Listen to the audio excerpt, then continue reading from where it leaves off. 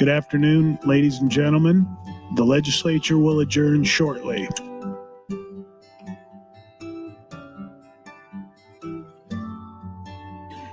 Convene shortly.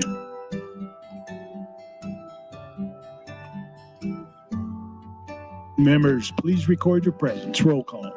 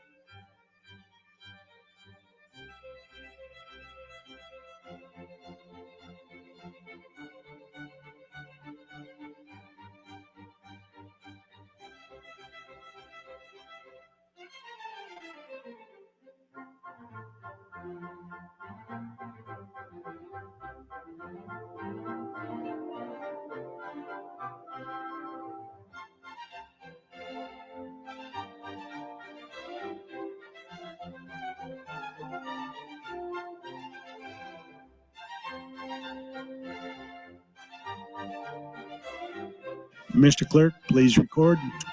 There's quorum present, Mr. President.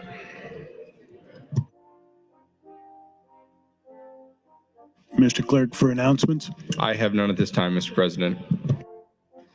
Returning to the queue, Senator Blood, you're recognized to speak. Thank you, Mr. President. Fellow senators, friends all, it's nice to see the chamber has filled up this afternoon. I stand opposed to LB2 and in support of the IPP. And I'd like to say, because I've listened to this all morning long, my personal opinion on what I've heard.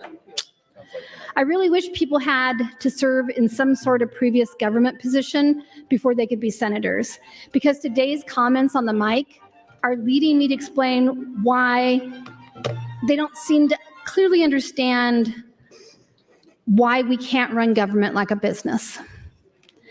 We can't run government like a business. And when our governors or senators say this, it shows that they don't have the basic understanding of the roles of the public and private sector. We shouldn't want to run our state government like a business, and a business should never be run like the government. And I'm going to explain why. And I'm going to give you examples too, because I'm guessing I'll have to do it twice on the mic. So clearly, not everything has social value. Boy, I just can't talk today. I should have gotten on the mic earlier. Not everything that has social value generates profit. And unfortunately, not everything that does generate profit can be considered something of social value, like the Kardashians. That's a good example. So fashion, sports, gambling, pornography, they may not have social value, but unfortunately, they generate a lot of profit. However, you can't argue that our police, our fire, our parks, our public schools, our military, that they have no social value, right? But they couldn't exist if we expected them to make a profit. I mean, wouldn't it be wrong if like Officer Smith from Bellevue knocked on my door to let me know that for only $125 a week, they'd be happy to drive me by my house to help keep me safe. And maybe there'd be like different tiers where they could offer additional services should an emergency arise. So I gotta say that after today, I feel so sorry for so much of our staff in the Nebraska state government, because it used to be that if you had a state job, you were in the catbird seat. There is good pay, there is good benefits, there is decent hours. Much of that has changed, which has led to a long list of job openings that now the governor says are not needed because they haven't been filled, ignoring our very low unemployment rate and limited pool of qualified applicants that the media continues to report on. So not everything that is profitable is of social value, and not everything of social value is profitable. Our role is to provide useful services to Nebraska residents, to plan, fund appropriately, implement, and review. Now, I'm going to lead to a little history where many of our leaders have continued to show us that they also don't always seem to understand the most basic reasoning behind why we do not run government like a business. So I'm going to start with Governor Ricketts. You remember that he created the Center for Operational Excellence, touting Six Sigma. I remember that very clearly because I was in a hearing when they sent that department in to talk to us. That was their guiding light. Six Sigma is used at many levels of business. Our governor claimed that it resulted in a hard savings of $100 million. But then I look back at things like the no-bid contracts. I remember NOMI Health, the testing sites, the transport service during the pandemic, where people literally died because it didn't work. I remember Teflon Dave Heineman. Did we ever collect the money back from the lieutenant governor who had to leave because he was busted making multiple calls to ladies other than his wife? I don't know. That's just a question that came to mind when I was thinking about this. Were we reimbursed? But on a more serious note, he privatized child welfare in 2009, and 4 of the 5 private contractors pulled out because it was such a bad idea. It didn't work.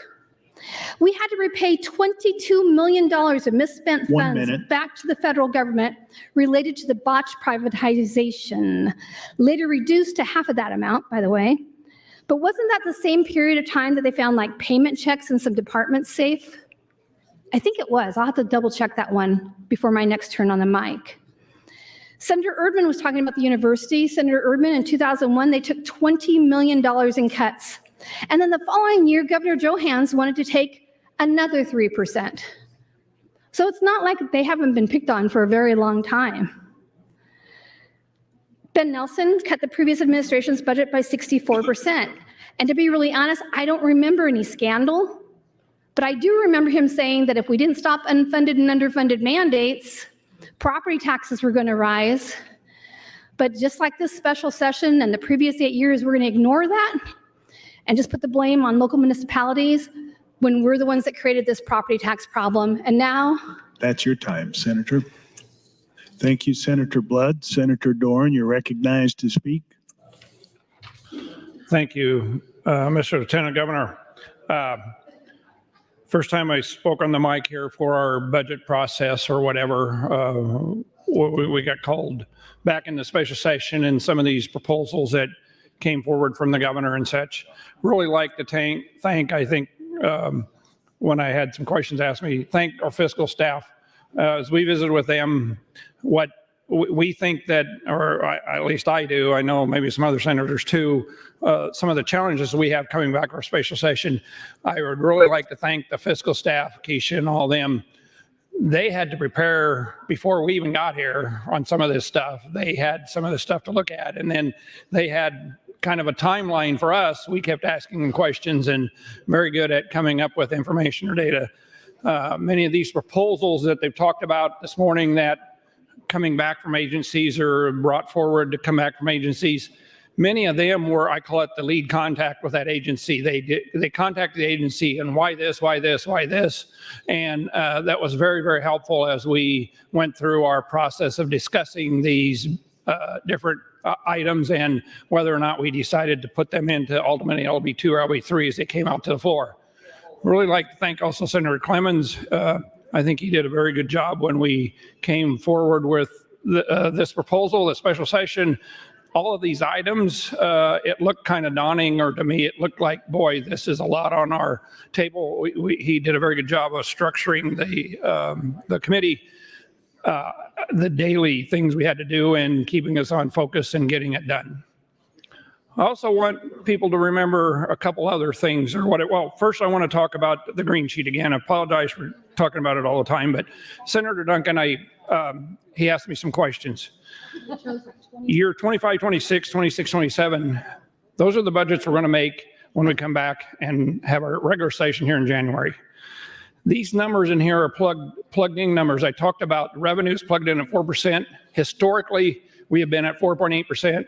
Senator Linehan brought a bill even, I think, 2 years ago that why are we using 4.5 or 4.8? We should be using a higher number or whatever because some of the revenue during COVID and everything had been higher. Remember talking to Tom Berquist, our former fiscal analysis, and he said, these are plugged in for a reason because they take emotions out of it. They're guidelines for you. You get to look at them and say, if the revenue is at 4% and if the appropriations are at 2%, this is what will happen. It takes the emotions out of it. We have a forecasting board. 4 times a year, they forecast what the revenue is going to be. And that is also then how we make our budget next year with some of their forecasts. The final budget coming to the floor will be based on their April forecasts.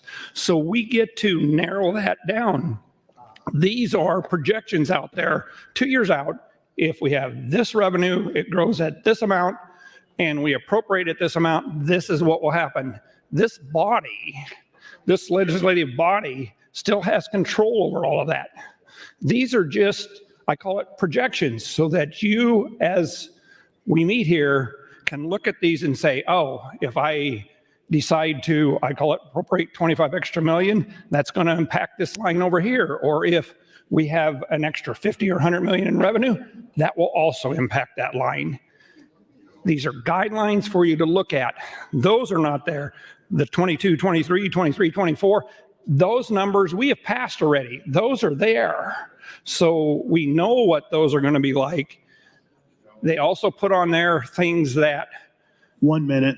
We have intent to do. We intend to, in 27, 28, appropriate 200 million from our cash fund into our general fund to help with what was going on. That's intent. Next year in the budget, we had a lot of discussion about this. We can intend to do it. It's still up to this body to pass that into the budget.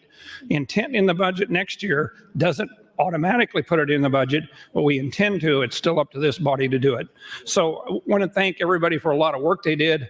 Thank Senator Clemens for answering many of the questions. Appreciate a lot of the questions people had, how we went through this. Thank you very much. I yield the rest of my time. Thank you, Senator Dorne. Senator Armendariz, you're recognized to speak, and this is your third time on the motion. Thank you, Mr. President. Just speaking to the citizens of Nebraska, I want to caution you to temper the emotional rhetoric that might be heard. Emotions are born from our basic instinct, our fight or flight instincts, which are very helpful. They help us make very quick decisions in urgent cases. But they also prevent us from making logic and reasoned decisions. My impression is that 49 of us were elected because we can rise above the emotion, which is triggered in a lot of these discussions. But we can rise above them so we can reach the logic and decision-making that you all elected us to do. I can say that we did that in appropriations, and I want to bring up Senator Conrad's comments earlier today in not making hasty decisions on these lapses. And she also gave us credit on the appropriations that she would leave that to the appropriations teams, the directors of those agencies, to make those decisions, which we have. We did use our logic and our reason and asked appropriate questions to make those decisions. I can speak for being in that room. None of the 9 of us were emotional in making the decisions we made. We did our due diligence. We did our work to make the appropriate calls. We also do rely on the directors of those agencies to do their jobs and advise us. We as a legislature control the purse strings, but we do not run those agencies. We can give suggestions. We can even put intent language when we appropriate money, but the directors run those agencies. And we do rely on their advice and direction. If they have lapses, they advise us on what should be done with those. We took that into consideration. We evaluated each one. Like I said previously, we did not take all of the suggestions from the governor. We looked at each one individually, decided which one made reasonable sense, and moved on those ones only. With that, we are still available for any questions going forward. Thank you, Mr. President. Thank you, Senator Armendariz. Senator John Kavanaugh, you're recognized to speak. Thank you, Mr. President. Good afternoon, colleagues. I was going to yield my time to Senator McKinney and Kavanaugh, but first, since Senator McDonald appreciated my last joke, my daughter asked me to tell some, so I'll tell you another one. What do you call a dead polar bear? Whatever you want. He's dead. He can't hear you. So anyway, so I would yield my remainder of my time to Senator McKinney and Kavanaugh. Thank you, Senator Kavanaugh. Senator McKinney and Kavanaugh, you have 4 minutes, 27 seconds. Thank you, Mr. President. Thank you, Senator John Kavanaugh. I'm going to counter that with an equally corny joke that I heard at the doctor's office this morning. They apparently have a joke-a-day calendar. And what has 5 toes but isn't your foot? It's my foot. Woo! We're really doing great today. Okay, so had some conversations over the lunch hour about what we're doing and how to proceed. And there are things that I have brought up in this budget that I have asked on the microphone and I have yet to get answers on. We are cutting $25 million from DHHS for efficiencies, but we don't know what those efficiencies are. And I would really like to know, are we cutting like paper supply? Are we cutting employees? Is this just an elimination of vacant positions? If it is, are those vacant positions statutorily required to exist? What vetting has been done on those efficiencies? And no one has given me an answer other than efficiencies. And I don't just cut budgets for efficiencies because that's not a thing. I want to see what I'm cutting. Are we cutting staff because it's administrative? Well, administrative can be staff. What staff is it if it's administrative? Is it support staff for child welfare? I don't know, because we don't know, because nobody has answered that question. The same thing for corrections, the $10 million cut from corrections for the nursing. How many nursing positions are open? How many have been filled? And how many are currently being hired out by traveling nurses? Then there's the Medicaid with corrections. Fantastic, wanted that for a long time. Kudos to the governor's office for getting on board with getting people who are incarcerated on Medicaid if they can. But it's not that easy. You can be on Medicaid, but the Medicaid expenses can't be covered for things while they are incarcerated.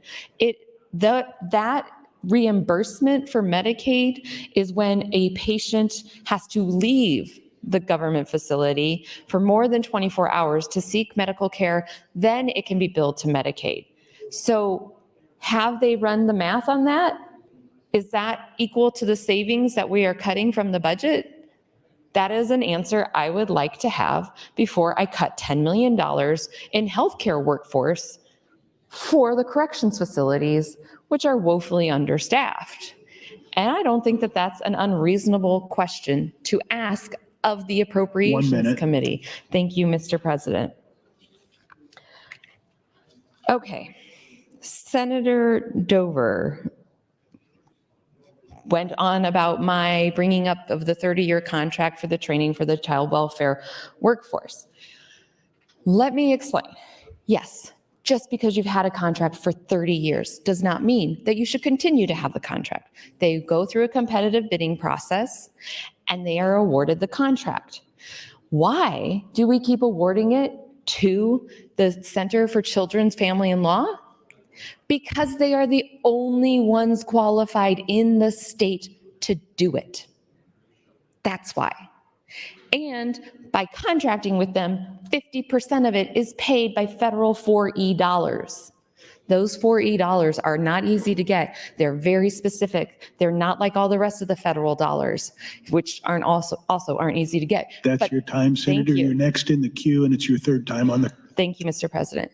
So we're 50% of the contract for training child welfare workforce is paid for by the federal government. If we bring it in-house, we lose access to those 4E dollars. So they can provide, they'd have to be able to provide the training in-house for less than the 50%, because right now the state is only paying 50% of that cost.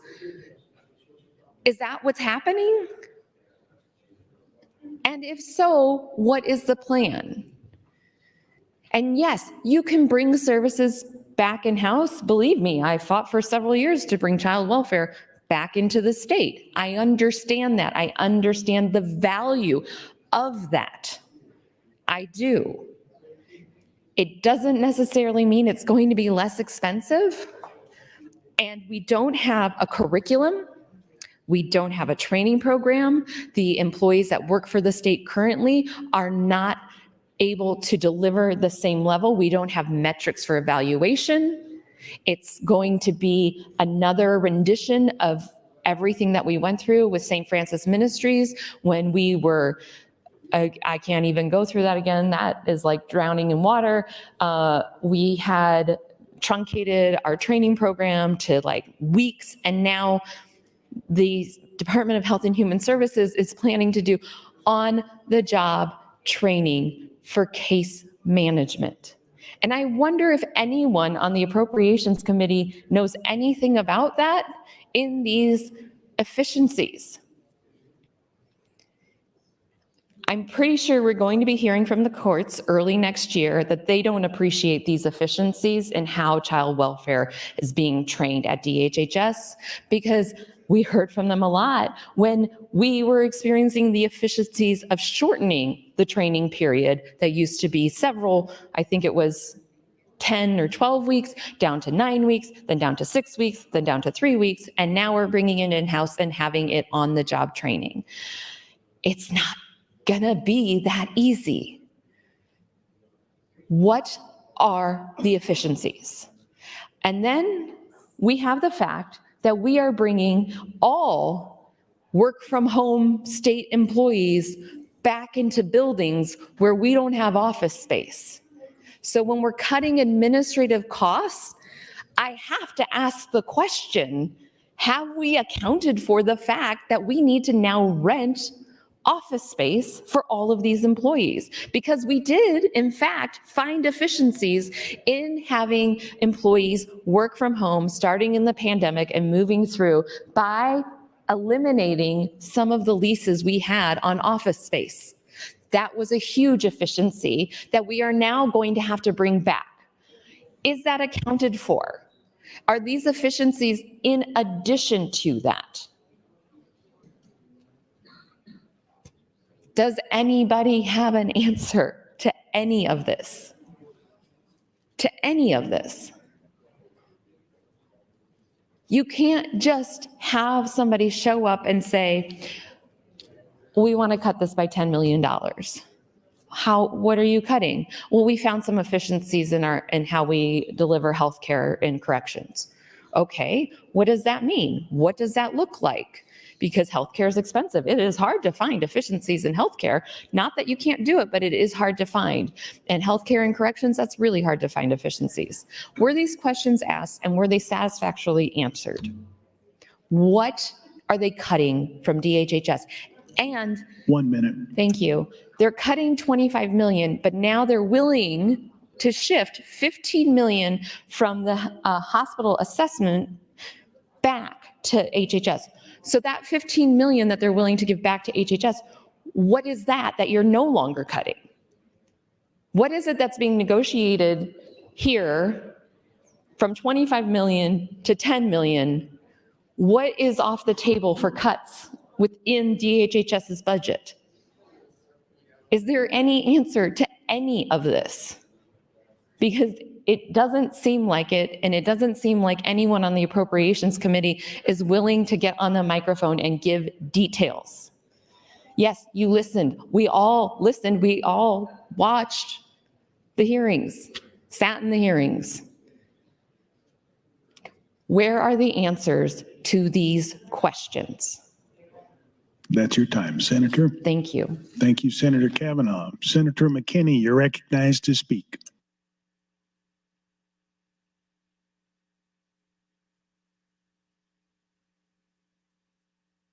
Senator Blood, you're next in the queue and recognized to speak. Thank you, Mr. President. So I'm going to go on. Business is not government. Government is not business. I stand against LB2 and in support of the IPP motion. And I want to address real quickly, because I don't know if you guys learned this at an ALEC conference, but I keep hearing this over and over again. It's about logic, not emotion. But clearly, if you want to better define logic, you have to have emotion because it helps us judge and place value on the facts.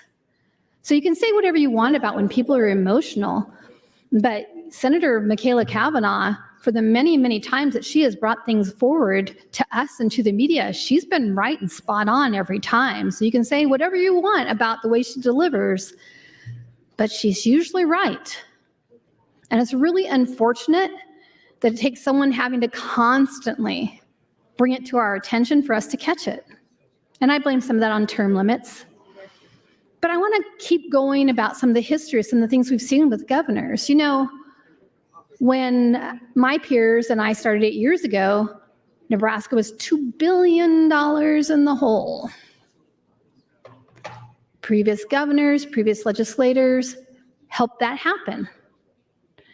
You know, the one thing that has never happened, and you talk about let's run business like a government and whatever, government like business, sorry. There's never been a real strategic plan. Yeah, there was Blueprint Nebraska, but that was really to shore up what they wanted to have done with economic development, so they had something to refer back to. If our state had a strategic plan, a living, breathing document, regardless of who replaced what governor, you'd have that plan where you brought in staff, where you brought in state senators, where you brought in citizens, and you'd say, okay, here's our goals for the next 1, 3, 5, 10 years. How do we meet those goals? How do we generate that revenue?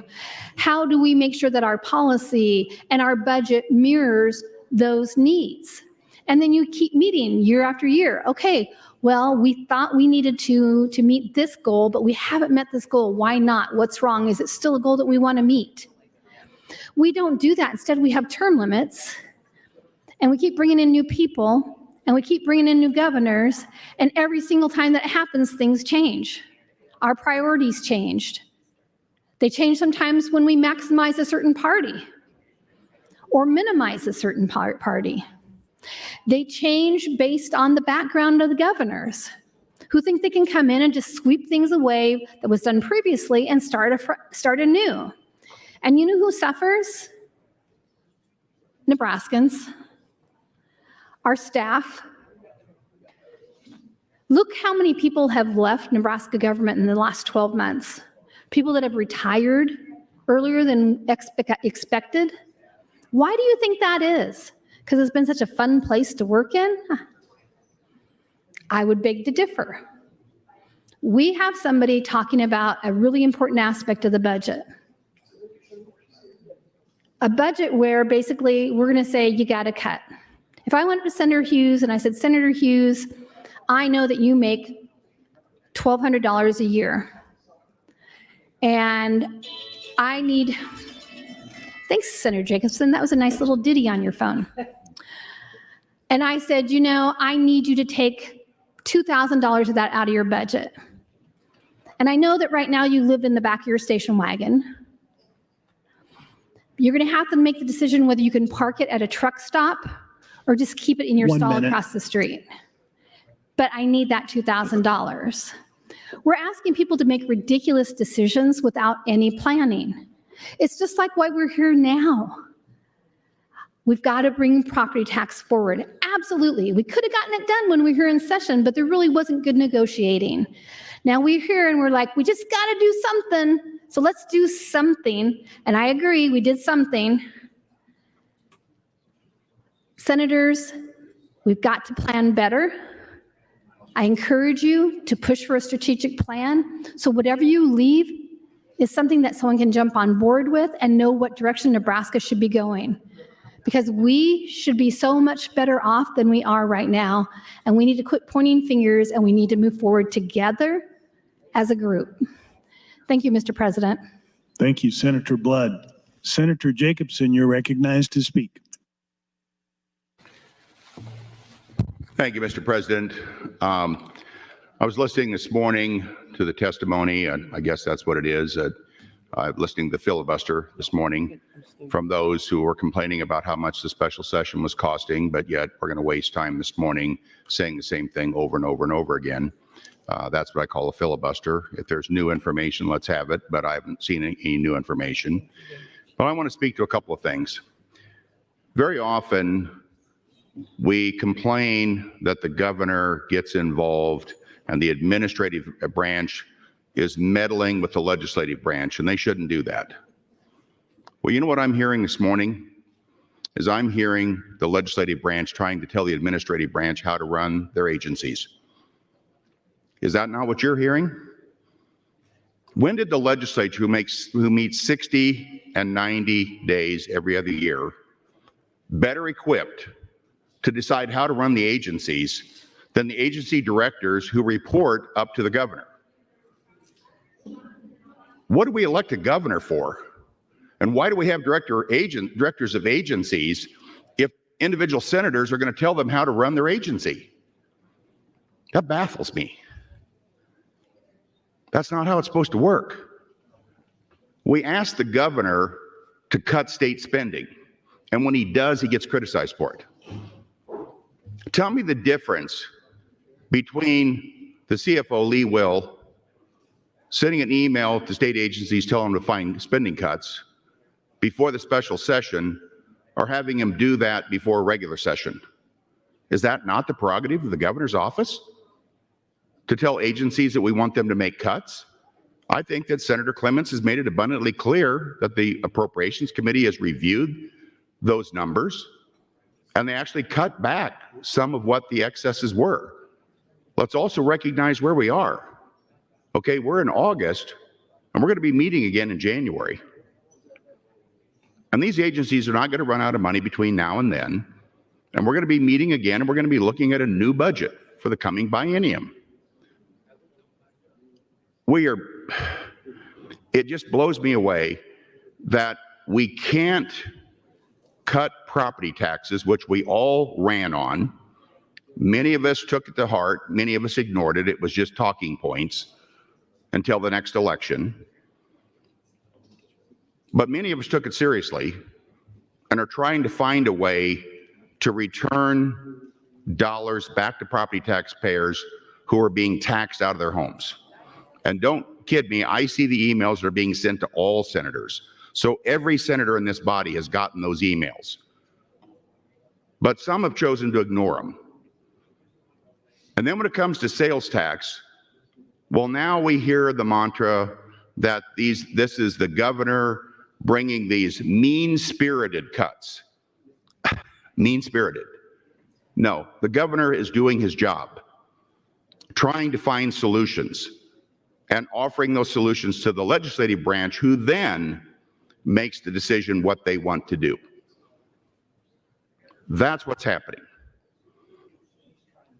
So we can't make cuts to property taxpayers by taxing items that will not even remotely impact low-income people.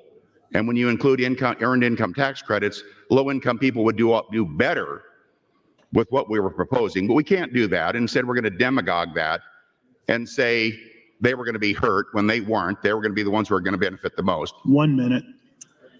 And then we get to the point here now where the governor has proposals to the Appropriations Committee, who brought those proposals to help fund the rest of the dollars needed to front load the 1107 tax credits.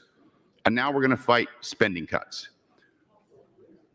So those listening at home, you want to know why it is so hard to cut property taxes? Because there are so many in this body who do not want to cut spending. And if we don't spend those dollars, you know what's going to happen next year? There'll be bill after bill after bill to spend money, and they're going to say, go to these particular funds, take the money there to fund it. That's how it works. Thank you, Mr. President. Thank you, Senator Jacobson. Senator Vargas, you're recognized to speak. And this is your third time on the motion.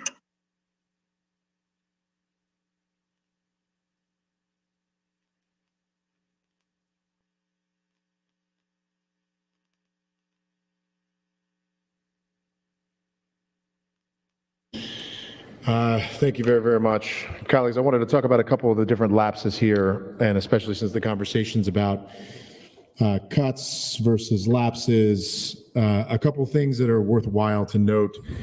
When we work with the fiscal office, especially on lapses, we try to look at what happens in the long term, what happens, like how often do lapses exist for committees? A good example is in corrections. We've had years where we had lapses of even 90 million, a little bit less now, but those lapses that we've seen are sometimes as a result of hiring freezes, partly because we couldn't actually hire the staff, we couldn't get people on board.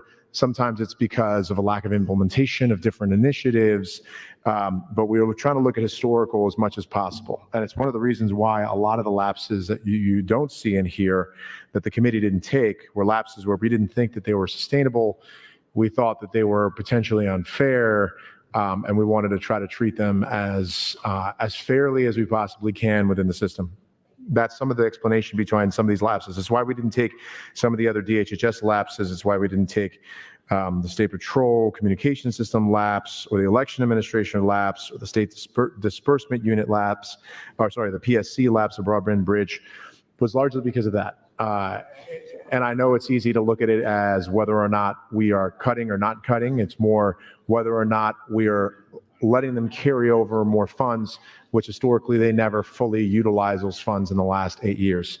But the reason, again, that I've been against the bill has been because of the HHS, because of process, because of not knowing what the cuts do, because not knowing what the actual adjustments within HHS administration actually are affecting, what the contracts are that they've lapsed. That's an issue, because if we don't know what those are, it's bad governance on our part, and we have to try to do a better job of addressing that. And it's an issue. We don't normally do this. We don't look at a 10% based budget reduction. Lapses, we do them from time to time, and we voted for them, many lapses in the past on different things. That's not as uncommon, but doing base budget reductions is uncommon unless there's a functional reason for it. And we're being told that there is a functional reason, but I'm not seeing enough evidence that there is yet. And we've asked for that, and we still haven't received it. And I think that if that rationale is going to come, it can come through the base budget recommendations here in the biennium. I think it's a much more responsible way of being able to address a base budget reduction. Even if it was a base budget reduction of like 1 to 2%, that would be a lot more normal and more consistent with what we see with other agencies, or what we even operate with when we start, base budget reduction. I know Dorne. We have done this where we look and we have a 3% sort of across the board identified within agencies, and then we kind of look to see what those cuts mean, whether or not it means an FTE or a contract or a vacancy not being filled. And that's typically what we have done when we're looking at those cuts. We did not do that because they did not give us the information on what that 10% reduction base looks like, which is a concern. And so that's the reason why I'm opposed to it. The other items, I am either supportive or I don't think that they're harming, largely because we ask these questions of our side of fiscal and also the governor's side to try to make sure we're getting as much information as possible, and looked at historical trends on spending. Because historical trends on spending is the most eye-opening, and it's the reason why I'm most concerned about base budget reductions with HHS when we have a lot of volatility with HHS needs. And next year they can come in and say they need $30 million added, and it is incredibly difficult to add that back in. And I don't want to put us in that position where the body or the committee won't do that if we don't have the extra revenue, and do it a little bit too reactive rather than responsive is what I'm seeing right now in this proposal. So with that, still opposed because of that HHS 25 million cut. The remaining amount of about 95 million, it is, I am fine with, I'm okay. Some of them I'm in support of, and it was the work of the committee to figure out responsible lapses. Thank you, Senator Vargas. Senator John Kavanaugh, you're recognized to speak, and this is your third time on the motion. Thank you, Mr. President. Well, I would yield my time to Senator McKinney and Kavanaugh again, but I guess I've got another joke. So folks have texted me now with joke suggestions. I'm going to appropriate one. So who's a senator dressed in brown that sounds like a bell? George Dungan. Sorry, I couldn't resist. I yield the remainder of my time to Senator McKinney and Kavanaugh. Thank you, Senator. Senator McKinney and Kavanaugh, you have 4 minutes, 25 seconds. Thank you, Mr. President. Well, I appreciate Senator, and thank you, Senator John Kavanaugh. That was almost worth it. I appreciate Senator Jacobson's question, and I am appreciative to have the opportunity to answer his question. So his question was, can't the governor cut his budgets and manage his departments and agencies, et cetera, et cetera? Sure can. But we have these pesky things. They're called laws. There's brown books up there. There's some back there. You can look at it on your computer too. And some point in time, the legislature had the forethought to put into statute the budget process for the state of Nebraska, including that we must have a balanced budget, which is a great thing that we have and makes us one of the more fiscally solvent states because of that. So to that end, there is a process that both the governor, state agencies, code and non-code, and the legislature must report and interact with each other and with the public to make this process as transparent as possible.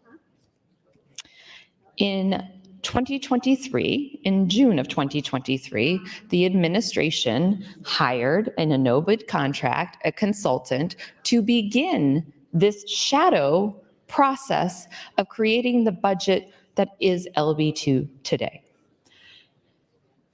And we currently, at that time, had the Office of Excellency. It was an efficiency office. Sorry, I will get the name of it later. Anywho, it's COE is the name of the program, but and they were embedded in every agency to identify efficiencies. So in August of 2023, started the contract June 2023, August of 2023, that office was eliminated.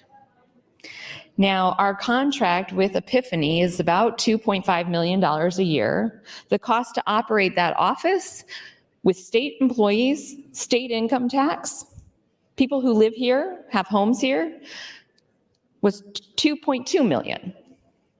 So we eliminated an office that generated revenue of income tax and people who live here in this community that cost $2.2 million to engage a consultant to do a shadow budget for $2.5 million. Okay, cool beans. That was a choice. The legislature passed a bill. We did that. But what wasn't a choice, and what I would be hard-pressed to believe anyone in here actually intended, was for us to violate statute.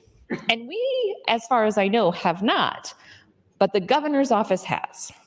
So, and they know what they're supposed to be doing, because on July 9th of 2024, Lee Will, Chief Financial Officer of the governor, sent a memorandum to all agencies, boards, commissions, attention agency finance officers.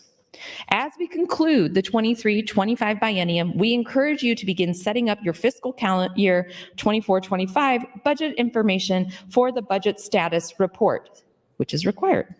I would like to remind you of the requirement for agencies to complete the budget amount portion of the budget status report.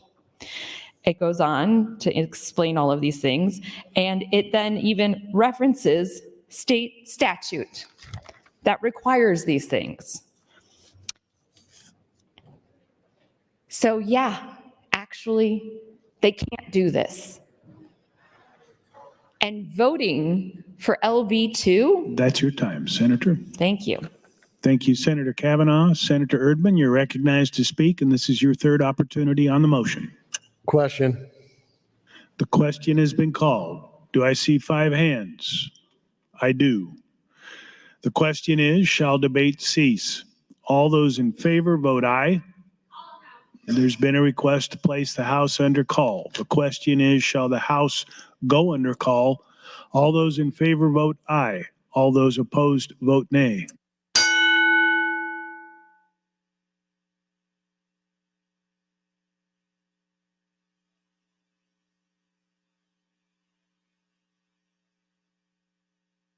Record, Mr. Clerk. 10 ayes, 2 nays, place House under call. The House is under call. Senators, please record your presence. Those unexcused senators outside the chamber, please return and record your presence. All unauthorized personnel, please leave the floor. The House is under call.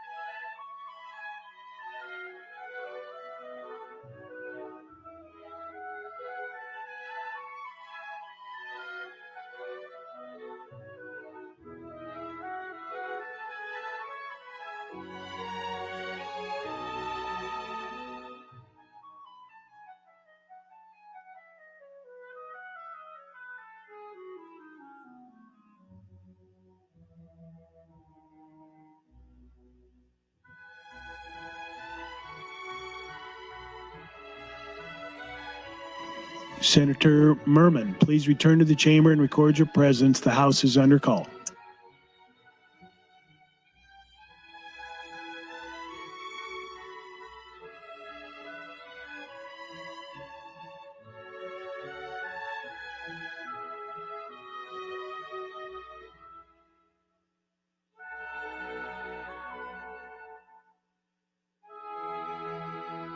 All unexcused members are present.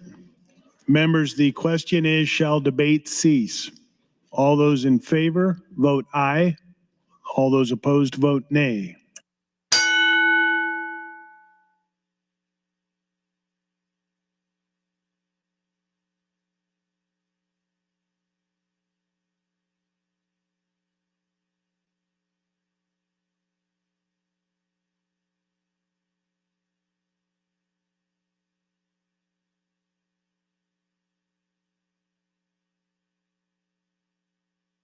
Senator Wayne, for what purpose do you rise? What's the current vote for? To cease debate.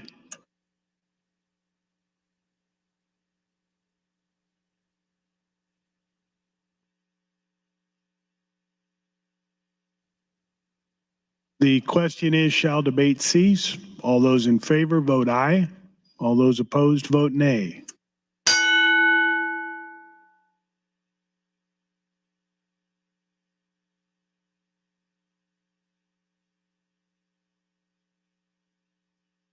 Record, Mr. Clerk.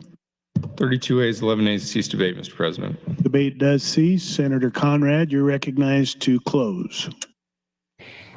Thank you, Mr. President. And just as a friendly reminder, sorry, I'm a little bit tired this afternoon. Is it 10 minutes on my close or 5? 5, thank you. Okay. Thank you, Mr. President. Thank you, Mr. Clerk, for the assist, and thank you, colleagues. I think we've had good debate thus far in regards to our work together on LB2, which represents significant adjustments to our mid-biennial budget adjustments that we just took up together a few short months ago, and that we'll have a chance to continue the dialogue as part of the regular budgetary process that is underway currently with our state agencies, appropriations, and executive branch, and then will be taken up for the full biennium in our regular session. So going back to where I started this morning, we've had, I think, roughly 14 hours since we received our budgetary books before we embarked on debate this morning. And the compressed nature of the special session makes it very challenging to do thorough analysis and due diligence on what the impact and meaning of the actions before us might be. I think everybody is working really hard, from senators to staff and other stakeholders, to try and make the best decisions we can. But the risk inherent in that compression is not conducive to sound governance nor budgeting. The other piece that I want to make sure to be really, really clear about, that I started off with this morning, and I think has been clearly affirmed through the course of our debate on this first motion, is that it's not necessary to take any of the budgetary actions in LB2 or LB3. Our Constitution demands a balanced budget. That's a good thing. That helps to keep Nebraska in a strong fiscal position, and that's a point of generational pride for our state. The budgetary application of that requirement applies to the biennium. It doesn't apply to the out years, and it doesn't apply to the moment. So we are in compliance with the balanced budget requirements, as we should be right now. Any of the budgetary adjustments in LB2 or LB3 before us, or heck, even LB4 to pay for the special session, are not necessary. We can take those up as part of the regular budgetary adjustments in just a few short months together, when we're also able to have greater clarity about what these budgetary adjustments mean in terms of the specific program and the larger picture. So that's just a kind of general guideline or lens that I think myself and others are looking at in our approach to these budgetary matters. I think the Appropriations Committee has done really important and good work to make the original proposals better, but we really don't need to advance these measures this session in any meaningful way, because it's just not required under our budgetary process, constitution, or laws, and in fact can easily be taken up as part of the general budget process in the fast approaching regular session. We don't need to take these adjustments in order to pay for anything in LB 34. No one's not going to get their front-loaded credit or anything else that demands. We have resources available to do this. It's really just, as I noted before, a fairly performative exercise to move forward with budgetary adjustments at this point in the special session. Now, to be clear, there are times and places to make budgetary adjustments in special sessions. Thank you, Mr. President. Like when we have an economic crisis before us, that is not the context that we're working in today. So I think that we can perhaps step back from some of the most problematic cuts, and hopefully I'll continue to work in good faith and in dialogue with my colleagues and the executive branch and other stakeholders to figure out if we can find a better path forward together to hopefully end on a higher note. And I know Senator Clemens and Senator Arch and Senator Wishart and others are working really, really hard to help the body perhaps have those opportunities coming forward. So this is a serious motion. I would ask for your favorable support thereof, because it's not necessary that we move forward with LB2 today. Thank you, Mr. President. Thank you, Senator Conrad. Members, the question is the adoption of the motion to indefinitely postpone. All those in favor vote aye. All those opposed vote nay.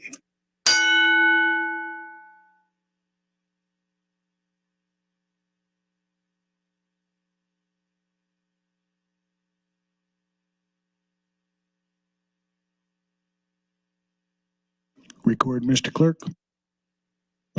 8 ayes, 32 nays to indefinitely postpone, Mr. President. The motion fails. I raise the claw. Mr. Clerk. Mr. President, Senator McKinney and Kavanaugh would move to reconsider the vote just taken on the indefinitely postponed motion. Senator McKinney and Kavanaugh, you're recognized to open. Thank you, Mr. President. I will go back to, I was trying to answer Senator Jacobson's question. I don't know if it was a rhetorical question, but I'm going to answer it anyways, about what the rights and privileges are of the governor to set the budget. And yes, he can set his budget. And yes, they do come in through budget requests.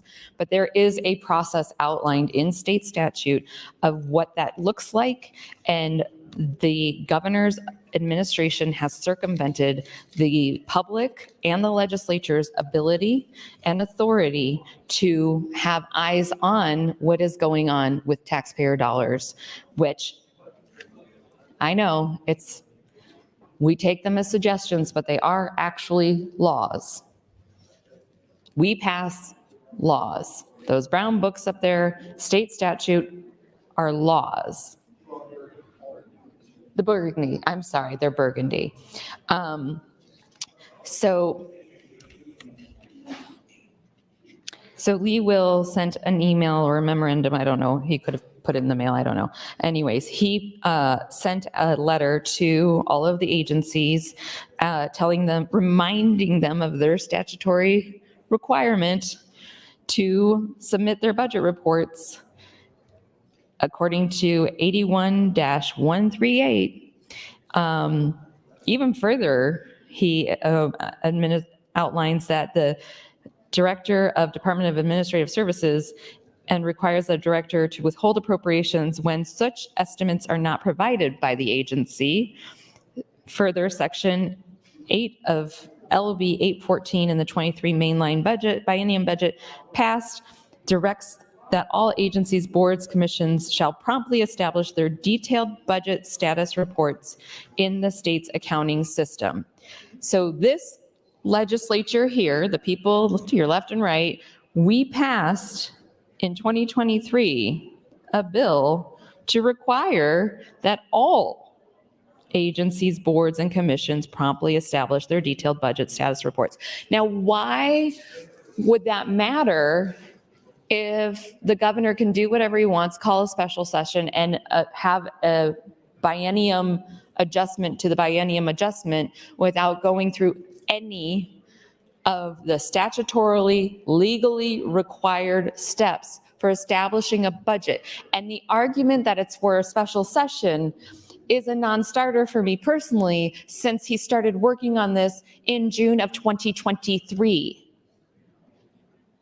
After we adjourned sine die from the mainline budget, he immediately began working on this budget here.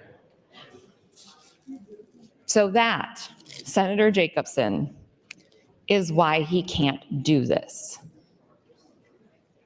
I have a lot of issues about what is in this budget, yes, as I know many of you do. But at the end of the day, moving LB2 forward is the legislature saying, we don't even care about acknowledging our own laws of how we govern. To me, that is completely unacceptable. Completely unacceptable. I don't agree with how the budget has been handled, even if it had been handled transparently. I don't think that it is a good way to govern. I have asked, I can't even think of how many times, for someone in here to get on the mic who's on appropriations and tell me what the cuts actually are. What is the 25 million in HHS versus the 10 million and the 15 million? Like, what are we cutting? What are we cutting in correction services? And when it comes to corrections, could we not then just reappropriate that money to, I don't know, have air conditioning or water for the people that are incarcerated? If we got 10 million standing around, some fresh drinking water would be really nice and humane. But nobody is talking about any of this. And we also have the added question of, what are we doing with the return to work policy? DHHS, one of the largest agencies, lots of employees that were working from home, lots of employees whose office space was being leased, and we ended those leases, and now we don't have any office space, but we're forcing them to come back to work in person. So we have $25 million to spare in DHHS for efficiencies, but we don't have anywhere for the employees of DHHS to work. That makes perfect sense to me. That math adds up to, I don't even know, gobbledygook. That's what it adds up to. And again, members of the Appropriations Committee are refusing to answer on the mic any of this. What are you asking this legislature to do with this bill that Senator Conrad and others have acknowledged we don't have to pass LB 34? We do not have to raid the cash fund interest of protected cash funds that are not in the purview of the governor to raid. We don't have to do that to pass LB 34. We can just pass LB 34, and in 2025, we can go through the normal budget process and do all of this the right way. Additionally, I have no delusion that these cuts, if we adjourned right now, didn't move LB2, I know these cuts are going to happen. I know these cuts are going to be brought in January. But here's what else I know. Not doing this today changes nothing, except that we stand up and we say we're going to do this the right way. We're going to do this the right way. We're going to follow the letter of the law that has been set out by previous legislatures and even our own. We're going to follow the law.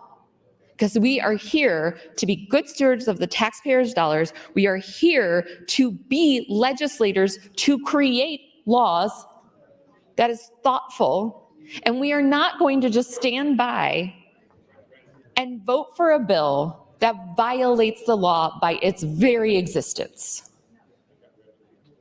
Its very existence.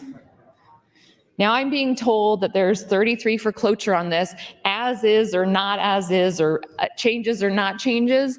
I have no idea. I haven't run a vote card. I have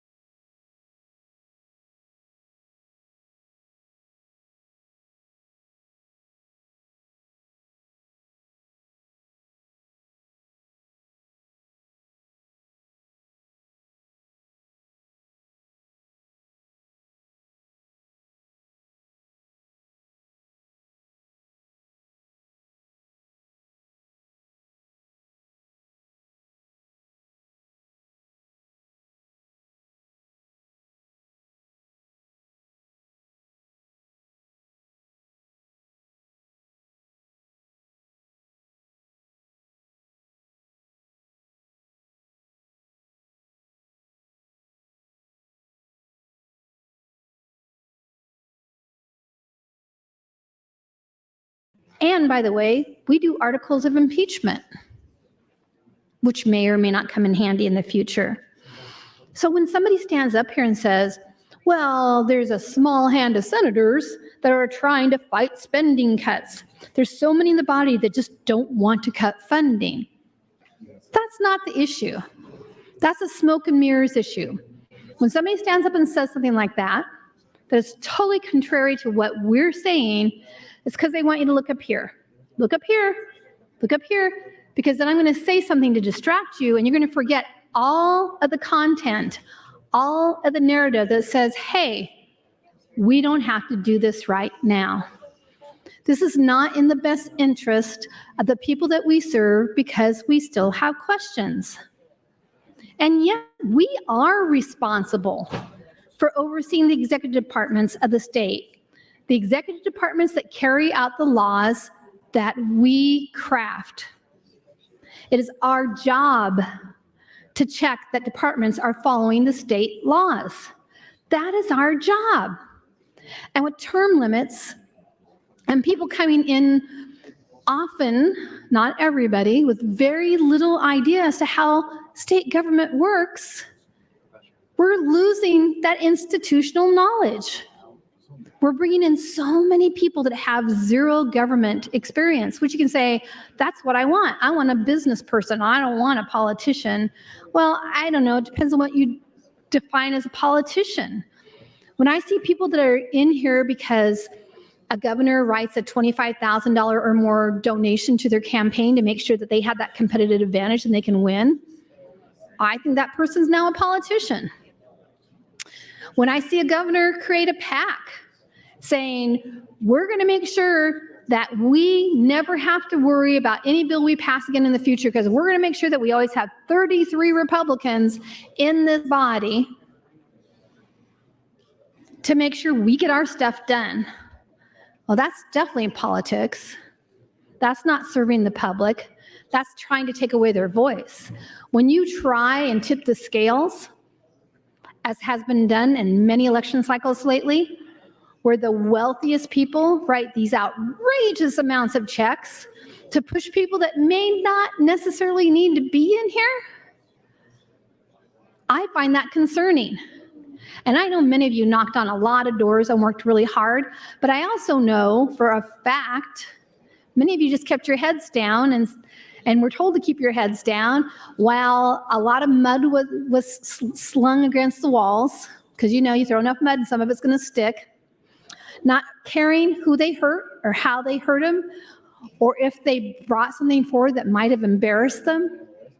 They don't care that they have a family. They don't care that they have grandkids or children. They don't care that they have to go to the grocery store and to go to mass or church. They don't care. They just want to win. I'm here today. 1 minute.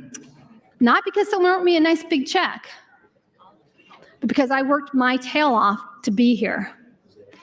And I'm here to say that this does not need to pass right now. This is so silly that we're wasting time on this. It can wait until January. And we're not trying to IPP it because we think it doesn't eventually need to be done. We're trying to IPP it because there is more work that needs to be done. And now we're in a special session, and as usual, we're being pushed to do something that we're not willing to do. And it's not because we don't want to cut spending. My nose is right here and not up somewhere where it doesn't need to be. I'm not going to defend the governor because the governor is not king. And I don't care what party that person is. They are not the people responsible for this. We are. Thank you, Mr. President. Thank you, Senator Blood. Senator Erdman, you're recognized to speak. Question. The question has been called. Do I see 5 hands? I do. There's been a request to place the House under call. The question is, shall the House go under call? All those in favor vote aye. All those opposed vote nay.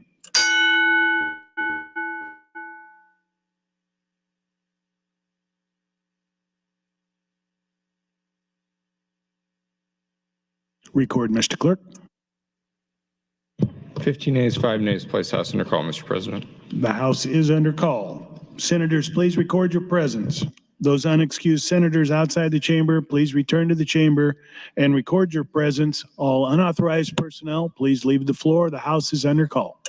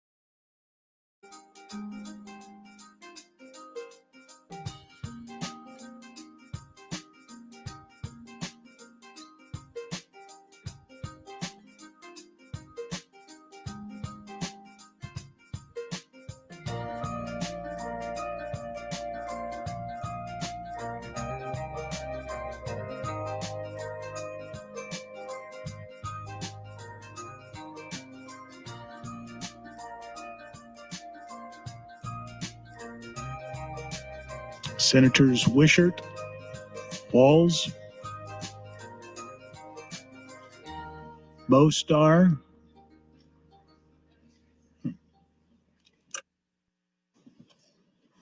and Von Gillerin. Please return to the chamber and record your presence. The House is under call.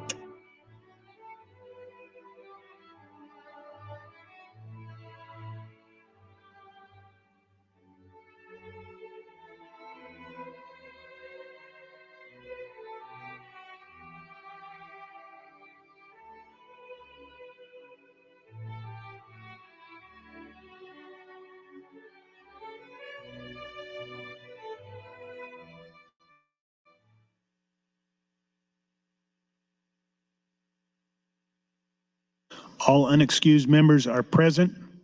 Members, the question is, shall debate cease? All those in favor vote aye. All those opposed vote nay. There's been a request for a roll call vote. Mr. Clerk. Senator Aguilar, voting no. Senator Albright, voting yes. Senator Arch, voting no. Senator Arch voting yes. Senator Armendariz, voting yes. Senator Ballard, voting yes. Senator Blood, voting no. Senator Boston, Senator Bostar, voting not voting. Senator Bostelman, voting yes. Senator Brandt, voting yes. Senator Brewer, voting yes. Senator John Kavanaugh, voting no. Senator McKinney and Kavanaugh, not voting. Senator Clemens, voting yes. Senator Conrad, voting no. Senator Day, Senator DeBoer, voting yes. Senator DeKay, voting yes. Senator Dorne, voting yes. Senator Dover, voting yes. Senator Dungan, voting no. Senator Erdman, voting yes. Senator Frederickson, voting no. Senator Holleran, voting yes. Senator Hansen, voting yes. Senator Hardin, voting yes. Senator Holdcroft, voting yes. Senator Hughes, voting yes. Senator Hunt, voting no. Senator Ibach, voting yes. Senator Jacobson, voting yes. Senator Kauth, voting yes. Senator Linehan, voting yes. Senator Lippincott, voting yes. Senator Lowe, voting yes. Senator McDonald, voting yes. Senator McKinney, voting no. Senator Meyer, voting yes. Senator Mosier, voting yes. Senator Merman, voting yes. Senator Raybold, Senator Reapy, voting yes. Senator Sanders, voting yes. Senator Slama, voting yes. Senator Vargas, voting no. Senator Von Gillerin, voting yes. Senator Walls, voting no. Senator Wayne, Senator Wishart, not voting. Vote is 32 ayes, 10 nays to cease debate. Debate does cease. Senator McKinney and Kavanaugh, you're recognized to close on the motion to reconsider. Thank you, Mr. President, colleagues. I hope that people will genuinely consider this because then we can move on. And if not, then I will start sharing in the records requests that I didn't share yesterday because yesterday was just a sampling and I don't want to kill a million trees. So we will move to the electronic documents that I've been receiving that pertain to how we got to LB2. But the bottom line is LB2 violates our own state statutes. It violates our own budgeting process. It's not needed to pass LB 34. It's completely outside the bounds of how we have handled business of budgeting, period. And it's not transparent. It's an abuse of the integrity and I'm sorry, I got like 2 hours of sleep. When I got home, I had to take my son to the emergency room. He's fine. But then we had to be there for several hours. So, and then I had to get my arm x-rayed finally. So I'm a little tired and not great with my words, but I still know what I think. And that is that this violates state statute. This has been going on for a long time, since 2023. It's been done as a shadow process behind the backs of the legislature, behind the backs of our own fiscal analysts, and this should not stand. And in addition to that, it takes money haphazardly As I started to say previously, the noxious weed, $750,000 is just one example, but it's a succinct example that money was cut from the ag budget, and they intended to shift it from general fund to a different cash fund because they understood that they actually need to do that program, because if we don't take care of noxious weeds, from a tour I did of Senator Brandt's farm my freshman year, and he showed us some noxious weeds. I remember that very clearly. I also remember Senator Hunt using, I think, a machete to cut down corn. It was quite the day. Anyways, we need that program. And even the Appropriations Committee recognizes that we need that program. But that's one thing in this budget. And the email that I have shared with everyone from Lee Will to every code state agency outlining block number amounts of money that they must cut from their budgets, that was not because they found efficiencies. That was a deliberate, the governor wants to cut the budget by 3% and 6% this year and next. Here's how much you have to cut to meet that goal. Find it. That's it. That is the entirety of how we have LB2 today. And that should concern us. In addition, in Lee Will's email, he says to Epiphany, where he copied them all on that we will have to figure out a way to handle the non-code agencies. You know what they did? They put together LB2 and they just cut them without a conversation whatsoever. We don't have to pass LB2 to pass LB34. We can go through this process. You can make these cuts in January. I am begging you, my colleagues, to care about the integrity of the institution and our responsibility to appropriate funds and be good stewards of taxpayer dollars. This should not stand. If we can vote to indefinitely postpone this now, we can move on to the next bill and we can go home, take a nap. I know I need one. Thank you, Mr. President. Thank you, Senator Kavanaugh. Members, the question is the motion to reconsider. All those in favor, vote aye. All those opposed, vote nay.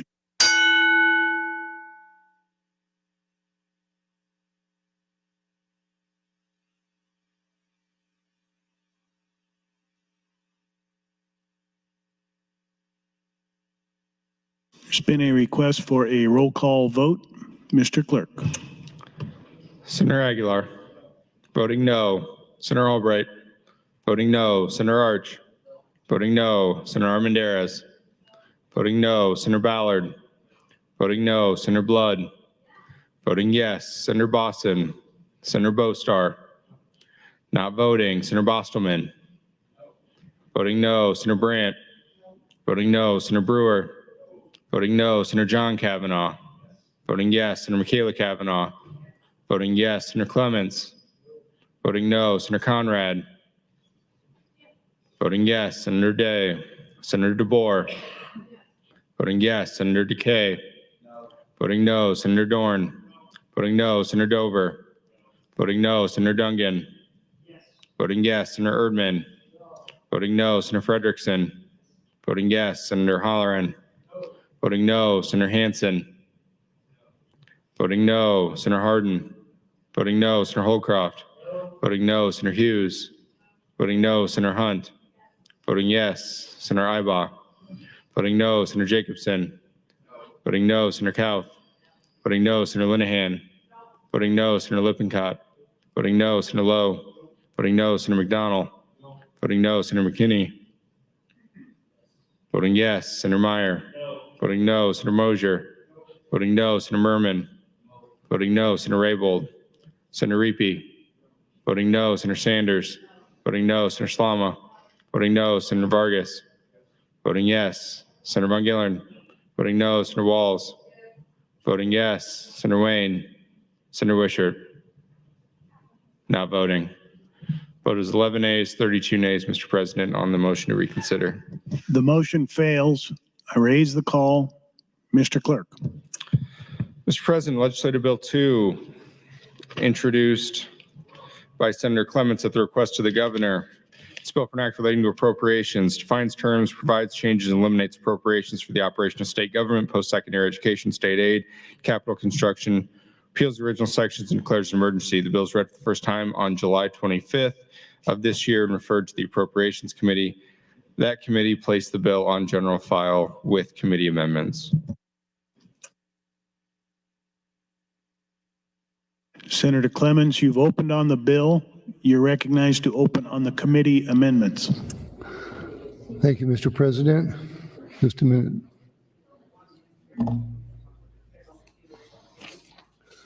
Yes, I did open on the bill, but on my opening on the bill, I really did go through the committee amendment.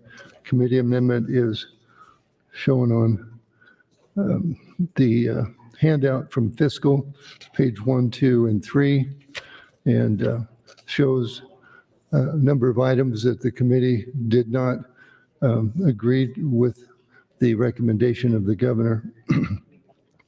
And just a couple of comments. We're very confident that the reductions in the budget that we did make are sustainable. And we've been hearing from constituents that if you're going to have people pay more sales tax or some kind of tax, that the state ought to contribute by cutting government spending.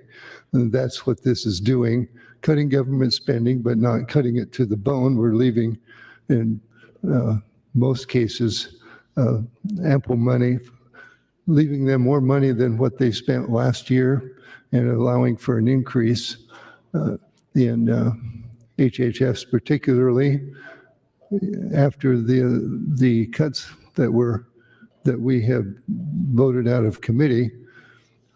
HHS would still have, just a minute, $201 million available in this fiscal year. They spent $192 last year, so they would have $9 million more than what they spent last year. They could increase their spending by 4.5% and still have all they need without the $25 million that's being discussed. I also appreciated Senator Jacobson talking about how we are really not to micromanage agencies. We do have an oversight, and we look into how they're doing, and but then rely on the governor to manage the executive branch and the agencies. I also reviewed quite a few items where the Appropriations Committee preserved items in the budget, like the corn board, the noxious weed, and a number of other items. At lunch, I was thanked by an individual thanking me that the state fire marshal was not cut in an area where they wanted to preserve that. That was one we'd heard about, and we did that, preserve that funding. The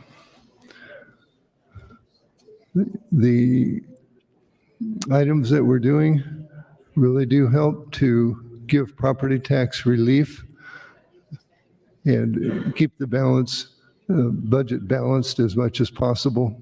So I urge you to vote yes on AM 39, which is the proposal that you'll see, and the handout would be the AM 39, the Appropriations Committee amendment.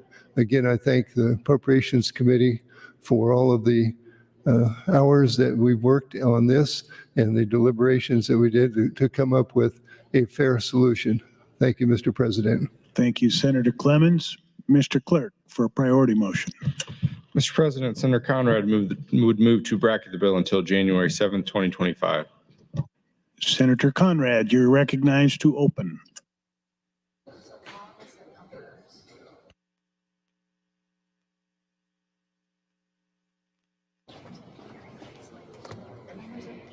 Thank you, Mr. President. Good afternoon, colleagues. I don't think I'll need to use my full time in regards to opening right now, but I appreciated having a conversation with some other members who filed thoughtful amendments on the budgetary bill, the budget bills before us in the special session.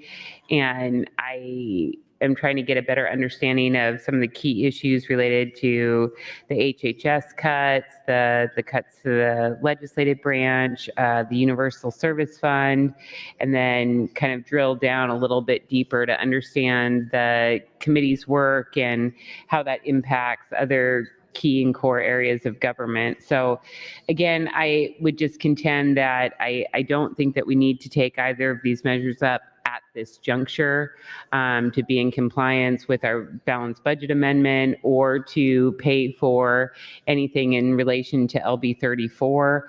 I think that the governor's office has started a thoughtful and important conversation to identify where we can find efficiencies and address cost savings for the taxpayer in our budget. I think perhaps some of the conversation is ongoing and needs to have more clarity with stakeholders and agency directors and Nebraskans who rely upon those services, that we can assess what those cuts may mean in terms of providing great service to Nebraskans and great value to the taxpayer. And we could very well end up at this exact same place based upon some of these roadmap components that the governor and appropriations have put forward in LB2 and LB3 as part of the larger budgetary process in January. But we should really allow that to play out. We'll have a chance to get, I think, at least one additional forecast under advisement this fall to have a sense about kind of where we are from an economic perspective and what that means for our projections and our bottom line. We'll have a deeper chance to look at this in conjunction with other key aspects of utilization for some of the big funds, having a clearer picture from the agencies themselves after they go through the statutory process with the governor's office in preparation for the January budget, which is actually really interesting. And I'm glad Senator Kavanaugh lifted that up. It was delineated in the governor's executive order in regards to finding some vacancy savings. And what it is it's just a statutory process which lays out how budgets are crafted. And that is ongoing. It is part of our normal practice, and it provides a great deal of information in a very transparent way to all Nebraskans who have interest in those budgetary matters as we kind of work towards where we might end up with budgetary introductions in January. So we should let that process play out. We may very well end up revisiting or taking some of these budgetary adjustments or actions as proposed in LB2 or LB3, but there's no reason to really rush to judgment at this time in terms of our bottom line or legal requirements. So I'm always going to be open-minded and work in good faith with the executive branch and my colleagues, but I do think just from an overall perspective, there's no reason to really rush forward at this juncture with these cuts. And we should definitely continue the conversation in our regular budget process leading up to January 2025. Thank you, Mr. President. Thank you, Senator Conrad. Senator McKinney, you're recognized to speak. Thank you, Mr. President. I rise in support of the bracket motion, and I'm rising again to discuss the cuts to corrections. And I know there was just the testimony of the Director Jeffrey sent out. I'm not sure who shared it, but I was looking at his testimony. But even so, I was thinking in my head that, okay, if for whatever reason, they found a way to create some type of savings within corrections that would save $10 million, they still could use $10 million for programming purposes. There's a bunch of people who are in beyond their parole eligibility dates currently incarcerated that is causing a huge part of our overcrowding problems that need more programming, who could utilize programming. We could hire more people, more service providers to do more programming in our facilities. So although I'm not fully understanding how they could find a way to save $10 million when our prisons are overcrowded and they are not fully staffed, that you could save $10 million. If you can, why couldn't you reallocate those dollars within the department for something like programming, to improve services within the department? Just because there was a new director hired didn't improve the conditions overnight.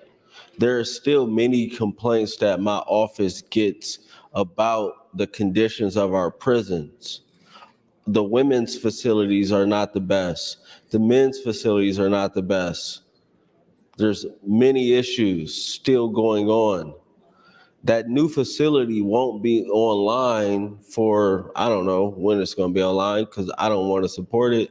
So I don't care when it's online because I hope it's never built, but I hope to get an update on whenever they decide to start breaking ground or if they broke ground, but neither here or there.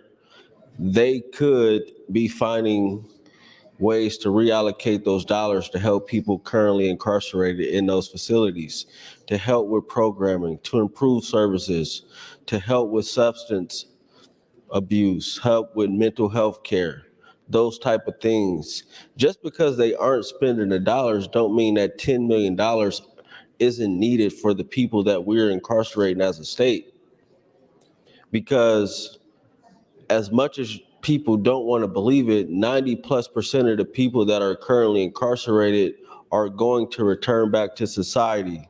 So why don't we use that $10 million to make sure the 90% of those people are getting better services and are improved individuals by the time that they get back into society, back into our communities. Don't just take away the $10 million, because this is the reality, and this is what everybody needs to be clear on. Let's say we take away the $10 million, and I know y'all not listening to me because y'all talking. You could take the $10 million and say we're using it for property tax relief. Fair, even though I don't agree. On the back end, we don't use this $10 million and we don't help the people currently incarcerated and they recidivate. You're going to use the $10 million anyway to incarcerate these people because we didn't use the $10 million up front to make sure that they never returned. So you're not saving the taxpayers any dollars. They're still going to pay this $10 million because we're not using our dollars smart. So although you'll say to your constituents, we saved you $10 million, we gave you $10 more million from corrections. If we're not helping people, we're not reallocating dollars in a smart way to make sure people are getting the services they need. On the back end, they're still going to pay that $10 million because people are going to recidivate. They're going to be incarcerated, and we're not even talking about operational costs for the new facility because this still hasn't been discussed, and they're going to come asking for that again too, and that's going to be $10+ million. Senator. Thank you. Thank you, Senator McKinney. Senator Michaela Kavanaugh, you're recognized to speak. Thank you, Mr. President. I was going to ask if Senator Lowe would yield to a question, and just so he knows in advance, it's a question about the YRTC Kearney. Senator Lowe, would you yield to some questions?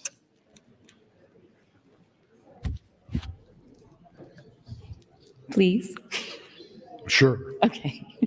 Are you aware if they have done any of the construction that we appropriated funds for to the YRTC Kearney campus? Because in November of 2023, Senator Day and I went there. They gutted the buildings, but nothing else. And then I think earlier this year, you saw the same.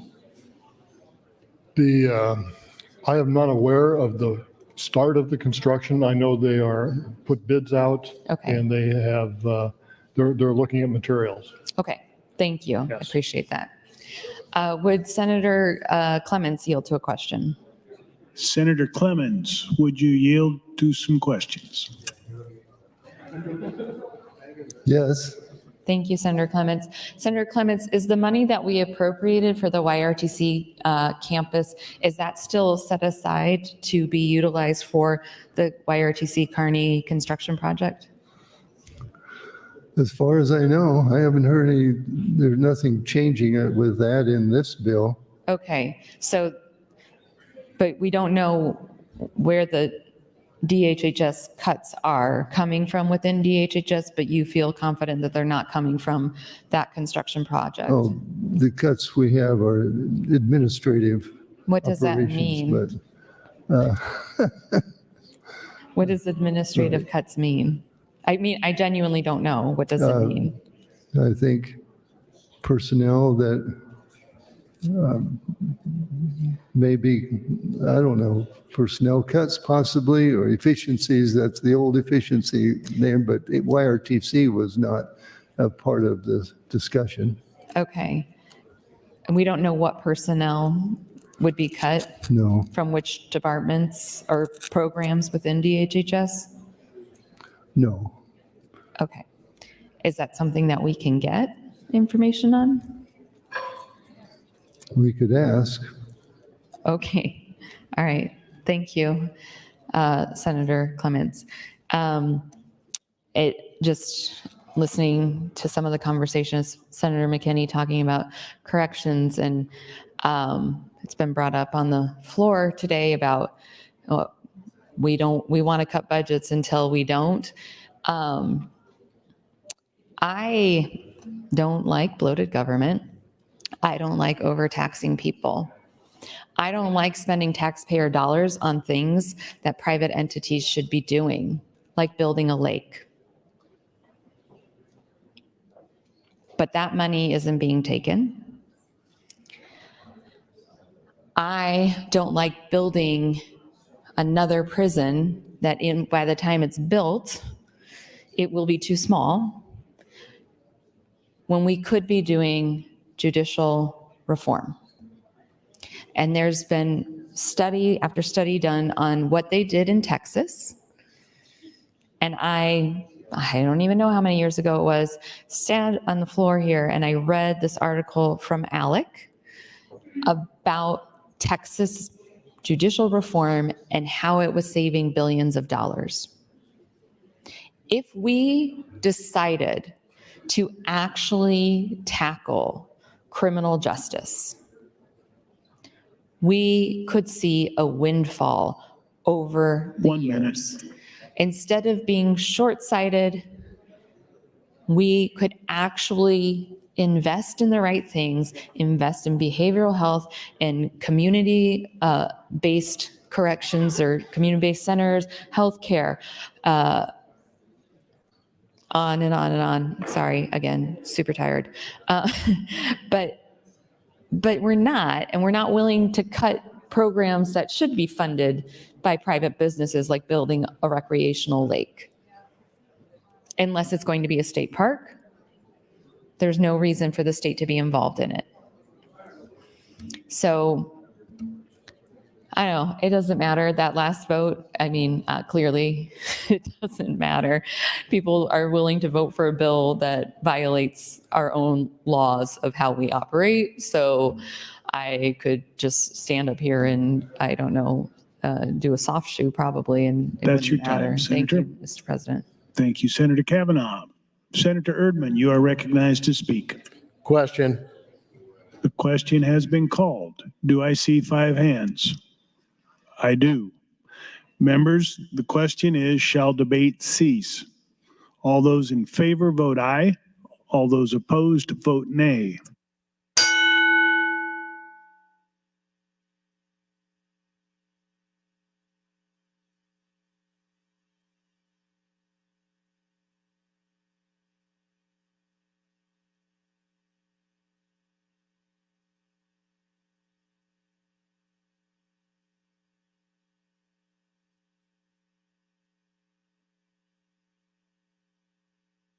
There's been a request to place the House under call. The question is, shall the House go under call? All those in favor vote aye. All those opposed vote nay.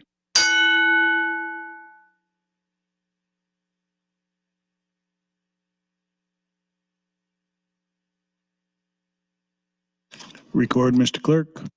26 ayes, 5 nays, place House under call. The House is under call. Senators, please record your presence. Those unexcused senators outside the chamber, please return and record your presence. All unauthorized personnel, please leave the floor. The House is under call. Start printing again.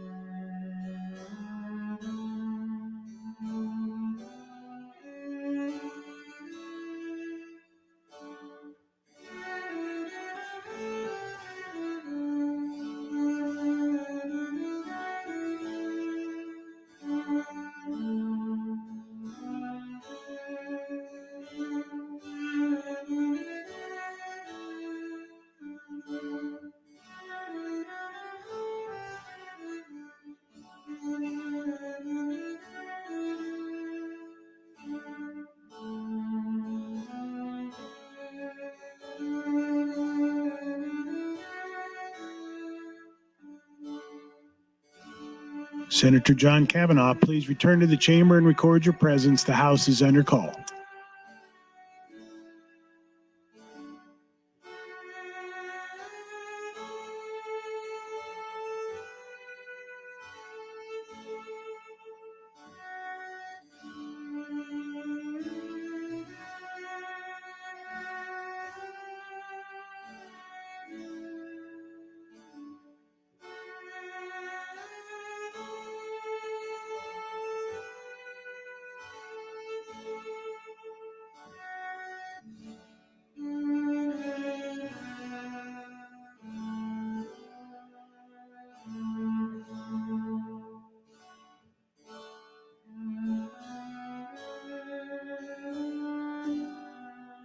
All unexcused members are present. Members, the question is, there was an open vote. Senator Erdman, will you take call-in votes? There will be call-ins. Mr. Clerk. Senator Hunt voting no. Senator Dungan voting no. Senator John Kavanaugh voting no. Senator Bostelman voting yes. Senator Ibaugh voting yes. Senator Dover voting yes. Senator Slama voting yes. Senator Dorne voting yes. Senator Hughes voting yes. Senator Mosier voting yes. Senator Meyer voting yes. Senator Merman voting yes. Record, Mr. Clerk. 27 ayes, 6 nays to cease debate.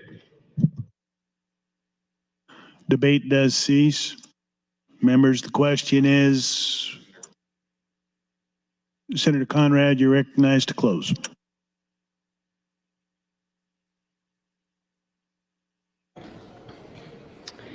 Thank you, Mr. President. Good afternoon, colleagues. I would ask for your favorable consideration of the bracket motion before you. As noted many times before, and just to reaffirm, it's not fiscally or legally required that we move forward with any adjustments to our biennial budget as presented in LB 2 or 3. And so I would just ask the body to take a beat and to get more information in regards to how these issues will play out and what they mean for both the taxpayers and the taxpayers who rely upon these services before we jump into making these budgetary adjustments at this time. I understand that people are frustrated and tired and pulled away from home and business and family, and there is an effort to both structure and prolong debate on one side and an effort to truncate and move forward with less debate on another side. But I think it's pretty well understood under the components of the rules that we all agreed to govern our work together, that whether or not these protective motions are quickly disposed of by calling the question or otherwise, it's probably not going to save anybody any time and energy as we work towards cloture. So whether we have the debate on protective motions or we have it on floor amendments or otherwise, if we're not able to continue negotiations and are pushing forward to cloture vote in 8 hours, calling the question and calling the House just kind of inconveniences people's day, but it's always good to get your extra steps in and to have a chance to reconvene here. So I think we've been through this before when we've been in a challenging position when we aren't able to find consensus, but from a rules perspective, we don't need necessarily these motions to be disposed of quickly to extend debate to the cloture period. But we could put ourselves out of our misery as quickly as possible if we accept the bracket motion, move on to LB3, which I think is potentially far less controversial, and hopefully hasten our legislative day and work together so that we can continue our work on LB 34 tomorrow, take up LB4 to pay for the legislative session, and conclude our business in the extraordinary session. Thank you, Mr. President. Thank you, Senator Conrad. Members, the question is the bracket motion.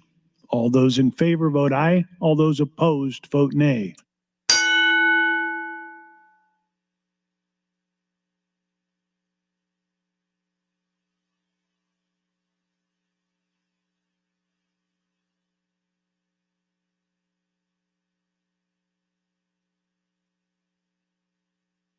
Record, Mr. Clerk. 10 ayes, 32 nays on the motion to bracket, Mr. President. The motion fails. I raise the call. Mr. Clerk. Mr. President, Senator McKinney Kavanaugh moved to reconsider the vote just taken on MO 11. Senator McKinney Kavanaugh, you're recognized to open. Thank you, Mr. President. I would like for the record, I did not call the House. The House was called because there weren't enough people to vote to cease debate, which is, there was only 2 people in the queue, so makes a lot of sense. We could have just organically ceased debate, but that's fine. I can talk some more. So here's where we're at, colleagues. Here's where I'm at in order to move forward. Clearly, we don't care about laws. Fine. So what's the best that I can hope for here? What I would like to see is the legislature taken out of this bill. Full stop. Bring me that amendment, file that amendment, show our staff some respect, and I'll let you be on your merry way. That's it.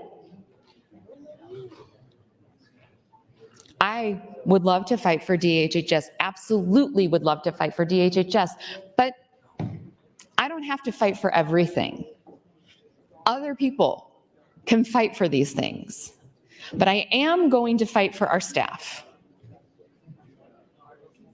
100% for 8 hours, if that is what it takes. I am not going to stop until there is an agreement to take the legislative staff or the legislative whatever it is, legislative anything out of this bill. Senator Clemens wants to bring that amendment. If he gets it graced by the Lord Pillin, then I will stop. So that's where we're at. I think it should be galling to everyone, all of the non-code agencies who are having their budgets slashed without conversation. But I am here for our staff. Our staff. The people who stay here late at night when we are debating and making deals. The staff upstairs, which when we say things have to come down, they're literally physically, for those of you at home, upstairs. Like you walk out of the chamber, out of the cloakroom, and there's a staircase that you go up. That's why we're always talking about something coming down from upstairs. It's from upstairs. So that's it. I'm going to stand here and I'm going to take the 8 hours until somebody, preferably the chair and introducer of the bill, files an amendment to take the legislature entirely out of LB2. I don't think that's unreasonable. I think that's 100% perfectly reasonable. If the rest of you are willing to vote for something that violates our constitutional authority of appropriating funds, have at it. God bless. But not at the expense of this institution. Take it out. Just take it out. That's how tired I am. I am so tired. I am willing to stop for one thing that 48 other people should easily be on board with. So that's where we are. I was going to read more about the records requests that I have acquired, but I am having a hard time, as is probably evident on TV and in here. I'm having a hard time keeping track of my thoughts because I am so tired. And I am tired from yesterday and I am tired from being here. But I literally was sitting in the ER for hours with my son. And, you know, I'm not gonna lie, he's fine. He's totally fine, But it was terrifying for a little while. And I just wish that I could have stayed. I mean, I could have, I guess I made a choice, but I wish that I was at home with him, giving him the snuggles and helping him get the rest that he didn't get last night, instead of being here. That's where I'd like to be. And I would love for you all to help me get there by taking the legislature out of this bill. Every single person in this legislature depends on the legislative staff. And we should not be okay with the governor cutting our budget. And you can't say it's for efficiencies because it was completely arbitrary. And as far as I know, the exec board or the planning committee didn't sit down and go through our budget with the shadow government epiphany and find efficiencies to cut it. So why are we doing it? Why are we doing it? Still can't get an answer on what the cuts for DHHS are. And honestly, I think that's bonkers. It is bonkers to me that there is $25 million in cuts to DHHS and we don't know what they're for. It is bonkers to me that they can all of a sudden put 15 million back. And let me just tell you, people at home, what does that mean? They can put 15 million back. It means they never had to cut it in the first place. They acknowledge that the $25 million cut is too severe and they're willing to shift funds around to make up for that shortfall, to get some other cuts that are in here that they really want. The DHHS cuts Those are the stick. They want to distract us from this entire thing and only deal on the DHHS cuts. It's the only thing the governor's office is willing to give on.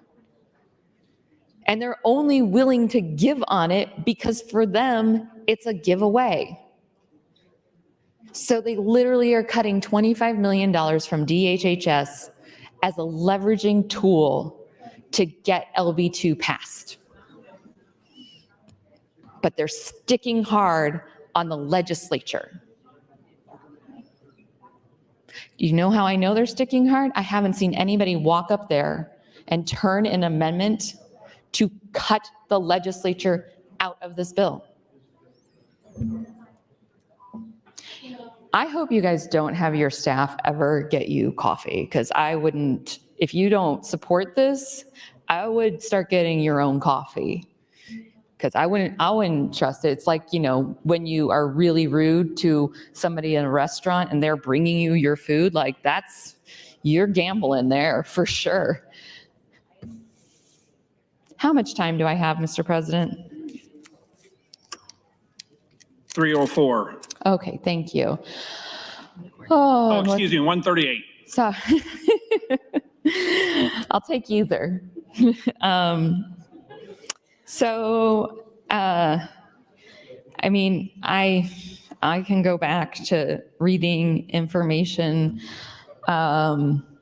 It's more disconjointed because there's so many, just like in the last 24 hours, my office has been getting records requests back, and I know there's a lot to dig into them, and I don't want to just be like willy-nilly reading you things.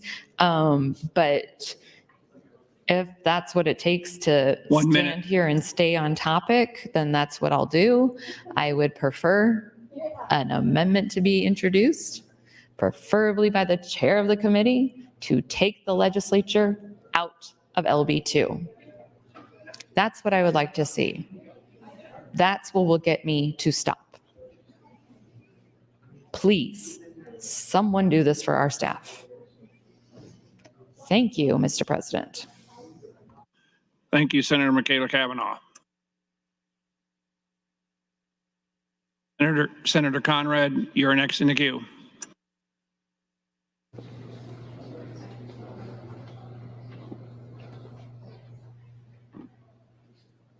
Thank you, Mr. President. And I'm wondering if maybe some of our appropriations friends are on the floor. Maybe Senator Wishart's here. So I'm sorry to get you off guard. I just had you in the line of sight there. And I can also just ask rhetorically, and here comes Senator Vargas as well. I normally look to my friend Senator Dorne here to ask the appropriations questions, but I was just wondering, just removing any sort of the politics from it, if we could perhaps just have a kind of a general understanding, again, from the Appropriations Committee as to whether we must take the actions proposed in LB2 as amended by the committee or LB3 in order to effectuate the changes to try and get more money to the people with the 1107 front loading and otherwise that we took up in the substantive budget bill. So I just want to be clear that if we don't move forward with 2 and 3, it doesn't in any way stop the front-loaded credits from going to individual Nebraska taxpayers. I want to make sure that we have some clarity on that before we continue the dialogue or discussion. Would you be able, if Senator, well, there's Senator Dorne, he's in the chair. No wonder I couldn't see him. If Senator Wishart would be so kind to yield to a question. Senator Wishart, will you yield to a question?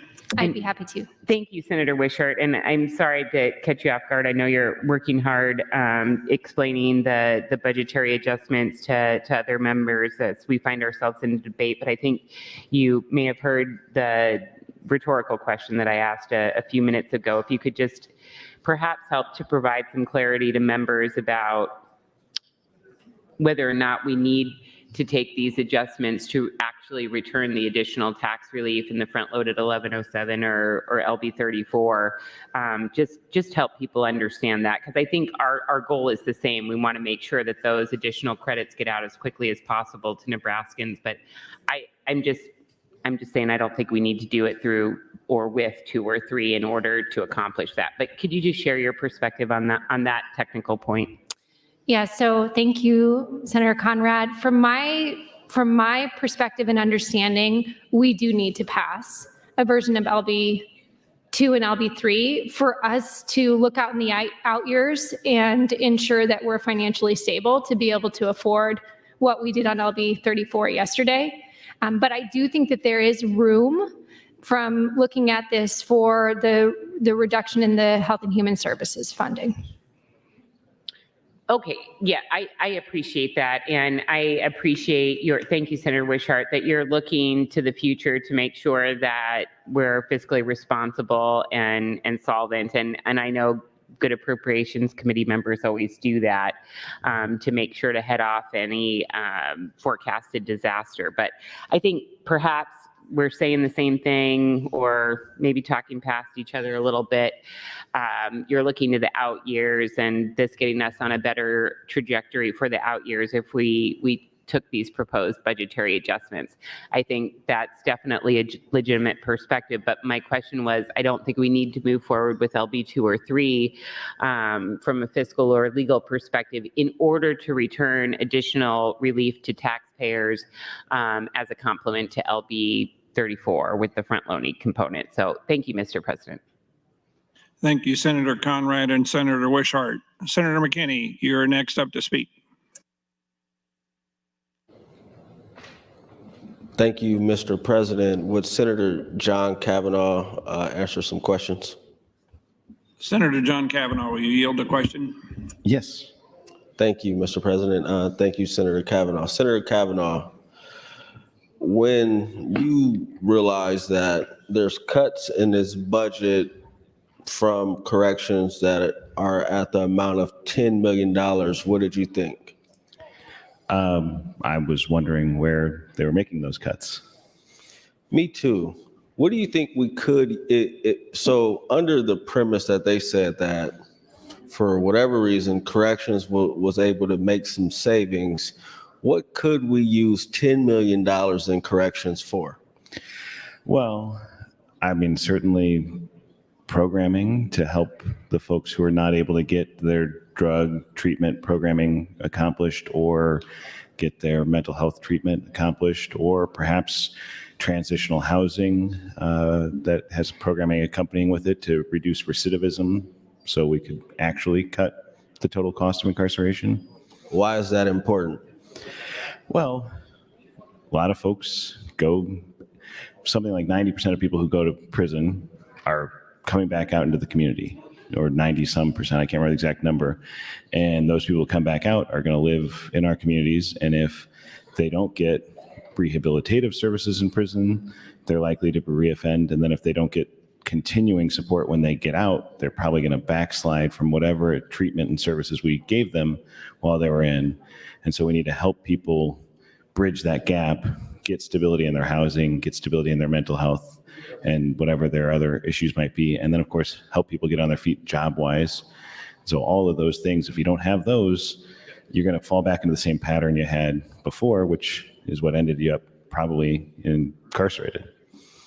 Thank you. Is it a fair assumption from myself to say that if we don't reallocate the $10 million to the things you just suggested, that there's a high potential for us to still be paying $10 million to corrections for operations to house people because we didn't put up the upfront money today, because we want to tell people we're going to save them $10 million of property tax relief, when in reality, they're still going to pay that $10 million in the future anyway. Well, as you well know, we have appropriated several $100 million in the last couple of years towards construction of a new facility. And we've had a big conversation, or you and I and others have elevated the issue that even with the new facility, we will be overcrowded and more than likely not close any old facilities. So our operations cost overall is going to go up when we build the new facility.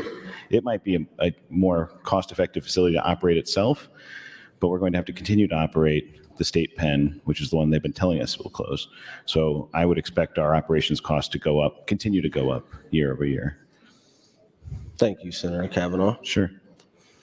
So what you all need to realize is it is better for us to use that $10 million to service and treat and help the individuals that we are currently incarcerating today instead of taking it away from them.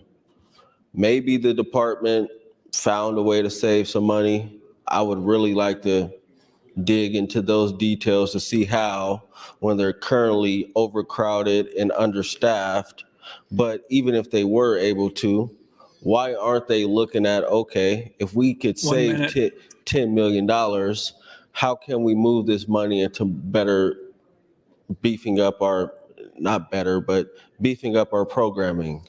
How can we improve our substance abuse services, our reentry services, all of the services that they're supposed to provide these individuals? It's not supposed to be the Department of Punitive Services.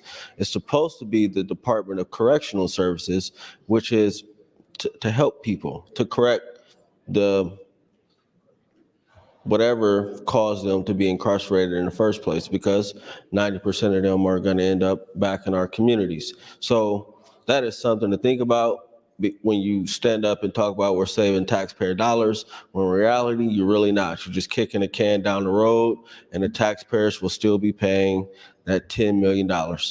It's not a savings. You're just kicking a can down the road. Thank you.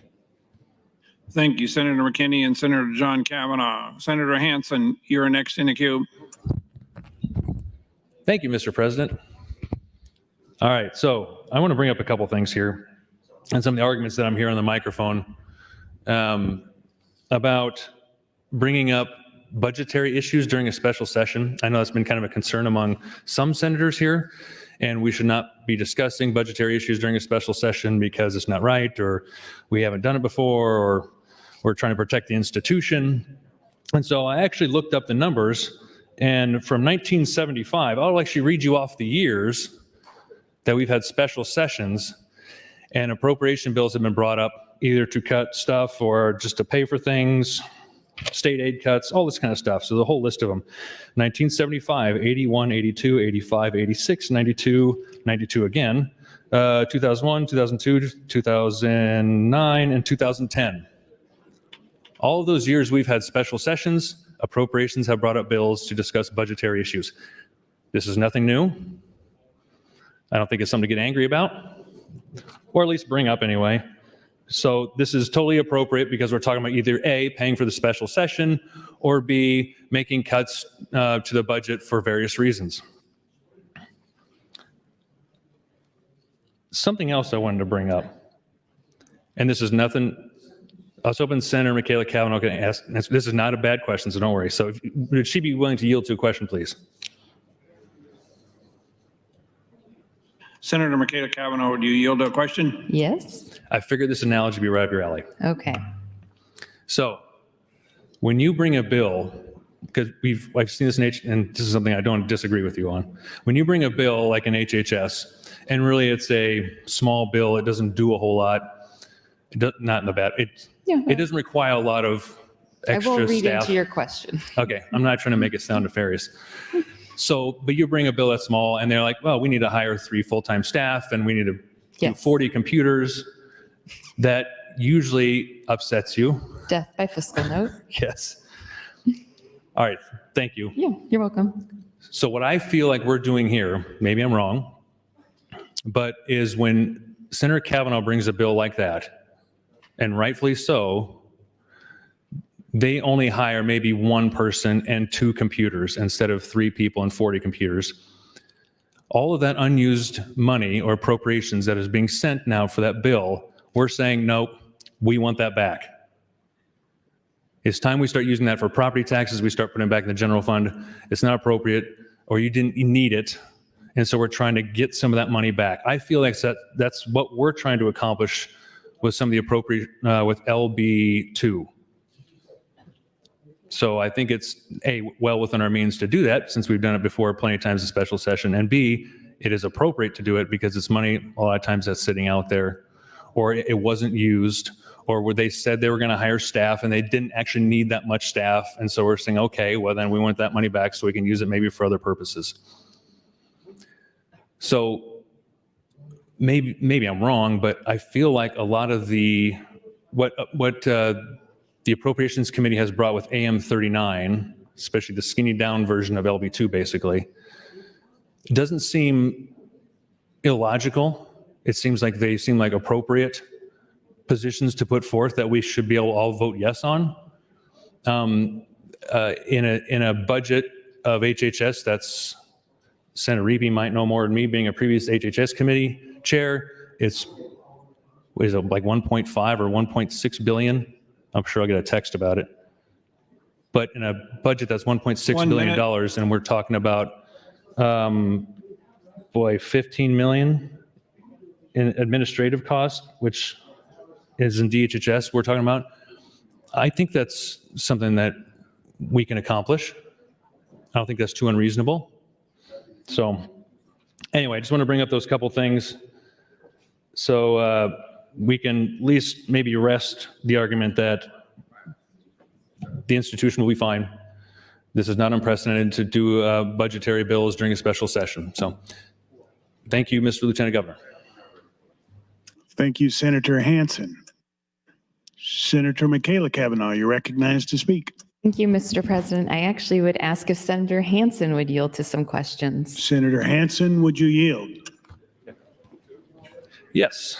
Well, first of all, thank you for engaging in this. This is very exciting. Is it okay if we just kind of have a conversation here?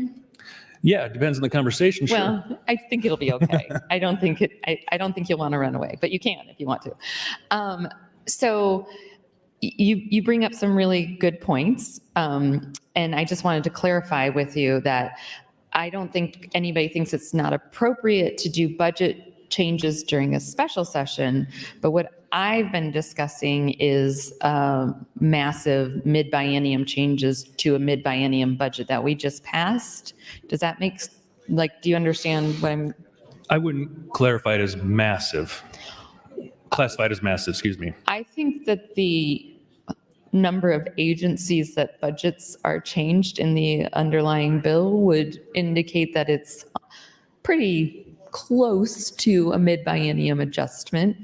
But my issue with doing this right now is not the cuts themselves, although the DHHS cuts, I just want to know what they are. Are they personnel? Are they facility? I just legitimately would like to know what they are. But the cuts themselves are not what I'm concerned about. It's the process that this was not transparent and it wasn't done in alignment with our own statutorily required budgeting process. The budgets the cuts, I believe, can be cut and debated on their own merit, generally speaking, but I'm worried about how we got to today.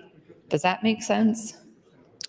Your concerns make sense. Okay, because what I'm trying to convey, and I maybe I'm not doing a good job, again, really tired, but what I'm trying to convey is that whether we do the cuts or we don't do the cuts, we don't have to do them today. We can go through our normal budget process. The cuts, they don't have to use the money. As we well know, we cannot compel them to use the money. So the cuts can just sit there unused. The money will sit there unused, get interest, and they'll go for the interest in January. I haven't heard an argument for why we have to do this now versus going through our regular process. And if I may, for Yes, 1 minute, please. I think philosophically, this is where maybe we disagree. I think anytime we get an option to be able to kind of be more efficient with taxpayer money, you're saying right now may not matter because this won't affect us until next year. However, I think then the more efficient we can be now, we're able to plan a little bit better in the future with this extra money now and say, okay, this is where we're cutting. What can we do with that? How can we appropriate that more in an efficient manner?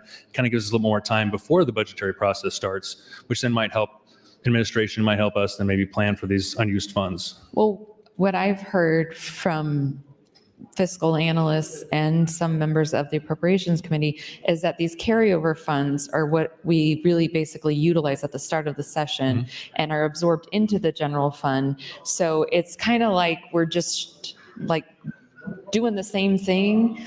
And you know me, I really like to follow process and laws, and that's a big sticking point for me on this bill is how we got here. But I appreciate the conversation. Yes. And I appreciate you engaging in it. I also hope people at home appreciate seeing that this is actually how we normally talk.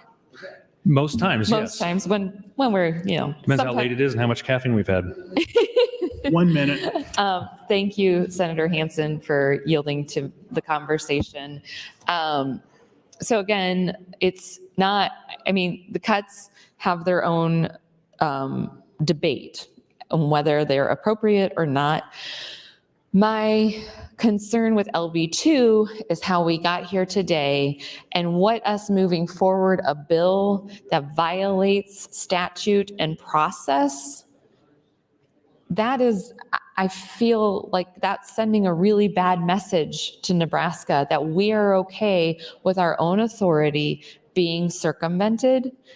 And that's not a message I'm comfortable sending. But as I said last time, if somebody can file an amendment to take the legislature out of this bill, I'll let you all vote your conscience. But that I can't. I will stay here until we go to cloture if that does not come out of this bill. Thank you, Mr. President. Thank you, Senator Kavanaugh. Senator Erdman, you're recognized to speak. Thank you, Mr. President. I was going to call the question. But after visiting with Senator Conrad, I've changed my mind. Senator Conrad said the legislature, the legislative services doesn't have enough cushion. Small legislature, so we need a big cushion.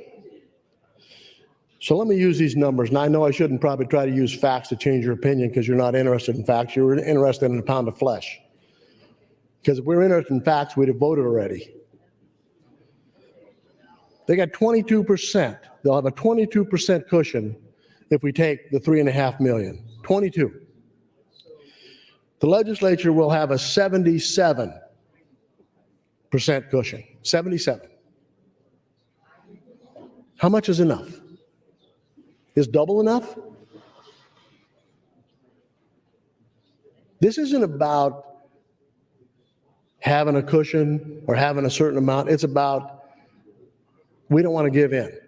You got to have a pound of flesh. We're going to take it. Okay? I'm tired of being here. I'm tired of listening to this garbage that we've heard. I'm done with it. Okay? There are many vice presidents over at HHS that need to go. They need to be off the bus. The director came in and told us that he can withstand that $15 million cut at administration because he sees ways to make cuts. So the 195 base appropriation has the 25 million taken out of it. They have spent 192 million last year. They had an excess of 21 million. We took 15. That leaves them an excess carryover of 6. Those two together are a little over $201 million, which is a 5% cushion. How much do they need? The state has a 16% cushion. The University of Nebraska has 211 days. 211 days of cushion. 548 million. Don't blow smoke up my pipe trying to tell me that you're worried about cutting DHHS. We have not made one cut. We took the money that was appropriated to DHHS that they haven't spent. We didn't cut one program. Not one thing did we remove. We took the excess funds. So if you're listening at home, don't feel like the Appropriations Committee don't know what they're doing. We worked diligently to protect those services that people need. For example, behavioral health aid, we took no money out of that, none, okay? Public assistance, we took 0, right? Disability, DD, we took 0, none. So don't whine to us about what we're doing that DHHS is going to have some kind of cliff effect. They can't make payroll or whatever other excuse you want to use. Okay? Pull your amendments. Let's vote on this bill. Let's move it to select. And if you want to make adjustments between now and select, let's talk about it.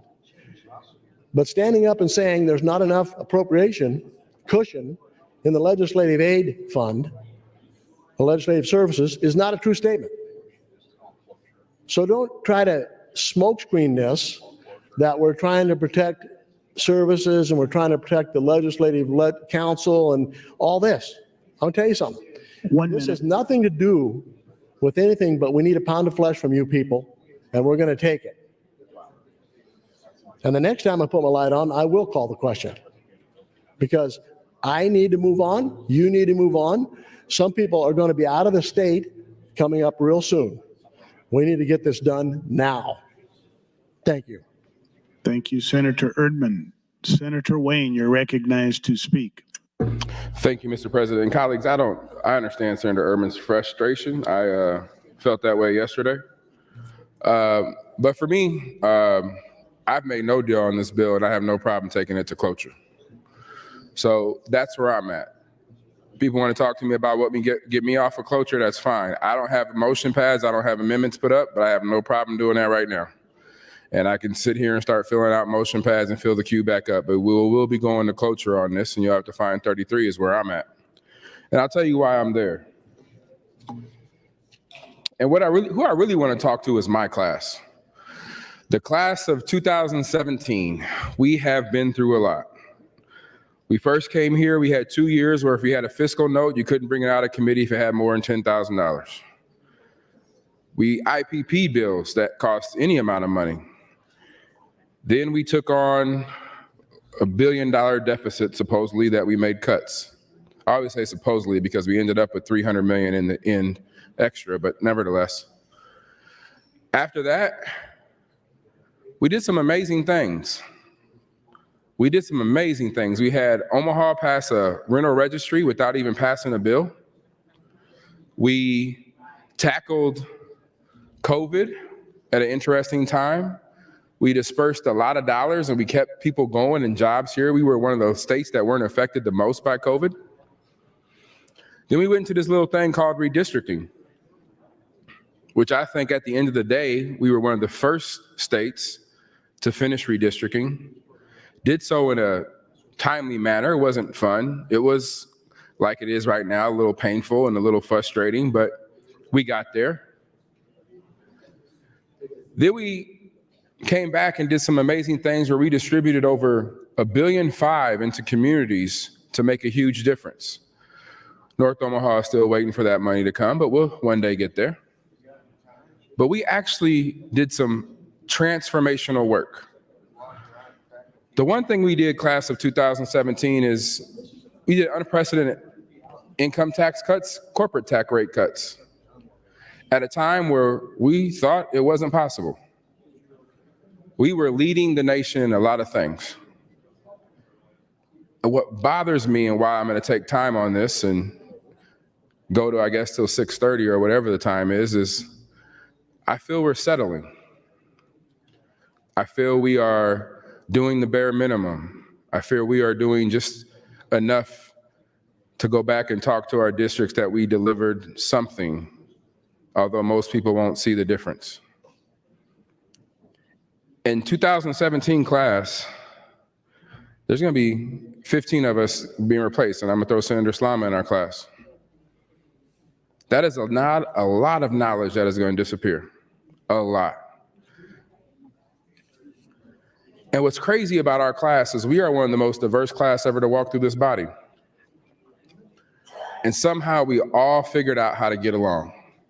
And I can't tell you the number of times we were in the moment, in the heat, upset, that we stepped back, we took a pause, and we came out with a great solution.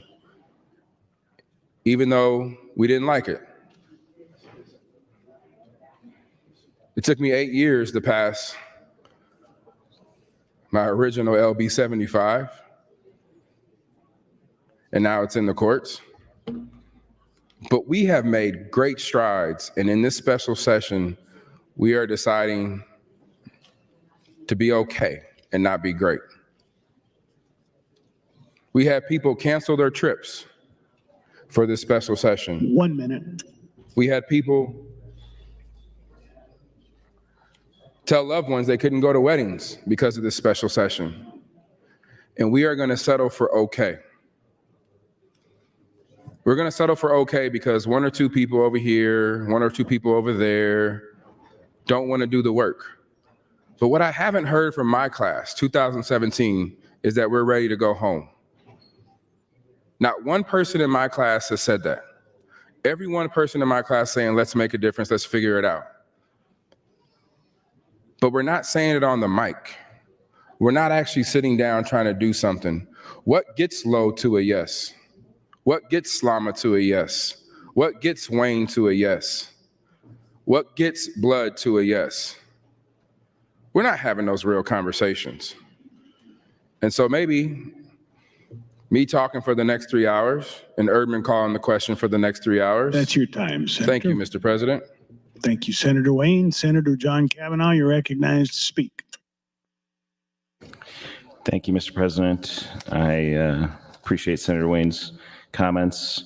I just pushed in earlier when I wanted to chime in on the fact that I think we should not be cutting the legislature's budget.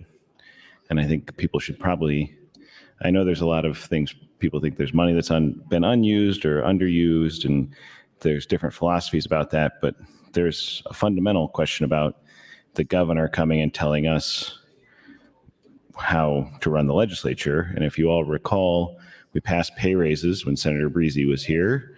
So now 2 years ago, and for all of our staff, well-deserved pay raises. And then the governor, I think, vetoed part of that pay raise. And then there was a lot of consternation and hand-wringing about whether we should attempt to override the governor's veto in his first year. And if memory serves, I think we decided not to do that. And by we, I mean other members. I was in favor of overriding the governor's veto to follow through on the pay raises that we had promised our staff. And then, of course, there was a conversation that said, well, there would be enough money in this kind of budget area going forward to make up for those pay raises, at least in the next part of the biennium. And then now we're taking more of that money away. And I do recall, somebody could maybe correct me, that there was maybe after that first year and after we'd gotten past that there was concern that there wasn't enough money. So somebody can correct me on that, but it does seem to me like I appreciate the Appropriations Committee diverging from the governor's proposal, because I know that's hard for some members of the committee to step out away from the governor. So I appreciate that, but I do think we should diverge further. And I do agree with my colleagues that I don't think this is necessary at this point. And my first time on the microphone, I talked to Senator Clemens and asked him what normally happens when there are these sorts of lapses, and they just are taken care of in the regular biennium budget process, in the regular biennium, because we don't have, though it might feel like we have a special session every year, that's not true. This is my second special session in my 4 years here. And I know everybody who was here 2 years before me had the COVID pause session. But I know there's a lot of other special sessions, and as Senator Hansen pointed out, while it may not be inappropriate to address at this point, the question is not necessarily whether it's inappropriate. The question is whether it's necessary. And I think we've heard a lot of talk about that this is not necessary, it's not required. And considering that we are under such a constraint, time constraint, pressure to accomplish things here, it seems that we don't need to spend 3 more hours taking this up. But I will be interested to hear what Senator Wayne has to say in those 3 hours. And to go back to the conversation I was having with Senator McKinney about eliminating available funds for maybe new ideas. The Department of Corrections, we of course have opposed, Senator McKinney and myself and others have opposed massively increasing their budget and giving them leeway to do a lot of what they want. And partly that's because we're unsatisfied with some of their work, and partly because we don't want to continue to incarcerate people. But we do believe that we should be the folks we are under the care of the Department of Corrective Services should be getting those services, be given the correct. 1 minute. Thank you, Mr. President. We should be, if we have extra funds that are not being required to spend, there are lots of programmatic things we could be doing. One of the ones that comes to mind immediately is making sure that everybody walks out of the department with a state-issued ID. That's a problem folks have when they get out. My bill 2 years ago made sure that everybody walks out with their Medicaid, signed up for Medicaid, because it was problematic to get people signed up once they left. If we can get people walking out with a state-issued ID, it makes it easier to cash a check, to get a place, to get a job, and that's not something that's necessarily happening right now. So if we can find ways to find those other innovative ideas with this money, rather than clawing it back and not allowing the Department of Corrections to use that money for those other things, maybe we would decrease recidivism, maybe we would decrease the population overall. That's your time. Thank you, Mr. President. Thank you, Senator Kavanaugh. Senator Conrad, you are recognized to speak and waive. Senator McKinney, you are recognized to speak. Thank you, Mr. President. And I support the reconsider motion. And Senator John Kavanaugh, I have another question for you. Sorry to catch you off guard, but I have another question.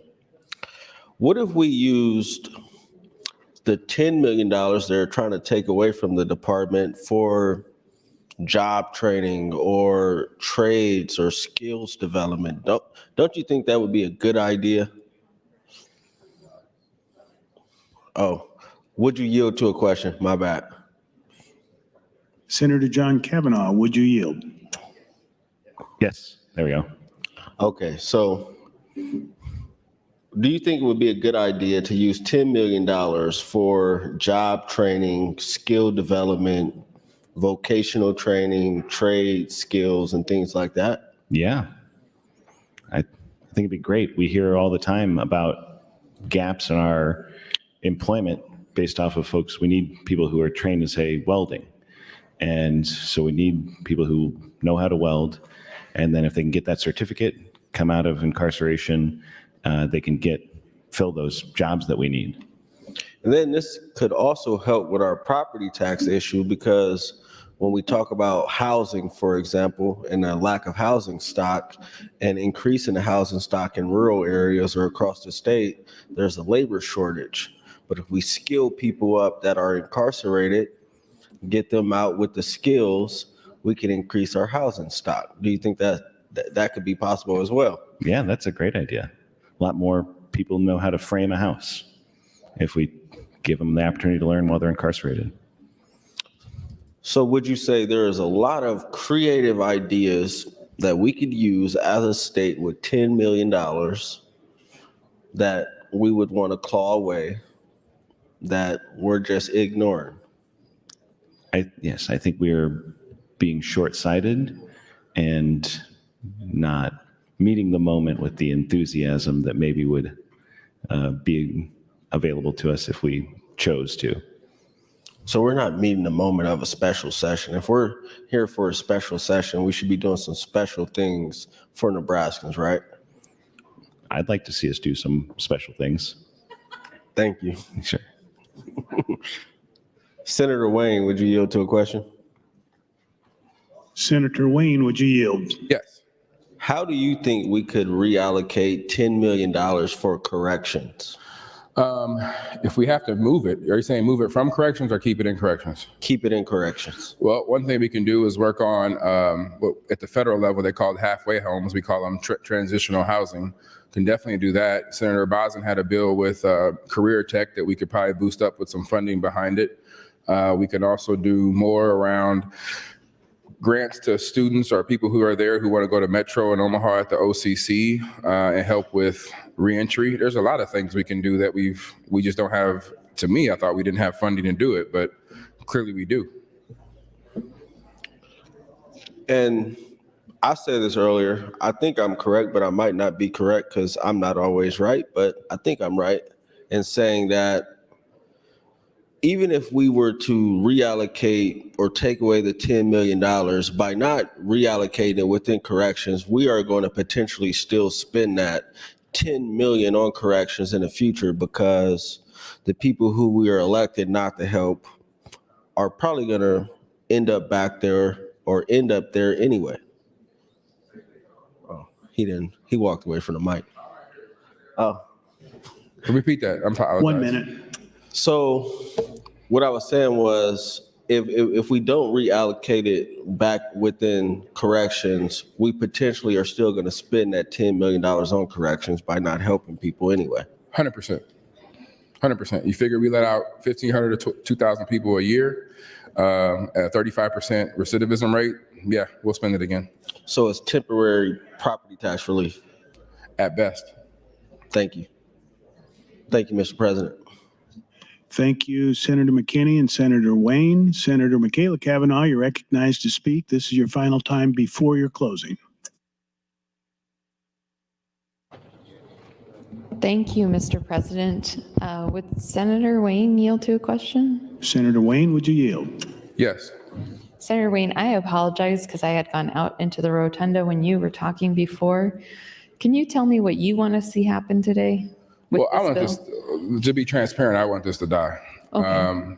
And this goes back to my overall problem with where we're at. We yesterday adopted a bare minimum bill, which requires, my question to Chairman Clemens was, does this have to pass in order for the LB 34 to work? And he said yes.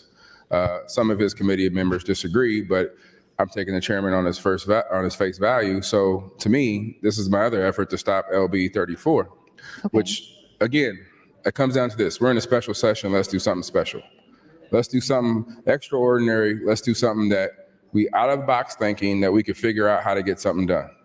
And we haven't had that. We have not had that. The reason this special session is costing so much and the reason this special session is lasting so long is because we're treating it as a regular session by individuals having some conversations here and there, cutting a deal. But unlike a regular session, the call is somewhat limited. We're talking about property tax, right? Right. So there isn't a whole lot of deal making and negotiating going on because it isn't like, hey, will you support me over here for criminal justice in order to get this tax package done? We're not having those conversations. So the one-off conversations we keep having won't work here. Yeah, I get it. I get it. And I would take a deal on just if you gave me a nap at this point. But thank you for that. I did say that my line in the sand today to stop filibustering this bill, for me personally, and I tried to make this very clear to everyone, is to remove the legislature budget cuts from LB2. And I know that the chair of the exec board has filed an amendment to do that we will get to. But so, and I want to get to that amendment.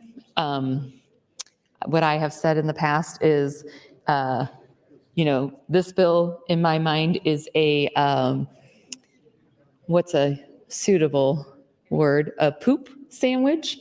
And if you take some of the poop out and add condiments, you're still eating a poop sandwich. So I don't support this bill at all, even with condiments added. But I do want to get our legislature removed from here. So I see that Senator Wayne is next in the queue. And then we will be going to my closing, and I will wait until my closing to withdraw because I would like to get to the amendments. But again, I am not telling anybody else in here, including Senator Wayne, what to do. I just would really like to make this very double-decker poop sandwich at least a single sandwich. Thank you, Mr. President. Thank you, Senator Kavanaugh. Senator Wayne, you're recognized to speak. Thank you, Mr. President. So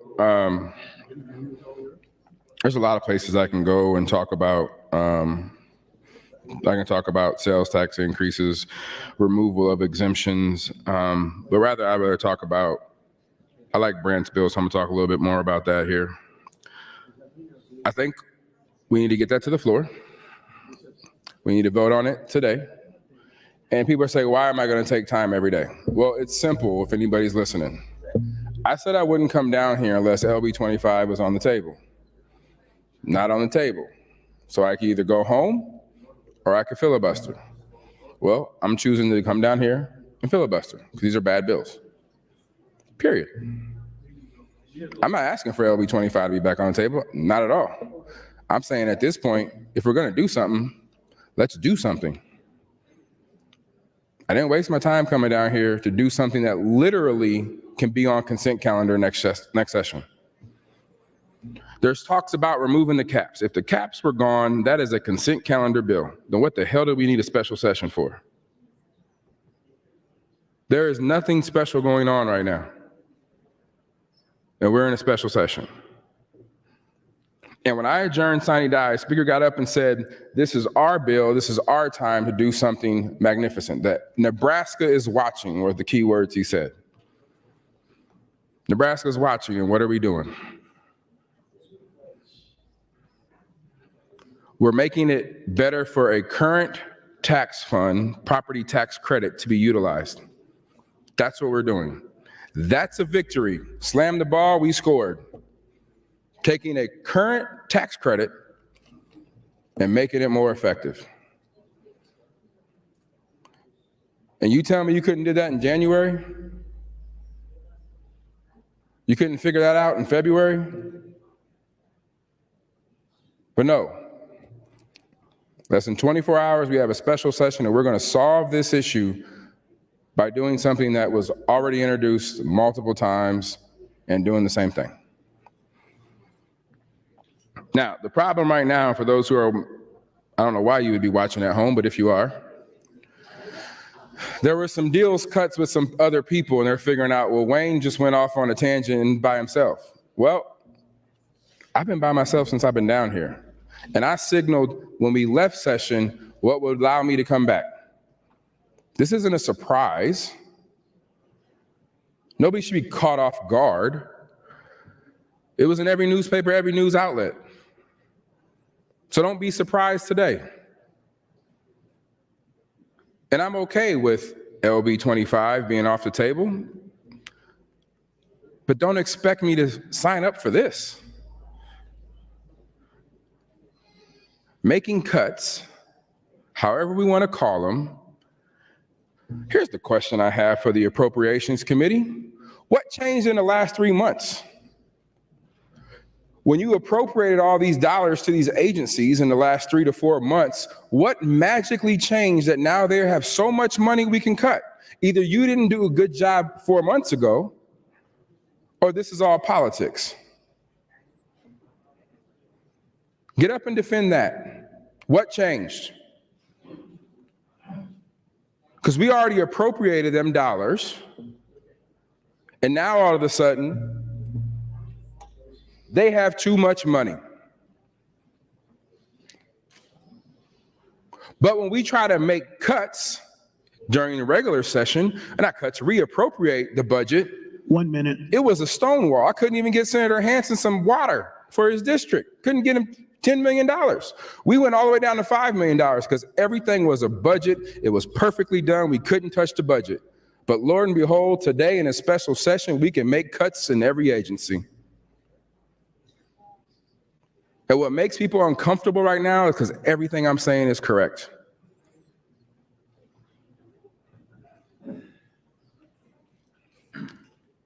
They voted that bill out, budget bill. I think it was 7-0, maybe 1 dissent. That the budget was correct. We even had a deficit budget, or we made some changes to the previous budget, the annual budget. We had 2 budget bills. Everything was correct, but 4 months later, called into a special session, by golly, it's no longer correct. We got to make cuts. Explain the difference. The only difference is somebody said we should do some property taxes for a special session. That's your time, Senator, but you're next in the queue. Thank you, Mr. President. The only difference is we got people running for office. They got through the primaries. So it's a good way to put a little flyer out there saying you voted for property tax relief.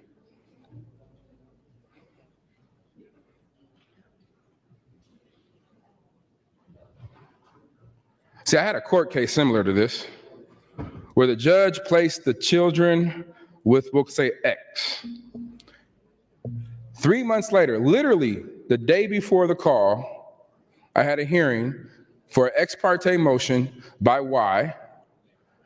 And all I said in front of the judge, what has changed in 3 months? Show me by clear and convincing, show me a centennial of evidence that something has changed that this judge should rule differently.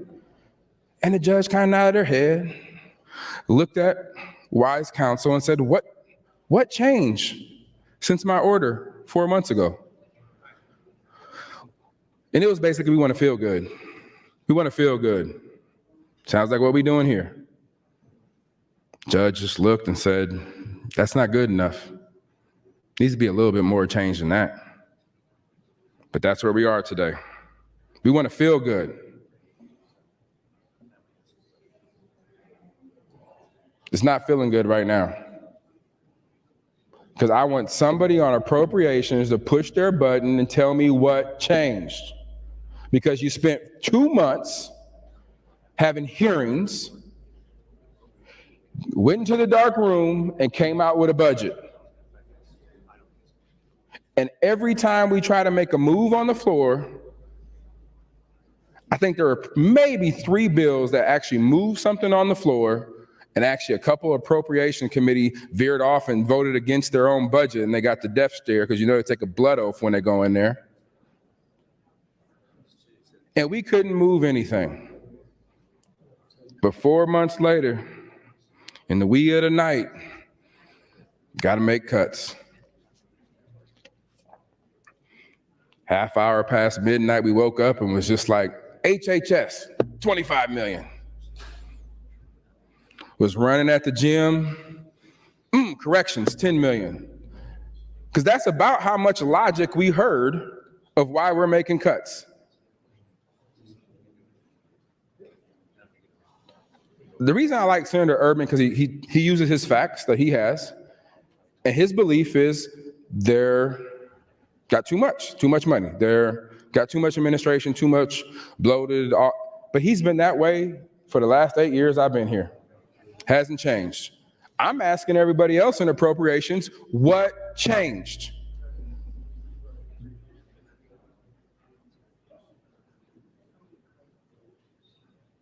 I don't see anybody rising to put their light on and tell me what's the difference now.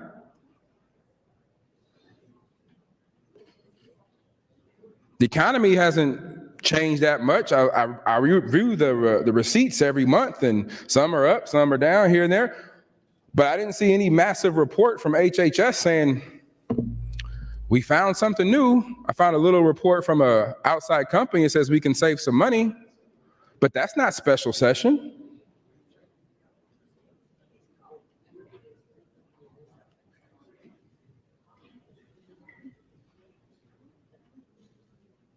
How much ARPA money do we still have unobligated?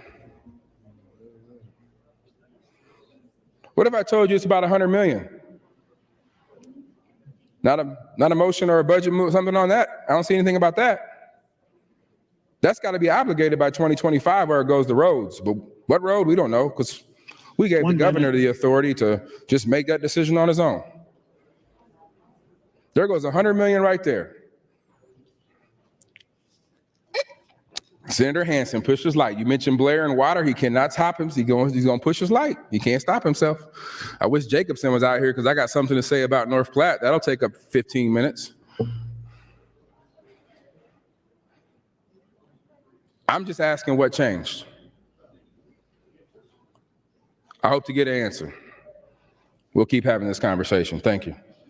Thank you, Senator Wayne. Senator Hansen, you're recognized to speak. I can't let my good friend Senator Wayne go unchallenged. Otherwise, he'll go another 3 hours talking. Trust me, I've been on the side of a mountain with him and shared a bathroom with him. And so I know quite a bit about Senator Wayne. Good and bad. But he's a nice guy. He's asking what has changed.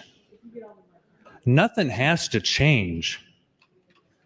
Maybe we have more information about where money is being spent and where money is not being spent. But the point I made before is that it's not so much something has changed as opposed to we have an opportunity. And really, I don't think this should have taken as long as it is. This should take about an hour.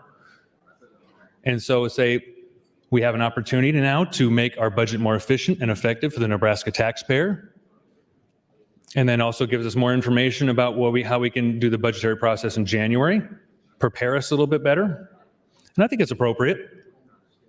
So nothing has changed as opposed to there's an opportunity now to just make things more efficient and effective. Claw back some of that money that's not being used. It's sitting out there.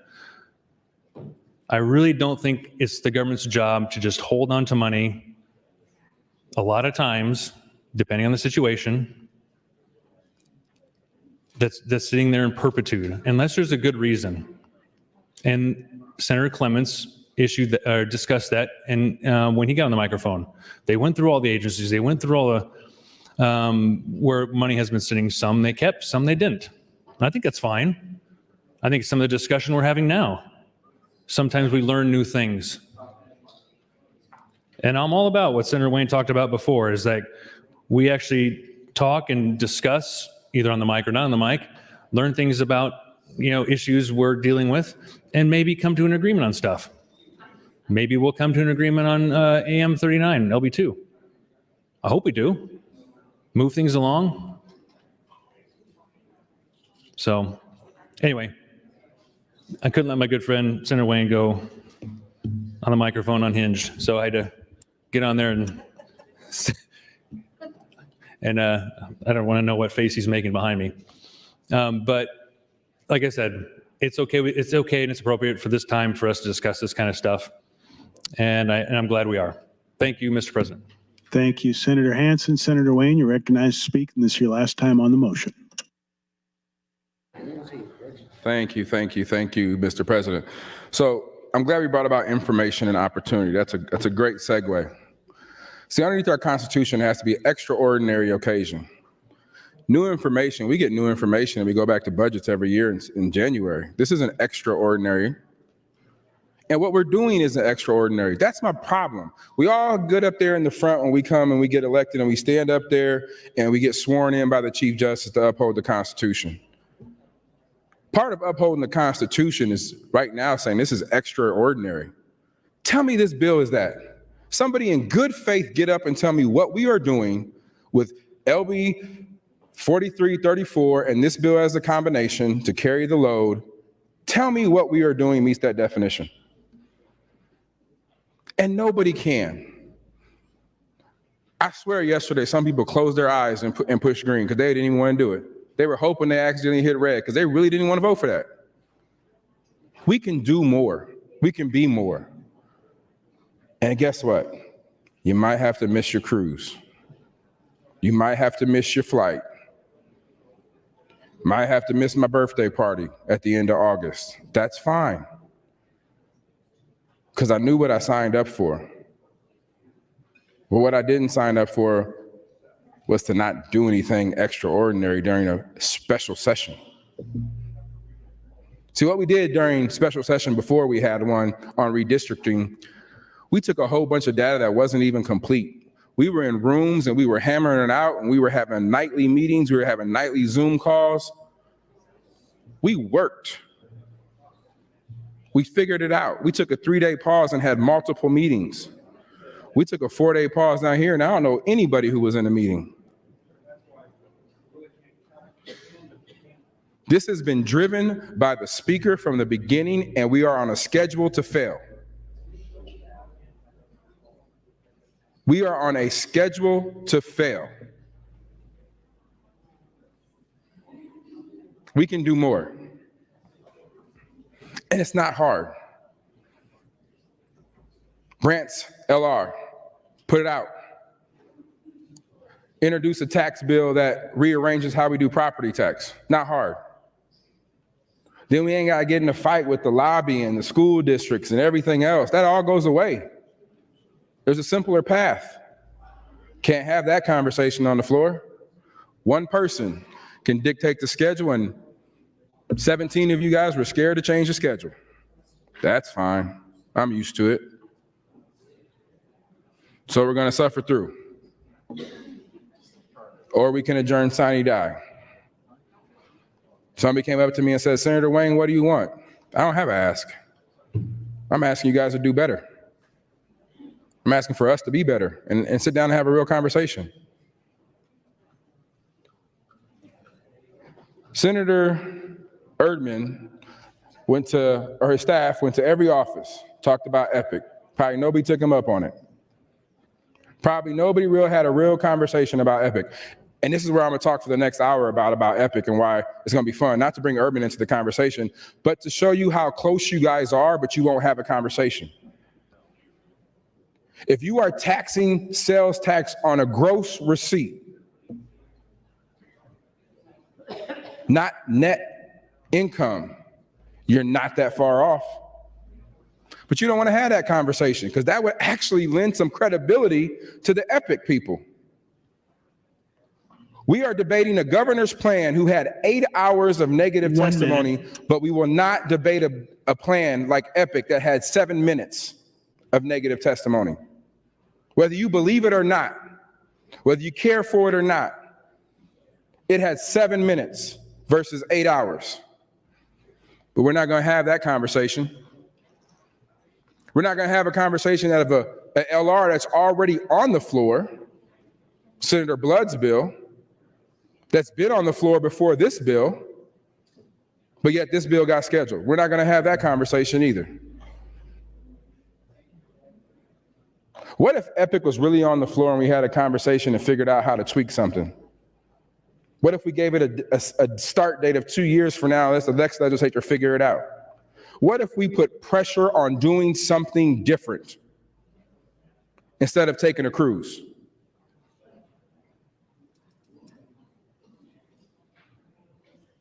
That's your time, Senator. Thank you, Senator Wayne. Senator Linehan, you're recognized to speak.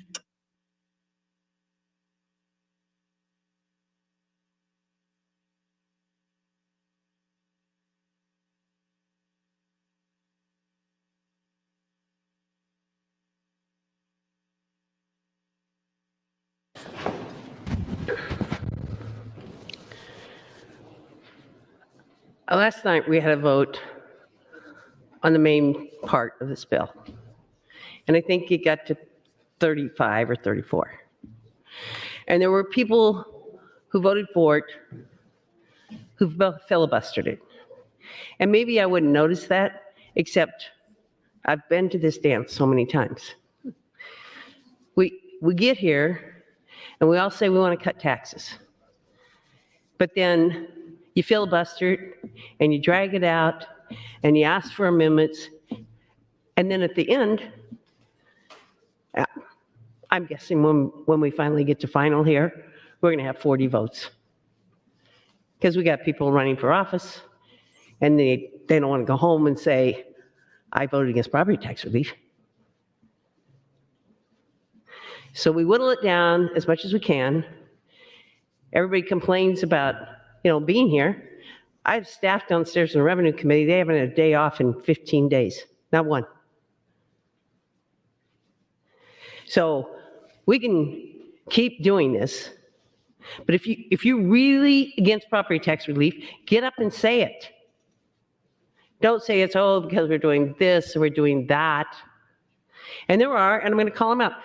And they've been that way ever, and I'm going to probably miss. But I'll give credit to Senator McKinney and Kavanaugh, and Senator John Kavanaugh, Senator Hunt. They do the filibustering, they do the work, and they don't vote for the bill in the end. That was their position when we did the Imagine Act. That was their position when we did 1107. That was their position when we did tax cuts, whether it was property or income taxes, and they stuck with it.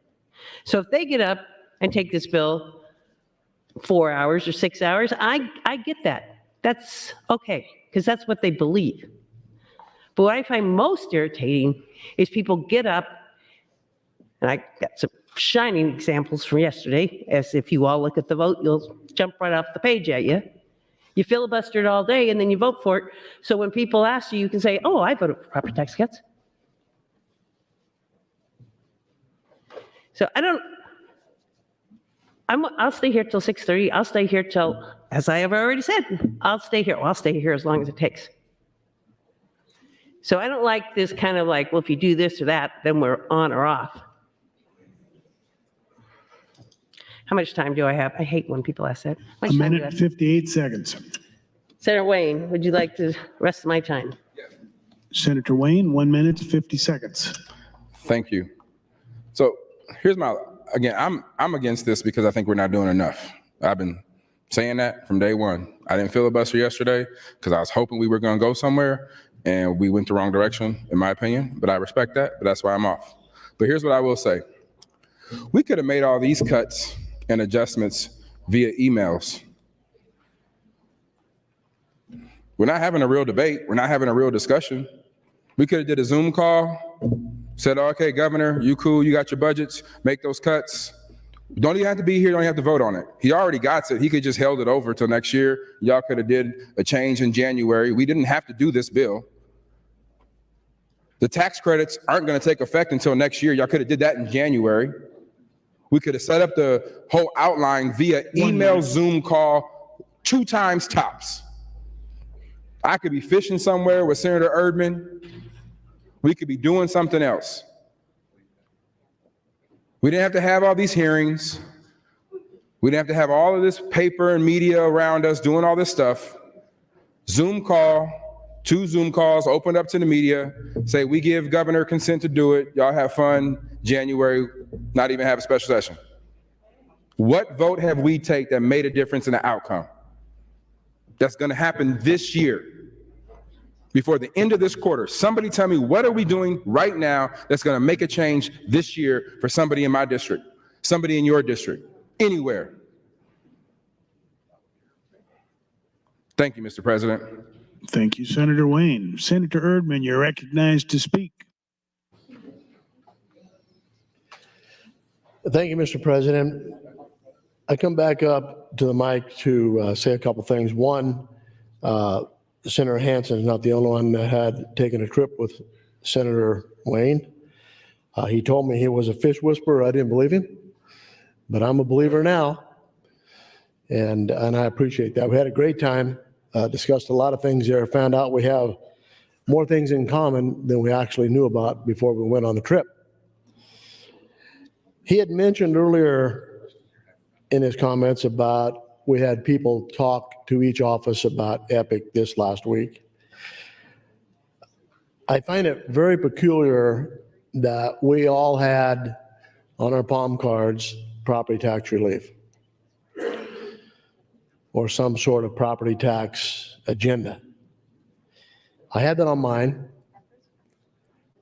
And starting in 17, I was so frustrated at the end of that session that I called a press conference in the rotunda and asked if anybody was interested in real property tax relief, please join me. Had about 25, 30 people sign up, join me. We started a petition drive to lower property tax by 30%. That petition drive was ran by a farm organization that pulled that with not notifying me why they did. We then tried another petition to lower it 35% with a property tax credit. That petition failed because of COVID.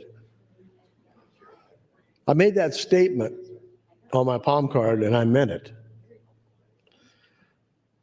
Very few in this body had that on a palm card that meant it, except they wanted to get elected. Senator Wayne has made that point very clear in his last few comments. We are not interested here about fixing the tax system. If we were, we would have done that. 57 years we've been functioning under this broken system. We like it. How do I know that's true? Is because we've never changed it. Every year we introduce hundreds of bills dealing with taxes. Not one has ever been a solution. But when someone has an idea that is a solution, that fixes a system, whether it's because the person that introduced it, or maybe it's because it wasn't their idea, or maybe, for example, if we actually solved the property tax problem, all the ag groups would go away because they wouldn't be needed. The most frustrating part about this job is I discovered that the reason we haven't gotten property tax relief is not because of the senators who live in Omaha and Lincoln, it's because the ag groups. They've never supported anything that made a difference in anybody's life.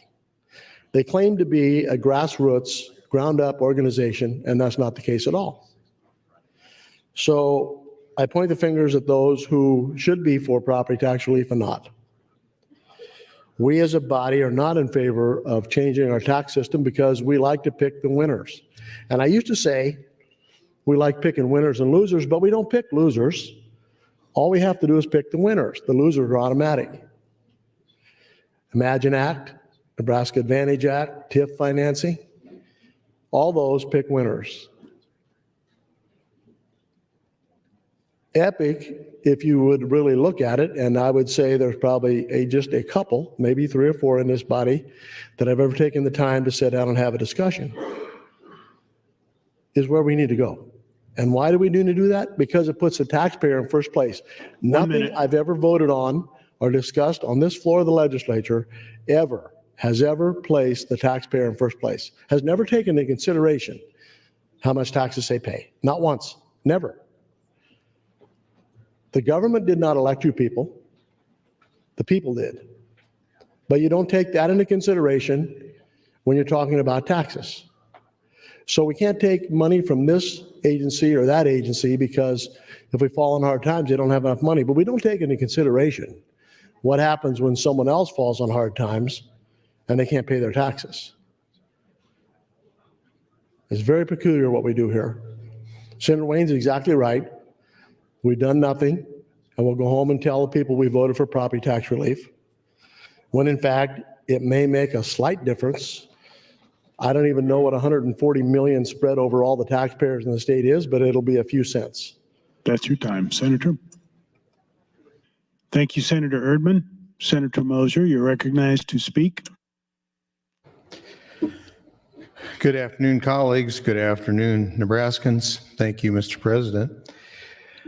Well, I haven't said a whole lot throughout the day. I was hoping this day had passed without me getting in the mood to get up to talk, but here I am. So I'm going to answer some of the questions asked that were posed and nobody wants to answer. So Senator Wayne asked, well, what has changed? Well, when you budget, you set aside money for certain projects, certain expenses, and then when you don't spend all that, you have money left over, then you reapportion that money. It's experience. You didn't need all that money, so you take some of that back.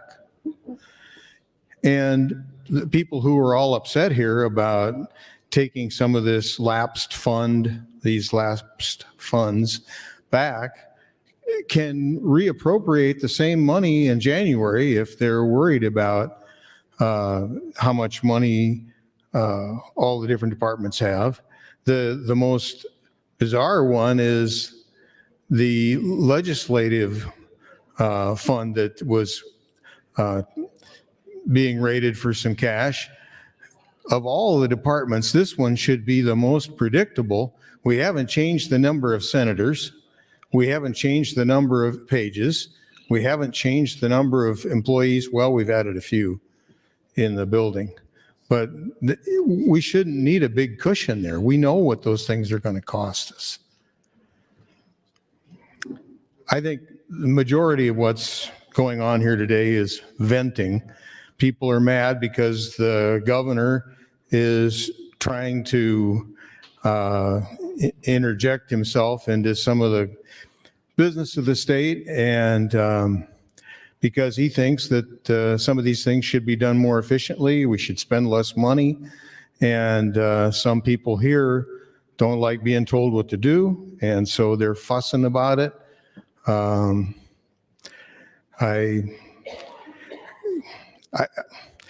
did get one idea just in kind of a lighter-hearted moment. So before, when one of the senators was talking, I was sitting here thinking about what I'd really should be doing instead of sitting here listening to this. And I kind of dozed off. And if you put something on YouTube and it gets like 1 million hits, they pay the person who recorded it. And so we could do this as the state, is take some of the senator's speeches and then loop them and play them on YouTube for a sleep aid.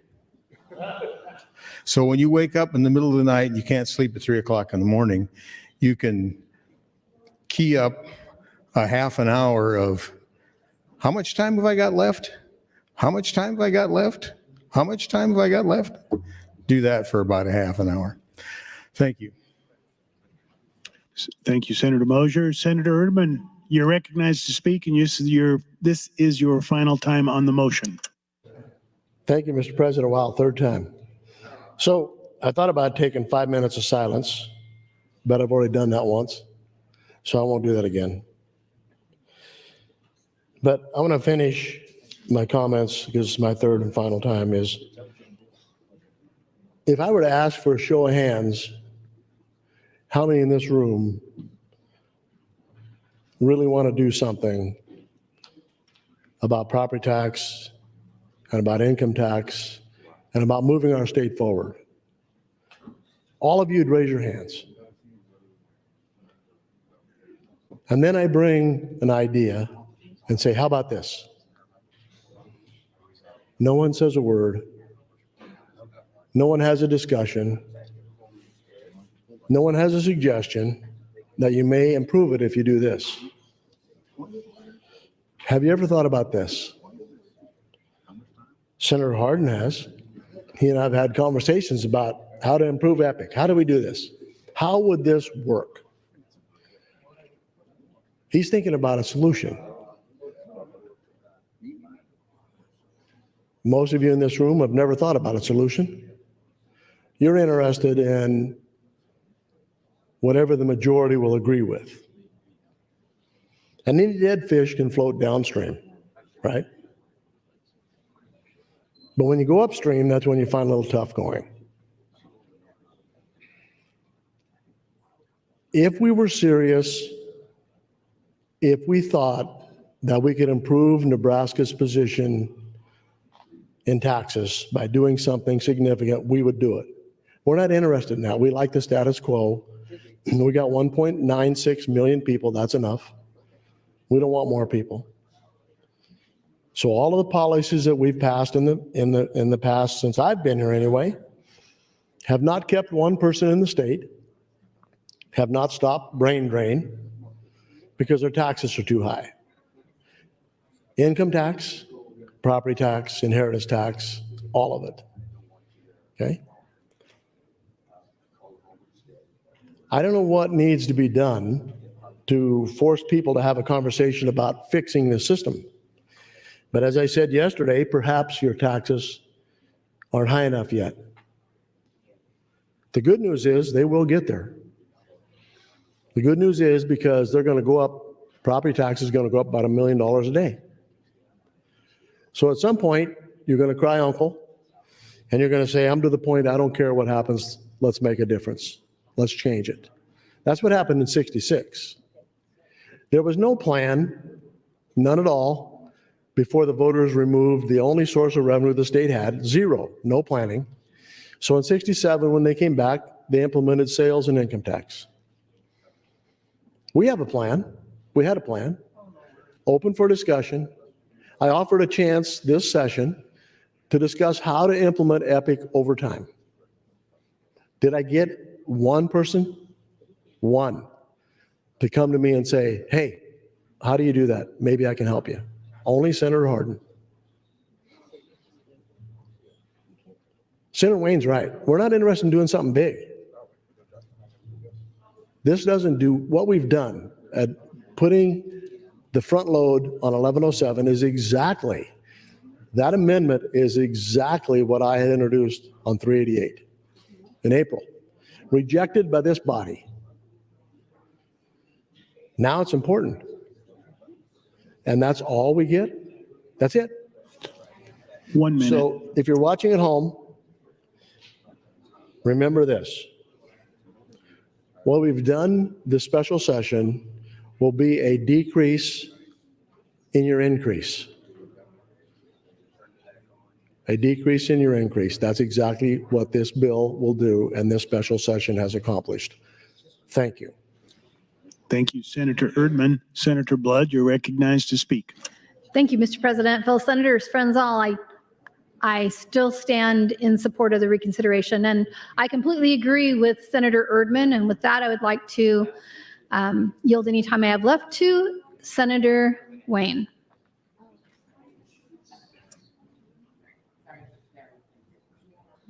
Question or yielding time, Senator? She's asking I'm me a asking question. the question, I'm sorry. Senator Wayne, would you yield to a question? Yes. Yes. I thought you wanted my time. Yes. Well, we had asked, the question she had asked me is to comment on what Senator Erdman said, so I'm going to answer that. Anyway. Guys and ladies and gentlemen, I'm just saying, I don't even know, I'm just frustrated. So here's my problem, and I'm going to keep talking about what Erdman just said.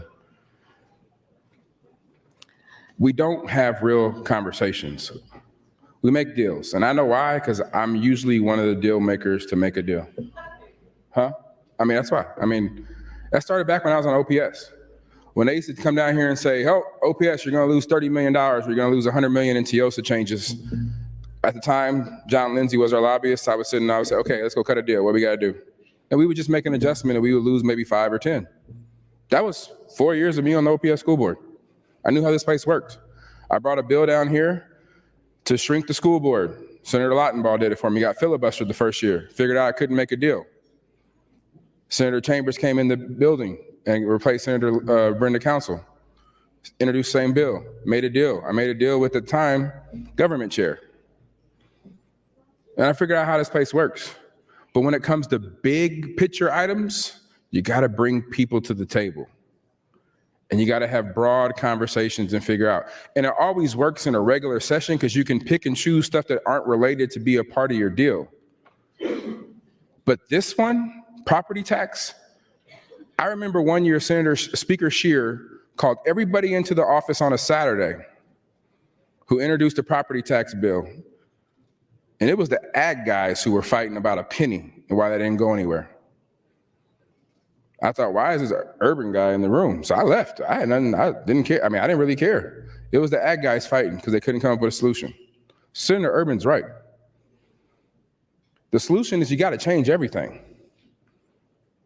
Property tax has been relied on way too much. When Senator Chambers split OPS into 3, the real issue wasn't racial. The publicity, the media made it into a racial issue. The real issue was we use property taxes to fund education. And if you divide North Omaha out, they're going to have a lesser value. You can't actually function in the school, which will rely on more on state aid. So the solution in all that and litigation was to come up with the learning community to blend, literally they called it, blending the property taxes to figure out relief to equalize the school districts within Sarpy and Douglas County. I've been down this road. Just funding education alone, I told the Revenue Committee, has never worked. We've tried it in the 70s, the 80s, and the last round was TIOSA. There were lids at $3 that went down to 55 cents. Absolutely that happened. But they started going back up. Because the easiest thing to do to call property tax relief is to fund education because it's the biggest chunk you can do. So if I say, hey, I dropped $500 million in there, I did $500 million in property tax relief. Great. Economy isn't going well. Education funding TIOSA was supposed to get 7% increase. Heinemann and others said, we can't afford 7%, so we'll do 1%. So that way, when we run for office, we can't get hit by defunding education. We actually funded it, and we provided an increase. But it was a gap. 1 minute. It was a gap. And that gap continued to rise until a group of school districts formed the Nebraska Council and sued the state. We've done this so many times.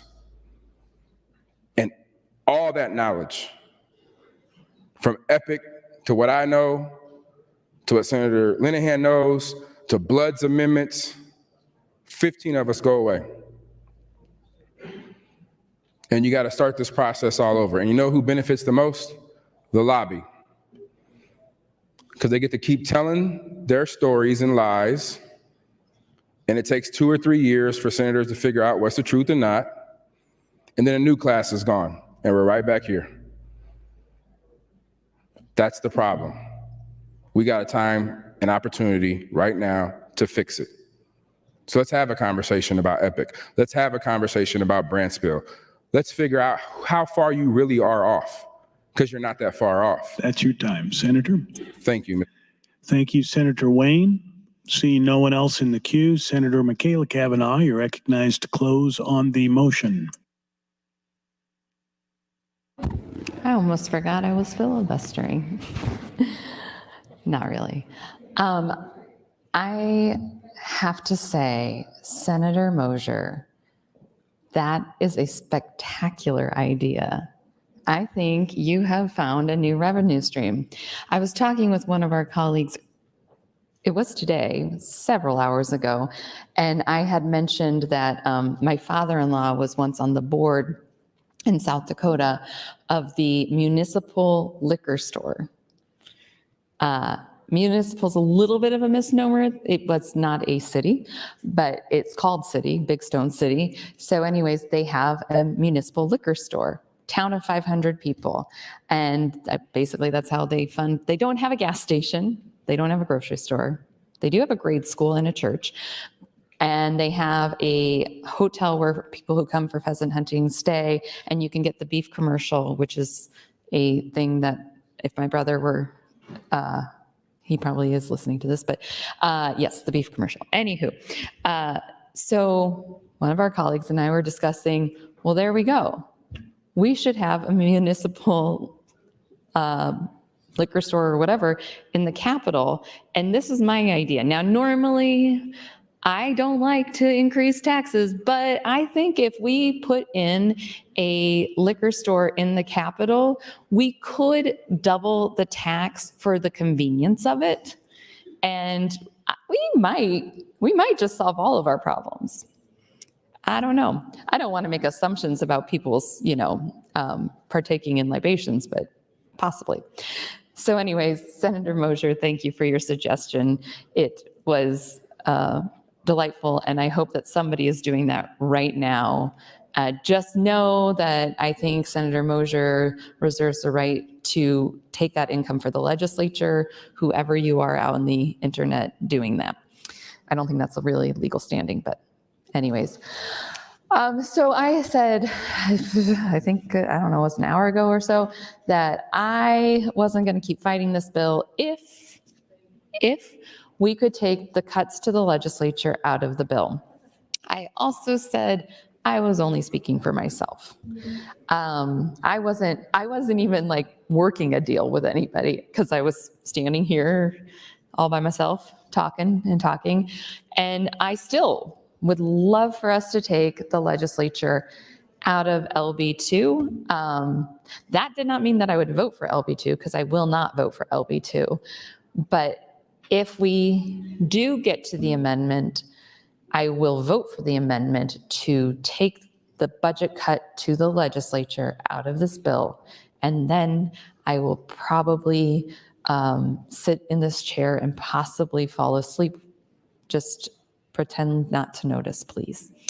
So with that, I was debating, I was going to just poll this motion because, I'm kind of at the point where I just want to see where the ship takes us this evening. So I think that's what I will do. Mr. President, I would like to poll my motion to reconsider. Without objection, so ordered.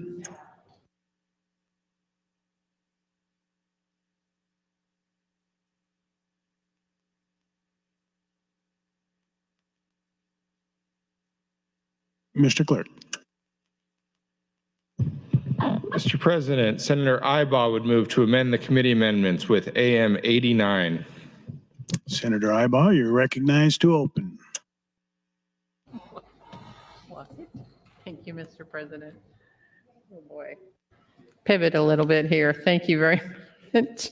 And thank you, Senator McKinney and Kavanaugh, for the refresh on the invasive species bill. It was spot on, and I could save lots of time if I just said ditto. But anyway, I wanted to say thank you for that. I fully intend for everyone listening to withdraw this amendment at the end of my opening. But I want to give just a little bit of a highlight to the situation that caused me to introduce this amendment in the first place. So as you may know, for my first 2 years here, I sought to increase funding to the Noxious Weed and Invasive Species Assistance Fund in order to help local agencies across the state mitigate weeds and phragmites, which clog our waterways. This is a total pivot. Last year, due to budget constraints, I pulled LB 218, which would do just that after it was placed on final reading with the assurance that the original $706,000 appropriated for the program would remain in place. On June 5th, my office became aware that the appropriations this legislature provided to the Department of Agriculture was no longer being used for that purpose. Instead, these dollars were being used as a means to provide a reduction in general fund spending for the agency, which arguably didn't comply with revised statute 2-958.02 section 4, which clearly states the director shall receive applications for grants under this subsection and shall award grants to recipients in programs eligible under this subsection. So I want to thank all those who contacted the Appropriations Committee with their concerns regarding this issue. And I also want to thank the Appropriations Committee for keeping the Department of Agriculture's budget whole. Now that the agency budget remains funded as originally approved by this legislature, I do expect the director to carry out the statute that requires these funds to be used for the purpose and carries out the program as the legislature intended. With that, I would withdraw my amendment. Thank you, Mr. President. Thank you, Senator Ibbott. So ordered. Thank you, Senator. Mr. Clerk. Mr. President, Senator Dungan would move to amend the committee amendments with FA 122. Senator Dungan, you're recognized to speak. Thank you, Mr. President, and good late afternoon, colleagues. I think some people are still here and paying attention. I'm not going to withdraw this amendment. I do want us to get to a vote on this. I'm not going to take a lot of time. I'm not going to filibuster this necessarily, but this is the amendment that withdraws or takes out the part cutting the DHHS cuts.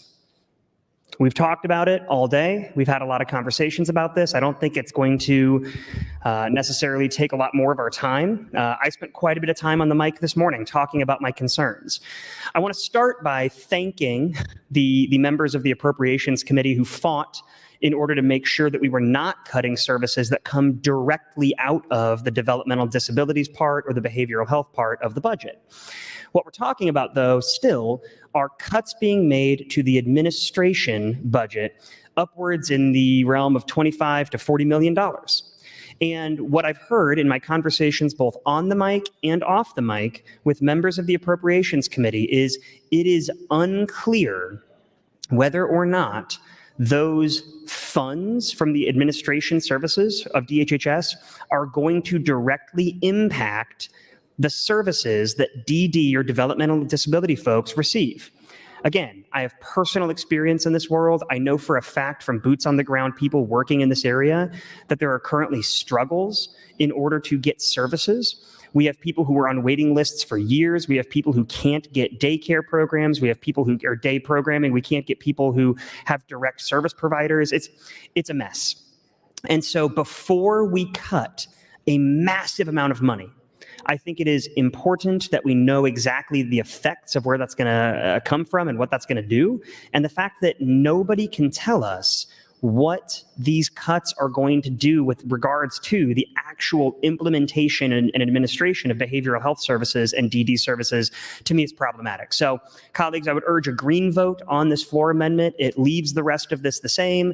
I have other concerns with the process, but I don't even have to get into those. We've discussed this long enough. We've talked about DD services and DHHS services. So please vote yes on this floor amendment to take out the cuts to DHHS. Thank you, Mr. President. Thank you, Senator Dungan. Senator Wayne, you're recognized to speak. Thank you, Mr. President. And this is where my colleague, Steve Erdman, and I are going to disagree, because I don't know enough about HHS to say we should have a cut. I know there's enough problems over there that until I do, I think they should have money. And that's just where I'm at. So first I'm going to talk about why they call me the fish whisperer. And then I'll talk about more context, so bring a little fun to the conversation. So I was joking one day here last year when we started talking about going on a fishing trip that I was the fish whisperer. And there were a lot of jokes going back and forth, and every once in a while I find like a TikTok clip or a YouTube clip of somebody sticking their hand in the water and the fish would grab them, and I would send it to the little group who were all going.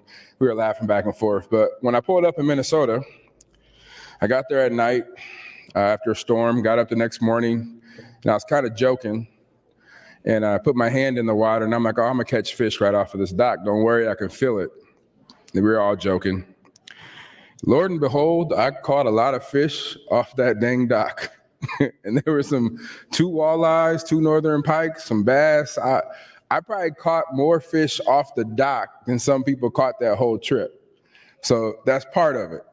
Then the second part was I was fishing on Senator Erdman, Holcroft, and Holleran's boat, and Senator Von Gillimer was by himself.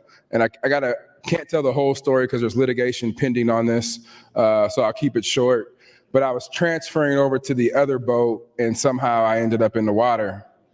And I told them that the fish brought me back up and we should stay right here and catch some more fish. And sure enough, we caught some more fish. So it is true, I became a fish whisperer by accident, but I am one now.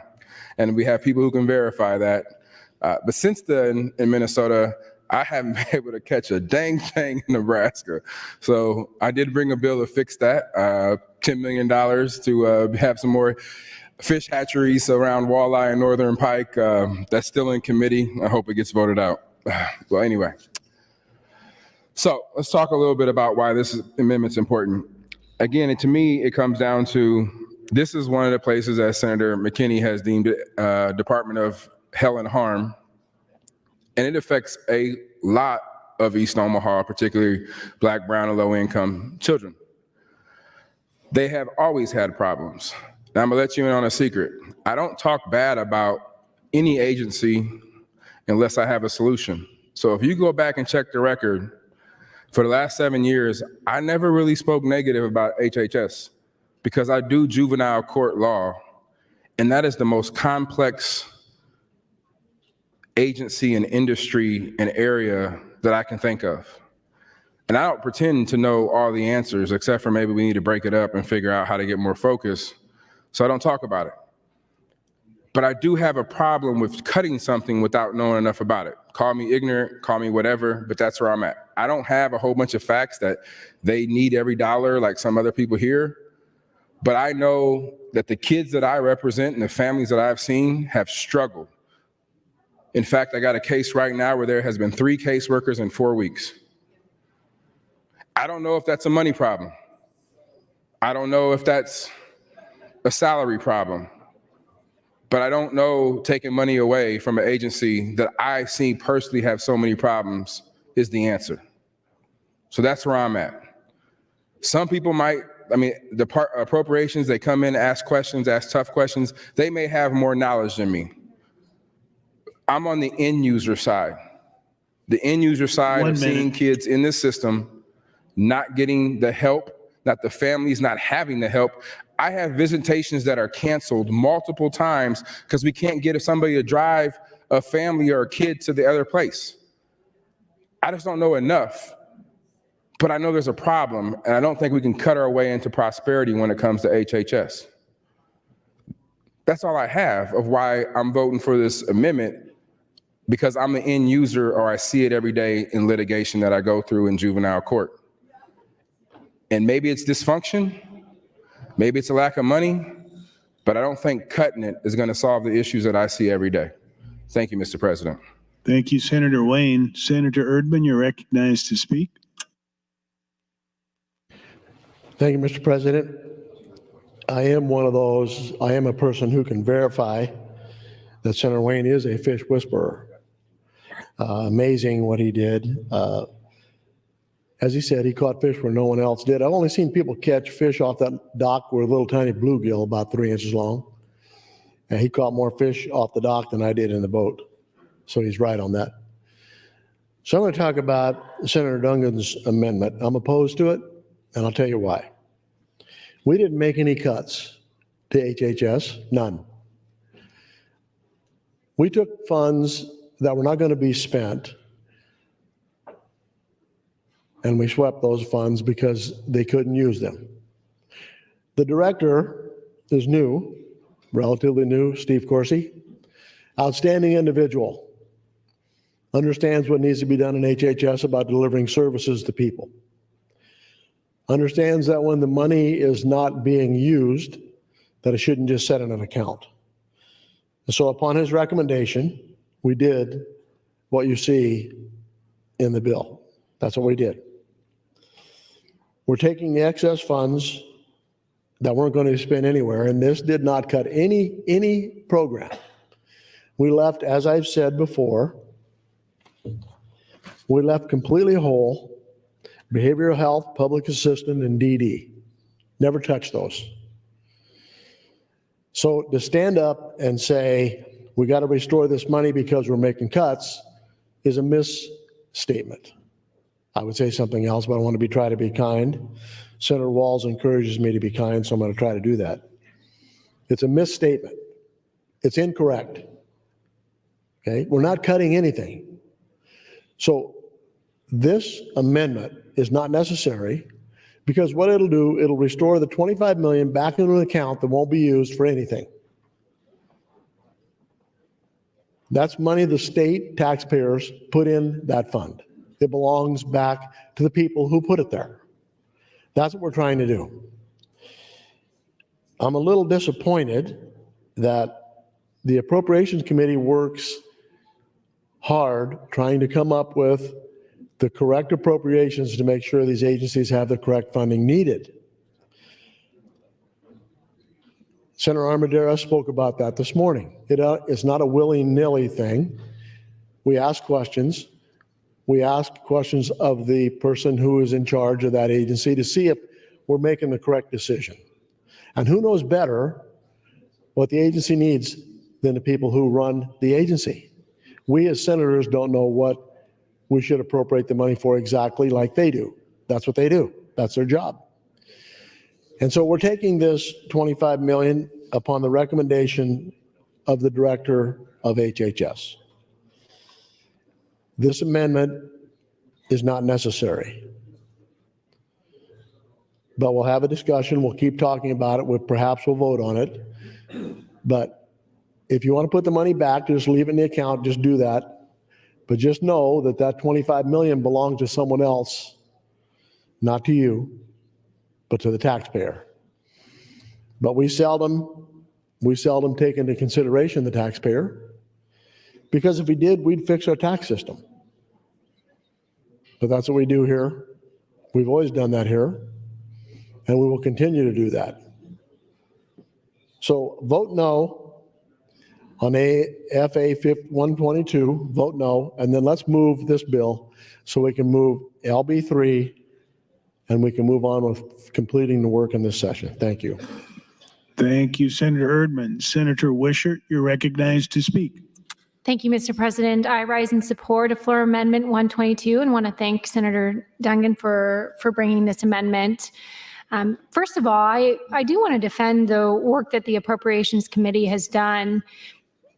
You know, to answer the questions on the level of detail we've gone into this budget, we poured through this line by line, everything you're looking at, and I'm happy to talk with each one of you about the discussions we had on every single item that is included in this budget and in LB3 as well. And colleagues, there is always an opportunity when presented with us, like in this special session, for us to relook at our budget and determine where there are additional areas where we can find some savings. And I have no issue doing that. And I think for the most part with LB4, what you have in front of you is a very sound piece of legislation that we have meticulously gone through and looked at each agency and said, yes, they can handle this. They have some savings that they're not going to spend.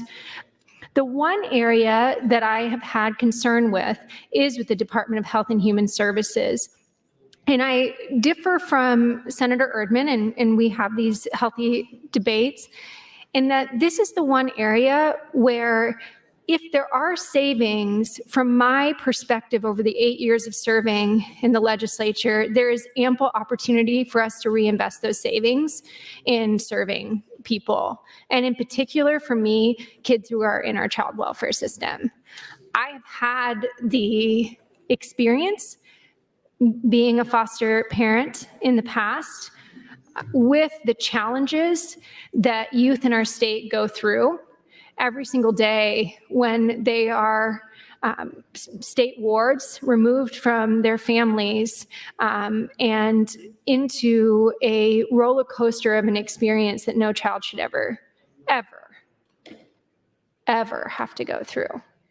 And I have to tell you, colleagues, I'm still on the lists of CEDARs where they send me emails and texts constantly about kids who need overnight service or longer term care. And it's pretty devastating when you read the amount of kids that are going through this in our state. And so for me, when we're looking at Health and Human Services, if there are savings that we can find, and no doubt there are, then we should be looking at how we redirect those savings to go towards those kids in particular. I also want to stand up and defend some of the work being done on the Epiphany effort.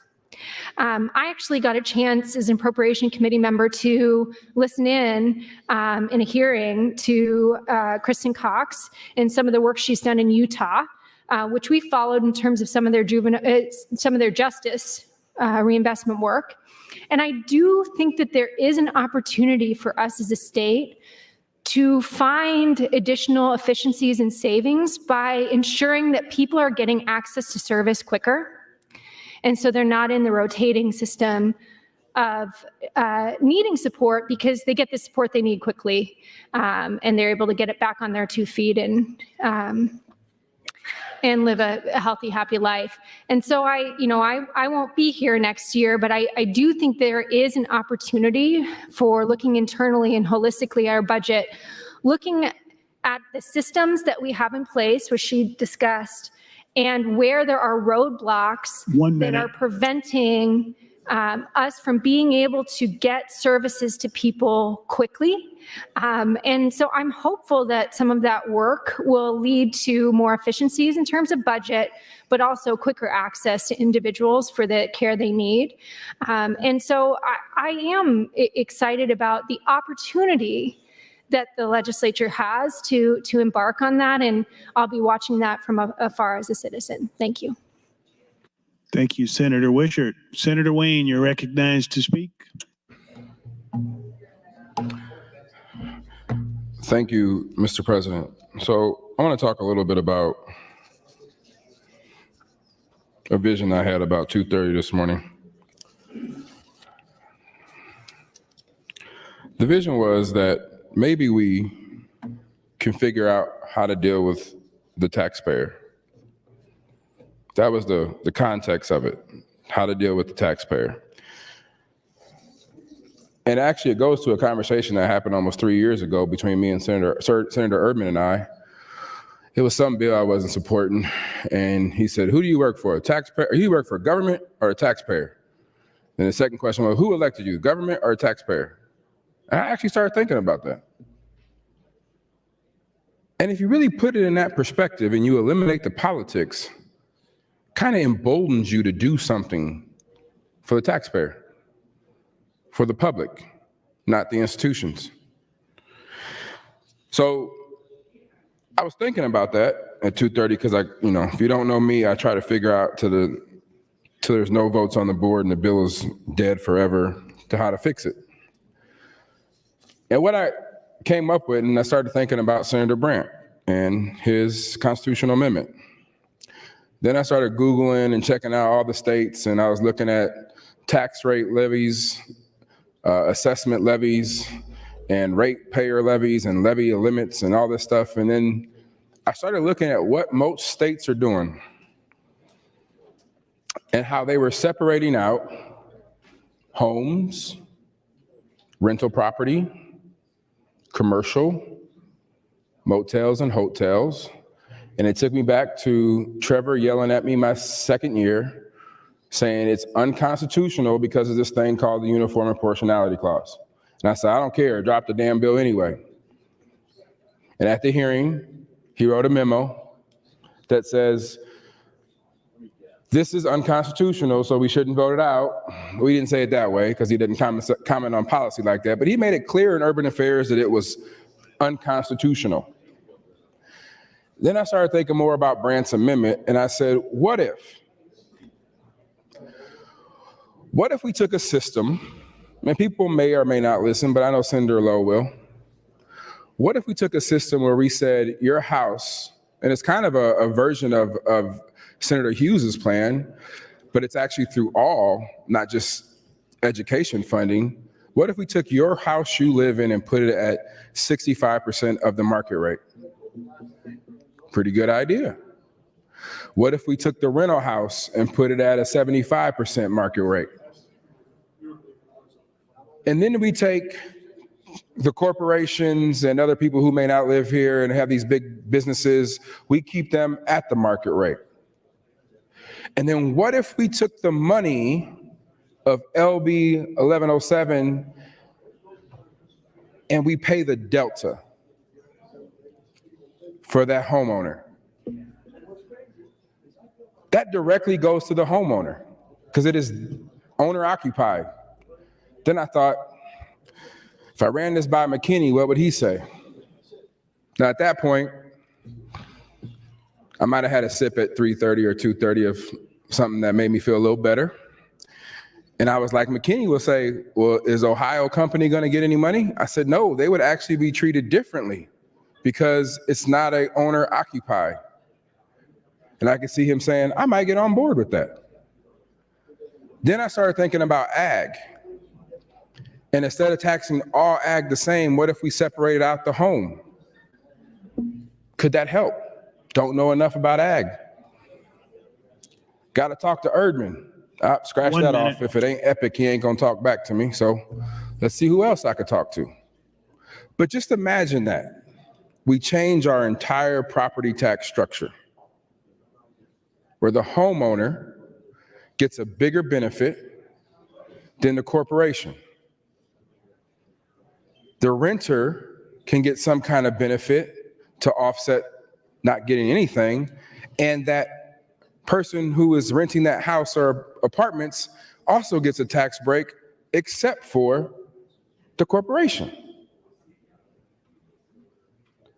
That's not regressive. So how do you pay for it? Well, we already got some money. I think there are some exemptions we can definitely close, and Senator Linehan. Senator. Thank you, Mr. President. Thank you, Senator Wayne. Senator McKinney Kavanaugh, you're recognized to speak. Thank you, Mr. President. I'm going to try and be brief because I would like to get to a vote on this, but I did want to comment about the DHHS cuts. They are what has been presented today by the Appropriations Committee prior to Senator Erdman's comments was that these were budget cuts that were made by the department, not unspent cash that was being recuperated. And when I asked what the cuts have been, the answer has been for efficiencies, but we don't know beyond that if that is staffing or something else, maybe a technology updates, I don't know. So I just wanted to clarify that. And I had one other thing I wanted to say that I said off the mic, but I think it's important to say on the mic as well. Senator Linehan, Senator Linehan, I'm just trying to get her attention a little bit here. Senator Linehan. I want to say this on the mic because I said it to you off the mic. Senator Linehan, you are terrible at taking a compliment, but I'm going to give it to you again on the mic. I am so impressed with the work that you have done all of the years that you've been here, but the work that you have done on this special session. I mean, I love to fight with you, obviously, but that doesn't mean that I don't appreciate the effort that you put into it and how you put yourself out in front of really hard and controversial things. So I love to fight with you, and I wanted to say that on the mic, and you are terrible at taking a compliment. And with that, I will yield the remainder of my time, Mr. President. Thank you, Senator Kavanaugh. Senator McKinney, you're recognized to speak. Thank you, Mr. President. I actually support FA 122 from Senator Dungan for some of the reasons why I support reallocating the dollars for corrections. I think we should reallocate the dollars that we're trying to take away from the Department of Health and Harm to actually make them the Department of Health and Human Services. Because what currently happens today, you have caseworkers showing up to court that do not know the cases, that do not know the families or kids. So why don't we reallocate dollars to ensure that our caseworkers are properly trained and prepared to deal with these families, to make sure that we have proper and adequate staffing, those type of things. If we have an extra $25 million, maybe they're not using it, but maybe we can reallocate it to make sure that Nebraskan families can be taken care of. Because I would assume and probably guarantee, and I would bet you on this, that a good majority of the families and children that are in the child welfare system could tell you a horror story about DHHS. So why don't we reallocate our dollars to take care of the families and kids in the system instead of taking away the dollars altogether? Just because the dollars are there, it doesn't mean just take it away. Maybe we could find better usage of those resources to take care of Nebraskan families. Because I'll say it again, yes, you take these dollars away and say we reallocating dollars for property tax relief, but the reality is if you don't take care of these families and these kids today, you'll still be paying $25 million on the back end to take care of these families, which will be paid with taxpayer dollars. So it still will not be any type of relief for taxpayers. But don't listen to me, listen to yourself. But I'm just giving you my opinion on these things, and I yield the rest of my time to Senator Dungan. Senator, thank you. Oh, you got it. Let Wayne talk. Oh, he don't want it. Senator Dungan waived the time. Senator Wayne, you're recognized to speak. This is your last time on the floor amendment. I've spoken 3 times already? Huh, thought I only spoke twice. I'm gonna start keeping track of that too. Thank you, Mr. President. So what I was talking about was taxing people differently. And people want to get to this vote, and I'll let them get to this vote. But we can definitely switch out residential versus non-residential. We can tax them differently and give direct property tax relief to individuals. Now, people are going to wonder why I'm thinking about taking this to Cloture. I don't know if I will. I'm kind of just going with the flow. I'm thinking about taking it to Cloture for the exact same reason that Senator Linehan spoke about. Some people were filibustering yesterday and then voted for Cloture. And I'm tired of people hiding. We talk about property tax, we run on this issue, but we play games and hide. So you'll vote against this bill. It'll pass with 27, 28, maybe 30, maybe 40. And then we'll help filibuster tomorrow. And then if it gets enough votes, you'll vote back on and say you voted for property tax relief. I'm tired of that. So the only way I'm going to get that 33rd person to show their hand is to take it 6:30. No more hiding. Be who you are. Have some political courage here. And the reason why I say that is because I did it. First year, Attorney General Hildreth, preemption. Took it on the chin. 33rd, went regular order. Wayne, last one. Everybody knew I was 33rd. Started getting mailers and all types of stuff. Took it on the chin. Stand for what you believe in. School choice, first year wasn't for it. Second year, I'm seeing how try to work with OPS. After 8 years, I was like, man, my district needs something. Last 3 years, took it on the chin. Looked at everybody in their face, took it on the chin. People need to start having some courage here. I know what happened yesterday. We pulled that amendment down because there's people running for offices. Didn't want to take a vote on it. For that reason alone, I would have left it up.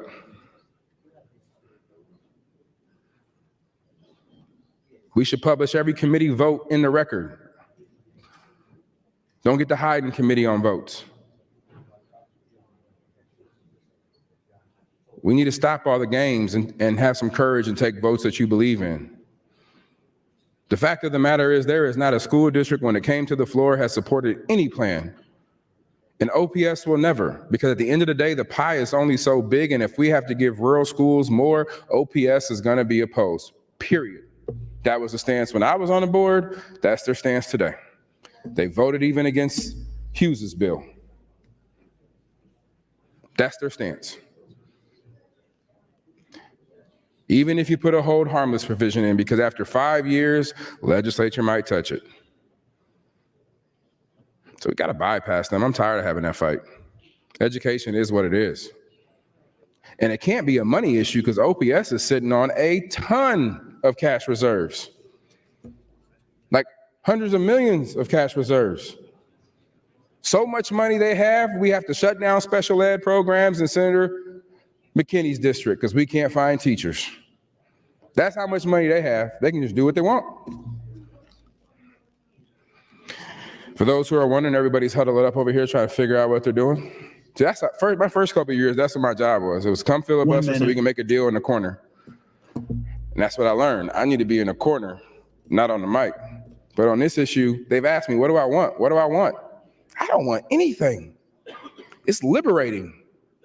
I could just talk and not worry about making a deal. And I don't want anything because this overall concept is not good enough for my district. Need to break the puzzle and start all over. And there's a way to do that. And we can continue to focus on scheduling. We can continue to focus on being done in this order and that order. But we're scheduling into failure. We're scheduling into failure. We have the talent and ability to do something right now. We don't have the political courage. Thank you, Mr. President. Thank you, Senator Wayne. Seeing no one else in the queue, Senator Duncan, you're recognized to close on the floor amendment.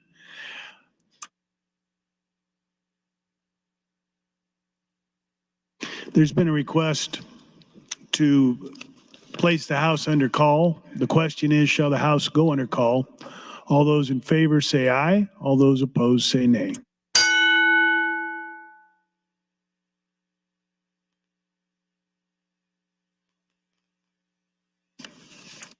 Record, Mr. Clerk.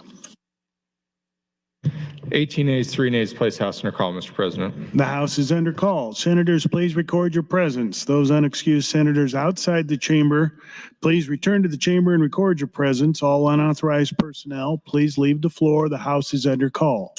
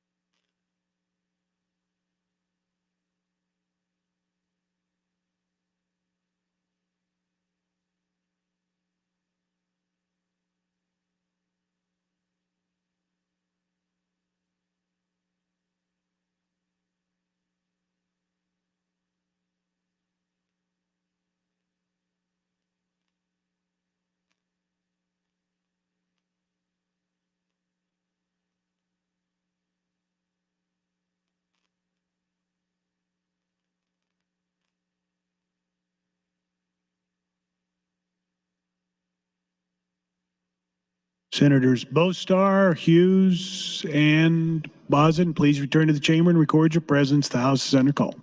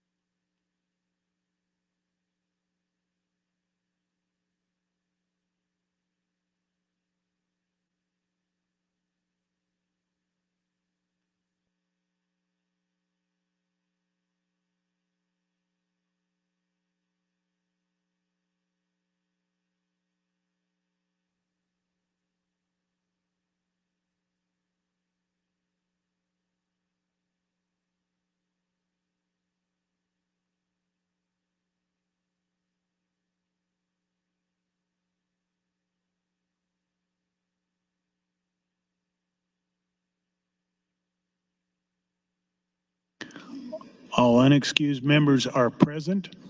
Senator Dungan, you're recognized to close on FA 122. Thank you, Mr. President. Colleagues, I know it's getting late in the evening. I first of all want to say I really appreciate you paying attention and staying here. It bears repeating sometimes when these amendments are quote unquote real amendments, but that's part of the reason I wanted to make sure people were here. This is a real amendment.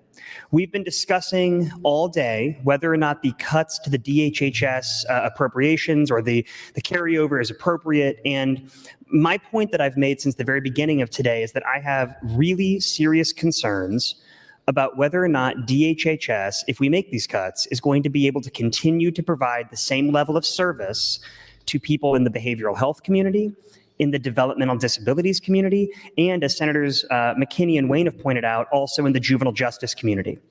DHHS has a number of programs it operates. And again, I want to thank the Appropriations Committee for their hard work ensuring that we don't take money out of the delineated or particular budgets for things like behavioral health and such. But this is all money coming out of administrative budgets. What we've learned from the debate today, colleagues, is that we don't exactly know what the administrative budget affects. What we do know is that part of that money goes towards the operations of everyday services like providing services for DD people, for the behavioral health folks, and the juvenile justice system. So to reduce the amount of money available to DHHS without fully understanding and having a good understanding of what the effect is going to be puts us in a problematic situation.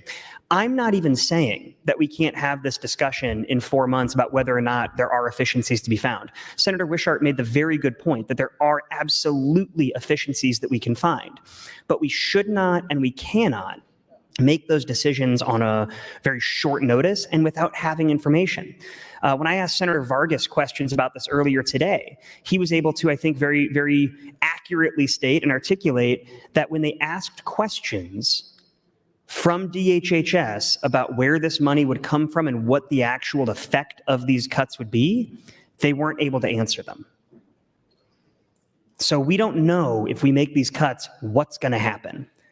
And that's not a good way to budget. So colleagues, I really appreciate your support or by being here. I appreciate your support of FA 122. To remind people what this does is it cuts the cuts to DHHS. So this removes DHHS from the conversation about the budget cuts.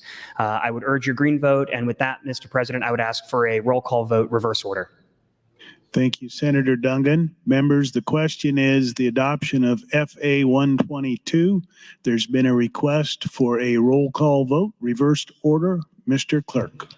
Senator Wishart, voting yes. Senator Wayne, voting yes. Senator Walls, voting yes. Senator Von Gillern, voting no. Senator Vargas, voting yes. Senator Slama, voting no. Senator Sanders, voting no. Senator Reapy, voting no. Senator Raybold, Senator Merman, voting no. Senator Mosier, voting no. Senator Meyer, voting no. Senator McKinney, voting yes. Senator McDonald, voting no. Senator Lowe, voting no. Senator Lippincott, voting no. Senator Linehan, voting no. Senator Kauth, voting no. Senator Jacobson, voting no. Senator Ibach, voting no. Senator Hunt, Senator Hughes, voting no. Senator Holcroft, voting no. Senator Hardin, voting no. Senator Hansen, voting no. Senator Holleran, voting no. Senator Frederickson,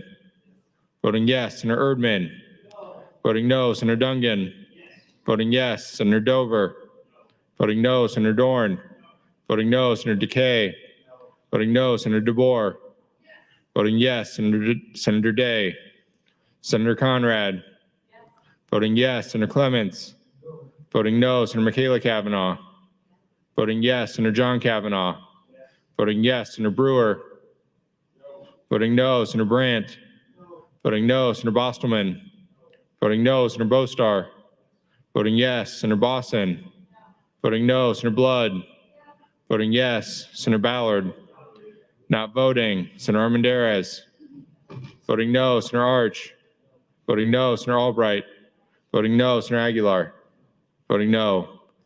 Vote is 13 ayes, 32 nays, Mr. President, on adoption of the amendment. The amendment fails. I raise the call. Mr. Clerk.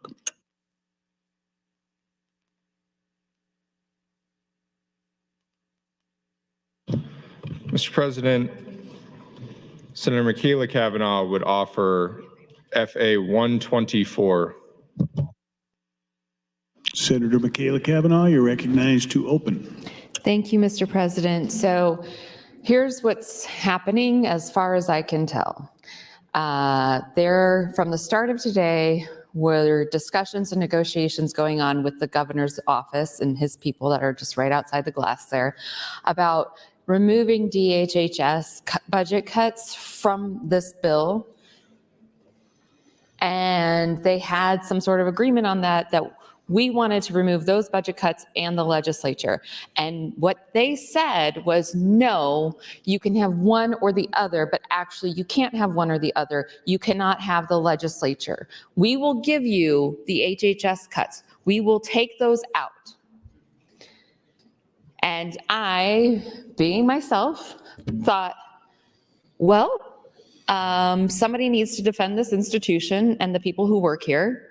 So I'm going to have my own line in the sand that I'm going to filibuster this if we can't protect our own people. So then it was decided, okay, there's the agreement. You get this cut, you reinstated, but not DHHS. So then somebody introduced an amendment to put the legislature back in. And then that was withdrawn, and Senator Dungan, on his own, introduced an amendment to take DHHS out. And then somebody else put another amendment to take the legislature out that was filed after Senator Dungan's, but not in concert with one another. So I was thinking Senator Dungan's bill must be, or amendment must have the 25 now that has been christened by the governor, because the amendment to withdraw the cut to our own institution was taken out. So they must have all decided, we'll give you 25 votes on HHS. But now that has failed. So now we're back to my line in the sand, which is our own institution. And here is the thing I am going to put to you, colleagues. Clearly, they never needed to cut $25 million. They were willing to give it up like that in a heartbeat. And they never could tell us what they were cutting. Is it paper? Is it computers? Is it people? Is it buildings? What are you cutting? They never said. When I asked Senator Clemens, he says efficiencies. That's not an answer. Senator Armendariz and Senator Dover got on the mic and said efficiencies. That's not an answer. What are you cutting with that $25 million that you can just as easily give back without batting an eye at like 10 a.m.? But now we can't. We can't even get, I don't think we got 20 votes to put the DHHS money back into the bill. So do we have the votes to put our own people whole again? Or are we actually working for the governor and not our own constituents and not for the institution of the unicameral? I am in the queue, but I'm actually going to take myself out of the queue. I have nothing more to say on this. This body owes it to these people to vote to put that money back. You owe it to your staff. You owe it to the legislative staff. You owe it to the legislative divisions to put that money back. Show a little backbone, show a little spine, stand up for our own.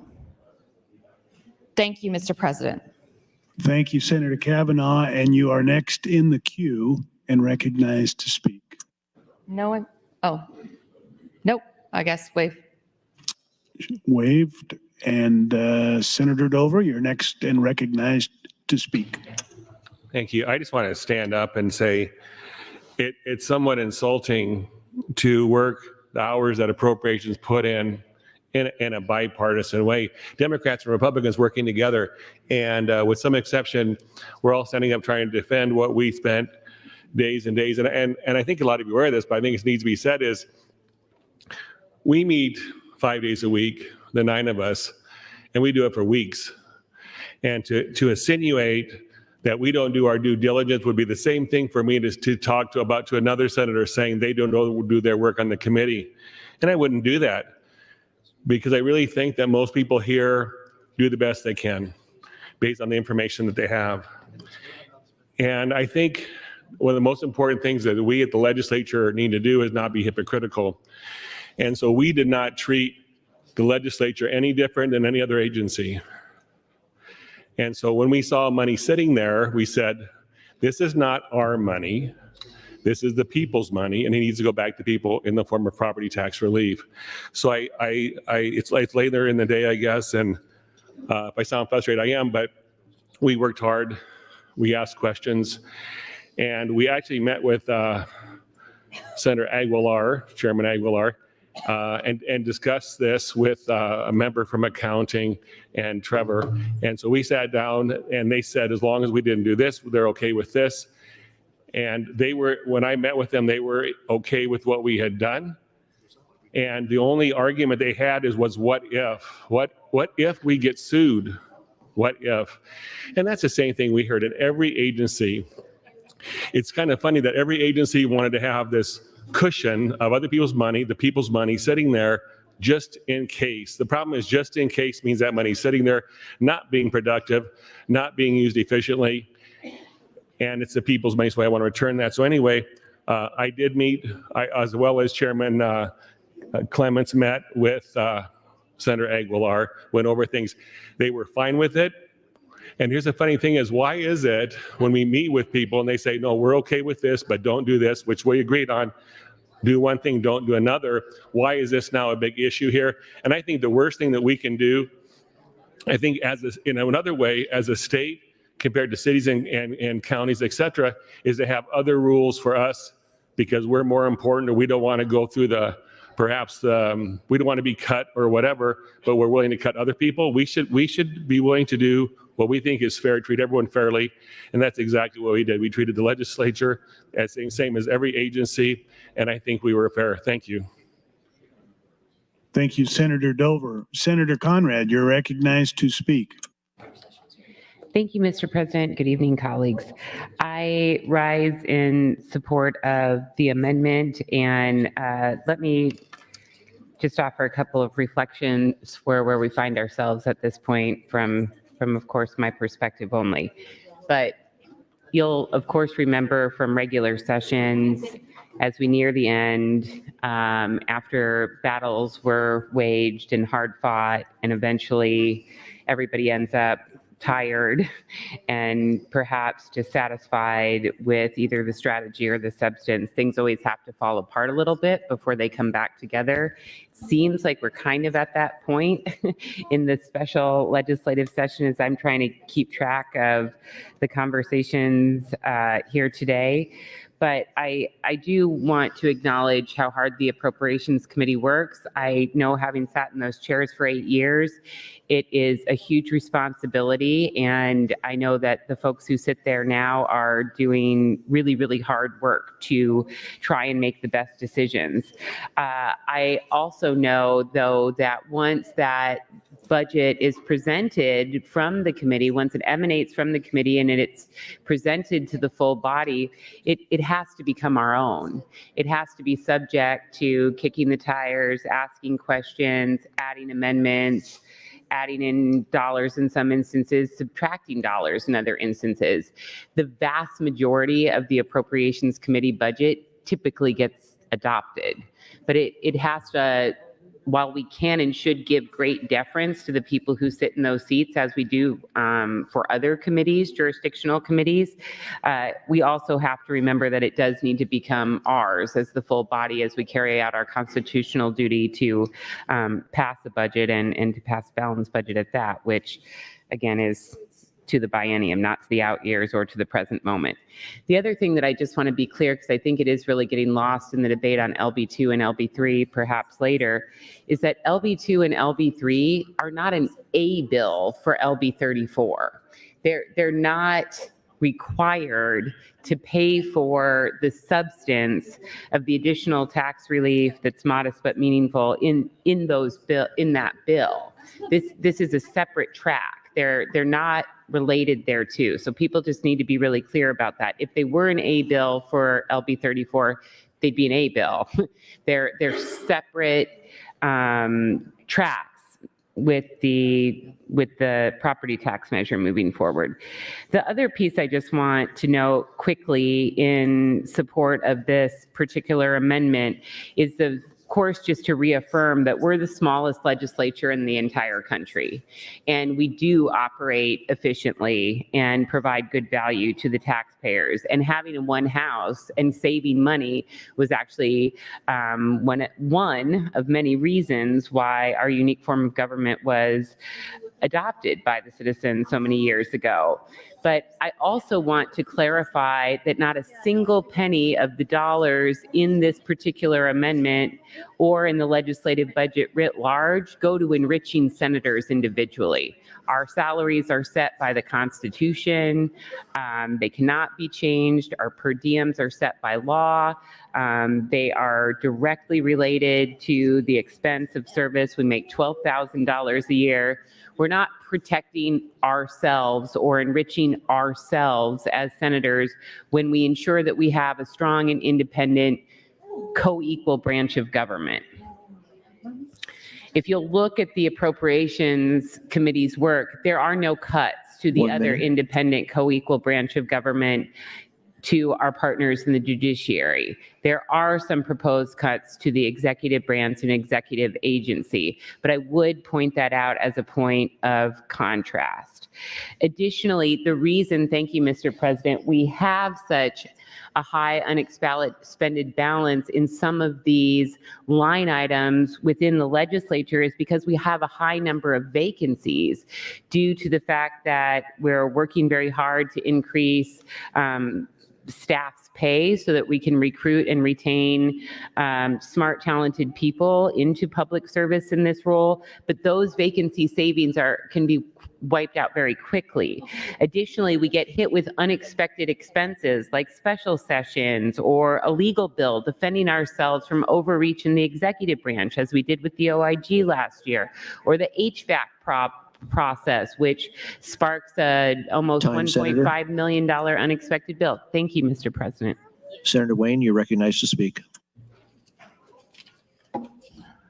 Thank you, Mr. President. Colleagues, what I passed out to you is how Colorado differentiates types of taxes. So if you didn't get that, it's just a grid.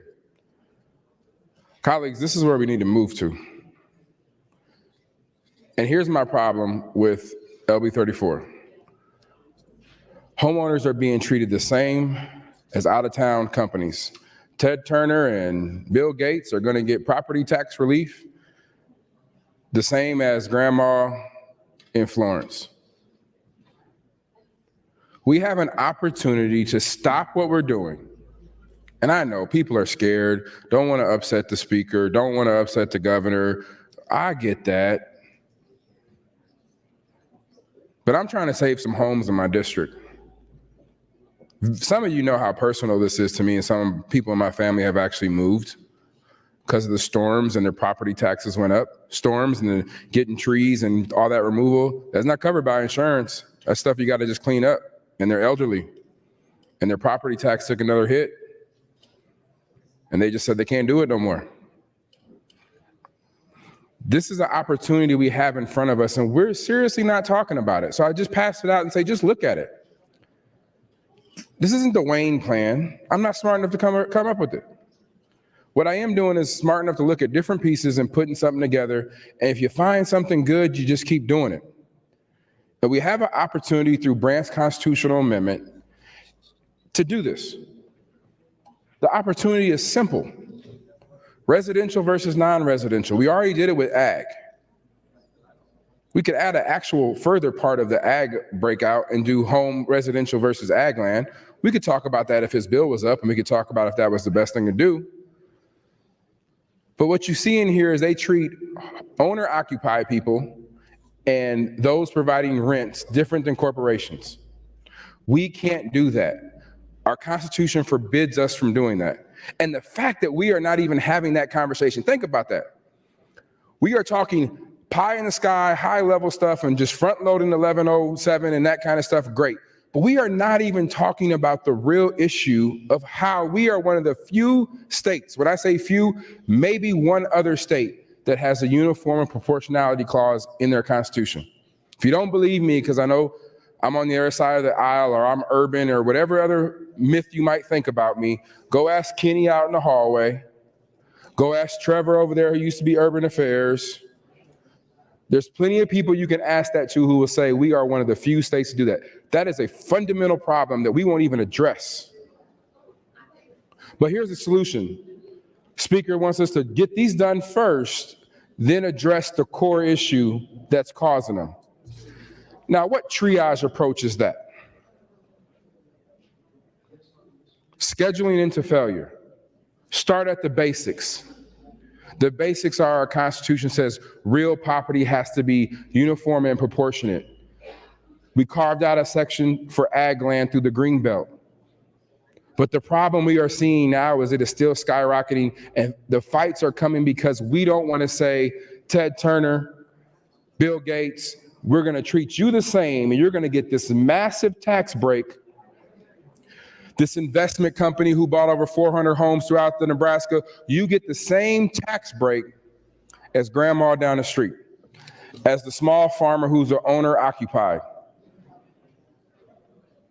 We don't want to have that fundamental conversation.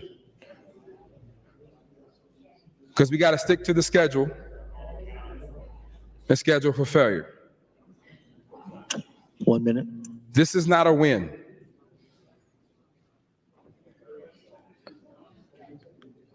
This is an opportunity right before you to show how other states are doing this.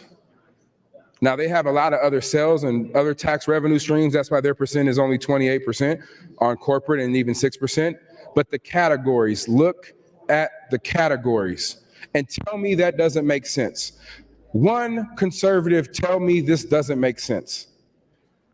I'll be more than happy to give this entire thing to Senator Jacobson, Senator Brandt, Senator Hansen, Senator Dover. If it's because I'm saying it and you're not listening, they can have it. But somebody get on the mic and tell me why this is why we shouldn't start here, why this isn't part of the conversation. To front load, give money away, instead of fixing this and then front load. Time, Senator. Thank you, Mr. President. Senator Aguilar, you are recognized to speak. President, I rise in support of FA 124. And first I want to address an issue that Senator Dover talked about. He kept using the term, what if? What if? In the case of the council and the reasons that we need those reappropriated funds, it's not what if, it's when. It's when. Every year, every budget cycle, something comes up. Whether it be hiring legal outside counsel, making repairs to the chamber, it happens all the time. And we shouldn't have to depend on going to the appropriation committee and ask them for general fund budget money. I feel I have a fiduciary responsibility to not only this institution, but to the employees and the staff of this institution. This is something I care deeply about in my position as chair of the executive board. And that's why I'm being supportive of this issue. Thank you, Mr. President. And if I have any time left, I'd yield it to Senator Conrad if she chooses. Thank you, Senator Aguilar. Senator Conrad, that's 3 minutes and 39 seconds.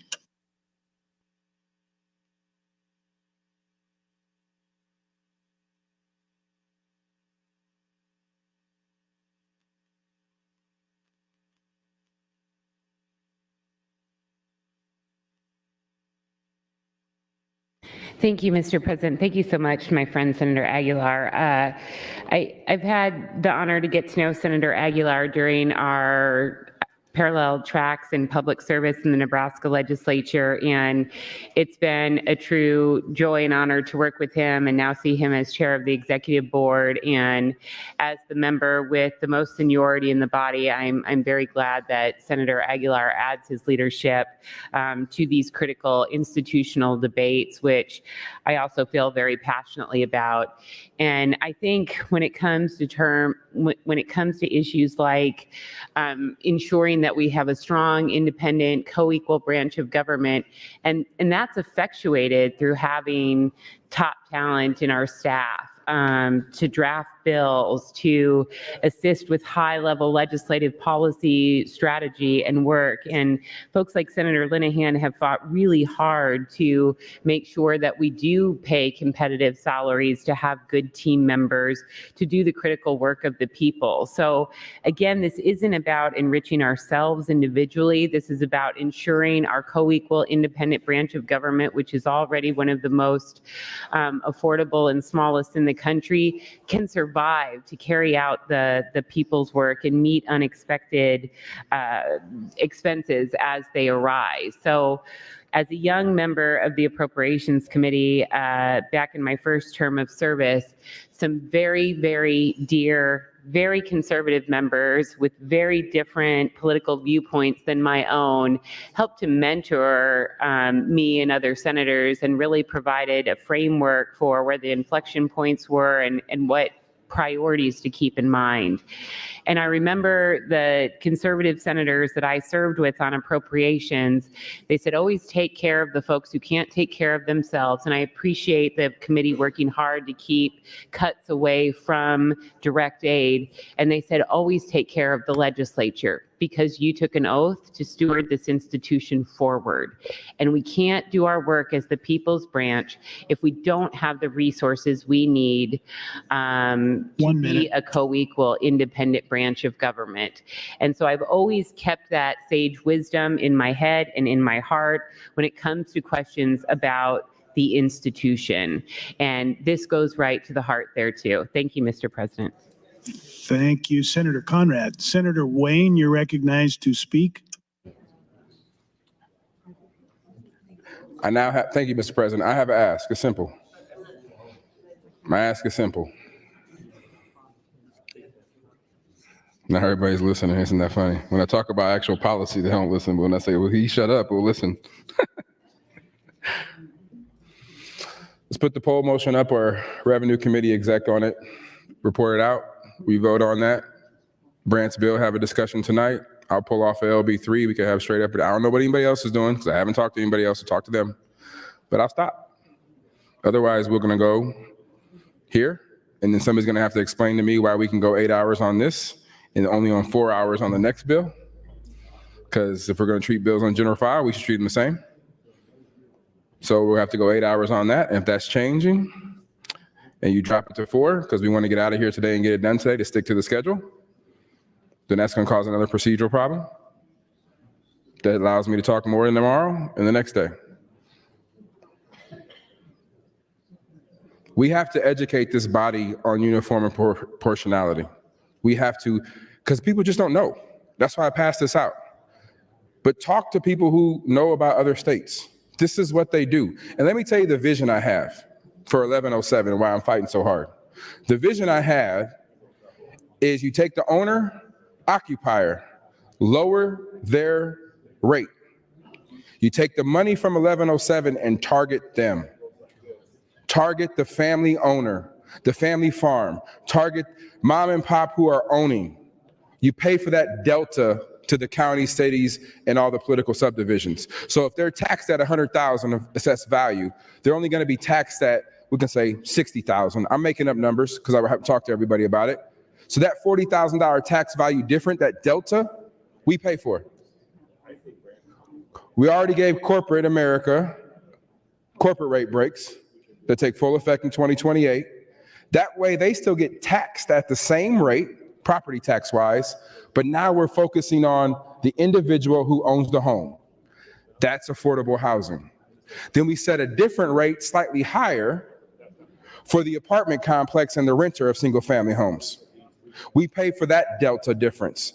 Now we're actually targeting people who live here and not people who own a lot of land and live somewhere else. Somebody tell me why we can't do that right now in the next 4 days. Right now, we're just front loading 1107. It's going to every property owner, banks, Fortune 300 companies, Fortune 500 companies. They're being treated the same as grandma who is on a fixed income who might lose her home. I'm saying we have the ability to be smart, policy-wise, and target those who need it, not the corporations who don't. Look at what I handed out. I'm not smart enough to say I can write the bill by tomorrow, but I know the Revenue Committee damn sure is. We got blueprints, Colorado. If you don't like Colorado because you feel it's too blue, go to Alabama, go to Arkansas, go to Texas. I can keep naming everybody who does it unlike how we do it. Arizona does it. But it allows this body right now to target 1107 money starting January 1st to go to them. And here's the best part. Those who are running for office, the governor, everybody gets to spend the next 2 months talking to the public of why they should have to vote for this amendment. Now you're engaging people, talking about property tax relief, and now they get to feel like they participate in it by voting on this constitutional amendment. Get to travel around your district, talk about why this is important and we should vote for it, and the savings to the family farm, not the corporate farm. The savings to grandma, not Union Pacific, I'm supposed to not name names, railroads. That's what we can do. Be bold. We have an opportunity here and we can get it done. Thank you, Mr. President. Thank you, Senator Wayne. Senator Clemens, you're next in the queue and recognized to speak. Thank you, Mr. President. I'm going to be supporting FA 124 that restores the reduction of 2024 funds to the Legislative Council. Chairman Aguilar has a concern that expenses are going to come forward that he's not sure about. I thought the amount that we reduced the budget was going to leave adequate funds, but in deference to Chairman Aguilar, I'm willing to vote for FA 124, and that I think will help us move on today also. Thank you, Mr. President. Thank you, Senator Clemens. Senator Erdman, you're recognized to speak. Thank you, Mr. President.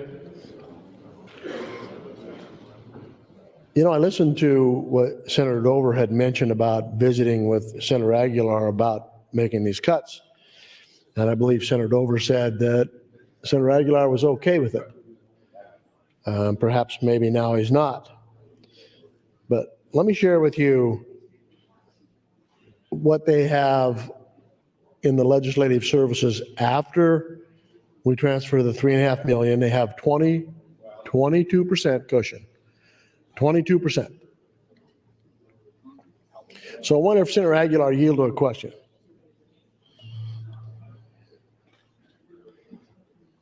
Senator Aguilar, would you yield to a question? Yes, I will. Senator Aguilar, you heard me say just then that after we take the $3.5 million, have a 22% cushion. If we leave and put the $3.5 million back, it's 49%. The state budget, cash reserve, we function on try to get 16%. Tell me, why is the legislative services part of the state need more cash reserve than the state?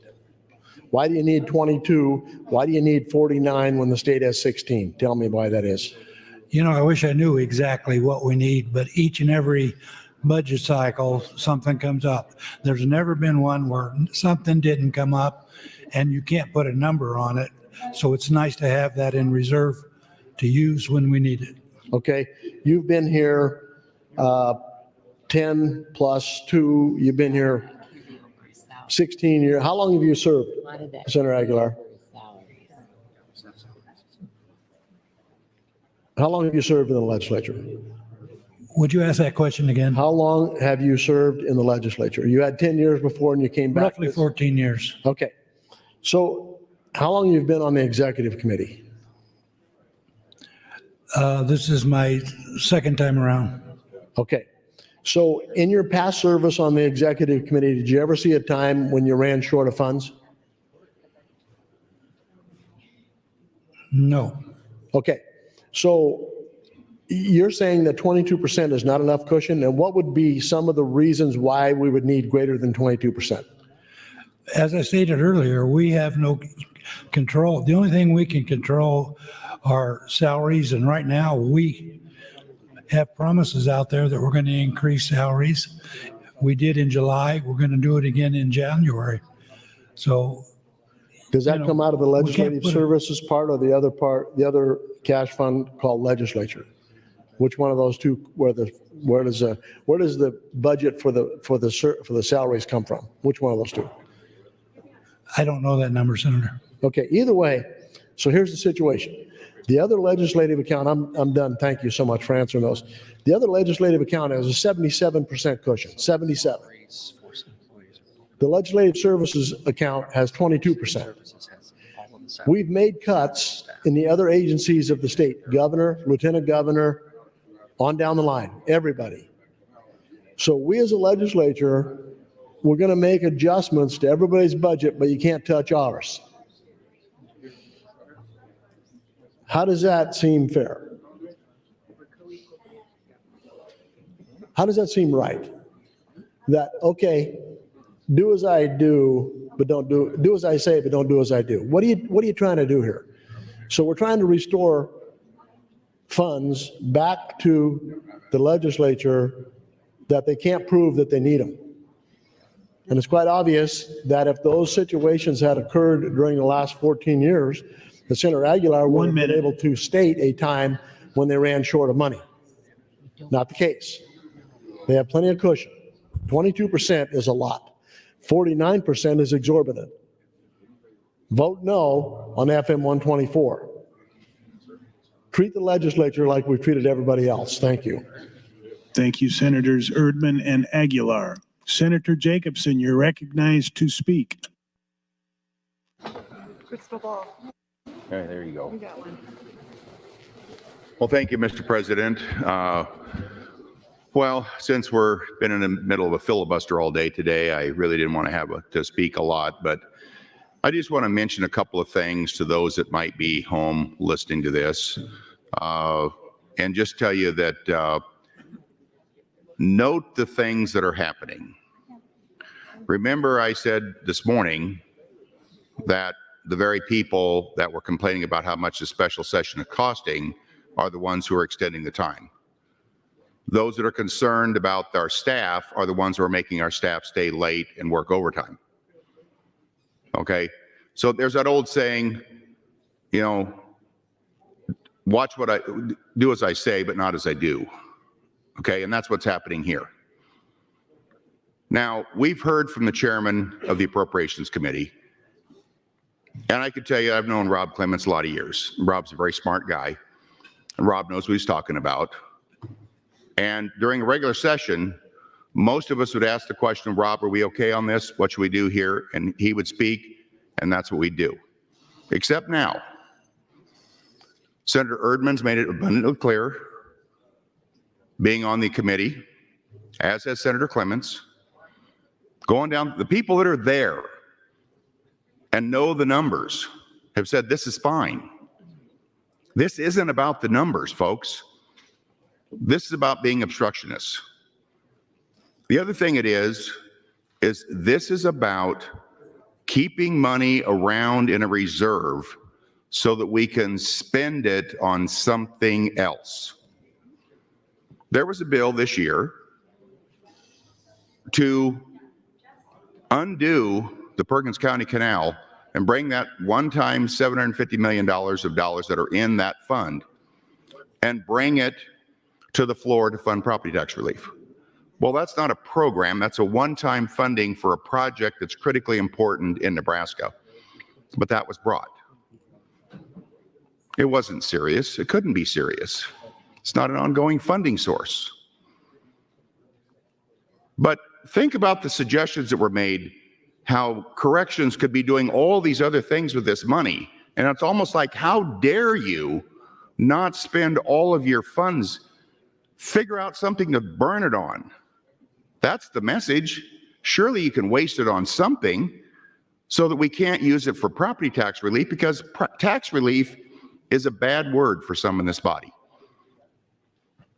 So I can tell you that in January, we will be back with a lot of the workings of LB1, and we'll be doing it with the new legislature, and the numbers are probably going to be different, and we'll be back.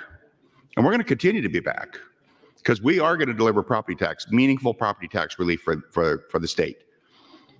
But what we're doing in the meantime is, remember, we had an unprecedented number of bills that were introduced, 99 bills and CAs that were brought to a narrowly defined special session that was intended for property tax relief, predominantly LB1, LB2, LB3. We should have been able to come in after the hearings, got in here, had the debate, and gotten out. But we haven't. And now we want to bring in more things that can be handled next year. Now, there are people that are saying, well, we want to be able to get this changed. I don't oppose the bill that Senator Brandt would like to see and that Senator Wayne's promoting. But that's also going to mean we're going to have to change the timing in which we can get something on the ballot. 1 minute. And so I believe we come back in January, we will probably set up a time to where there can be an annual vote, an annual election day, call it the first Tuesday in November. So there'll be an opportunity next year to have an election and pass all this with plenty of time to review it. But what we've heard a lot here too is we don't have enough time to review this stuff, but now we've got something that's not even made it out of committee, but we want to bring that to the floor so we can pass it. I guess certain things we have to review, certain things we don't. Just saying, there's money in your pocket, it's easy to spend. Don't leave a lot of money laying in your pocket that you don't need laying in your pocket. Thank you. Thank you, Senator Jacobson. Senator Hansen, you're recognized to speak. Okay. Thank you, Mr. President. I was deliberating on what to do with FA 124 because I'm hearing both sides of the argument on why we should or we shouldn't vote for this, and decided to take legislative counsel out because I have some of the same thoughts that Senator Dover expressed, but also listening to previous arguments about the bill from maybe perhaps Senator Kavanaugh and others, Michaela Kavanaugh, about how we need to make sure we do our due diligence and make sure there's not an overlap of the three branches of government. And so I was hoping Senator Clemens could yield to a question. Senator Clemens, would you yield? Yes. So Senator Clemens, we have every ability to bring this back in January, which is what others have mentioned before, right? So this portion that we're talking about with this floor amendment, getting rid of it, we can bring it back right away in January.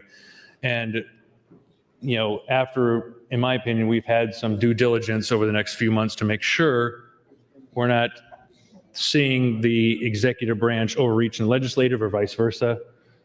We have an ability to bring this back in January and address this again right away during the budget, right? Yes, and especially to find out whether the executive board or legislative council has some additional expenses. The inspector general issue isn't settled yet. Outside legal counsel expenses, we would know better in January if there is excess money then, and we'll review it then. Okay, thank you.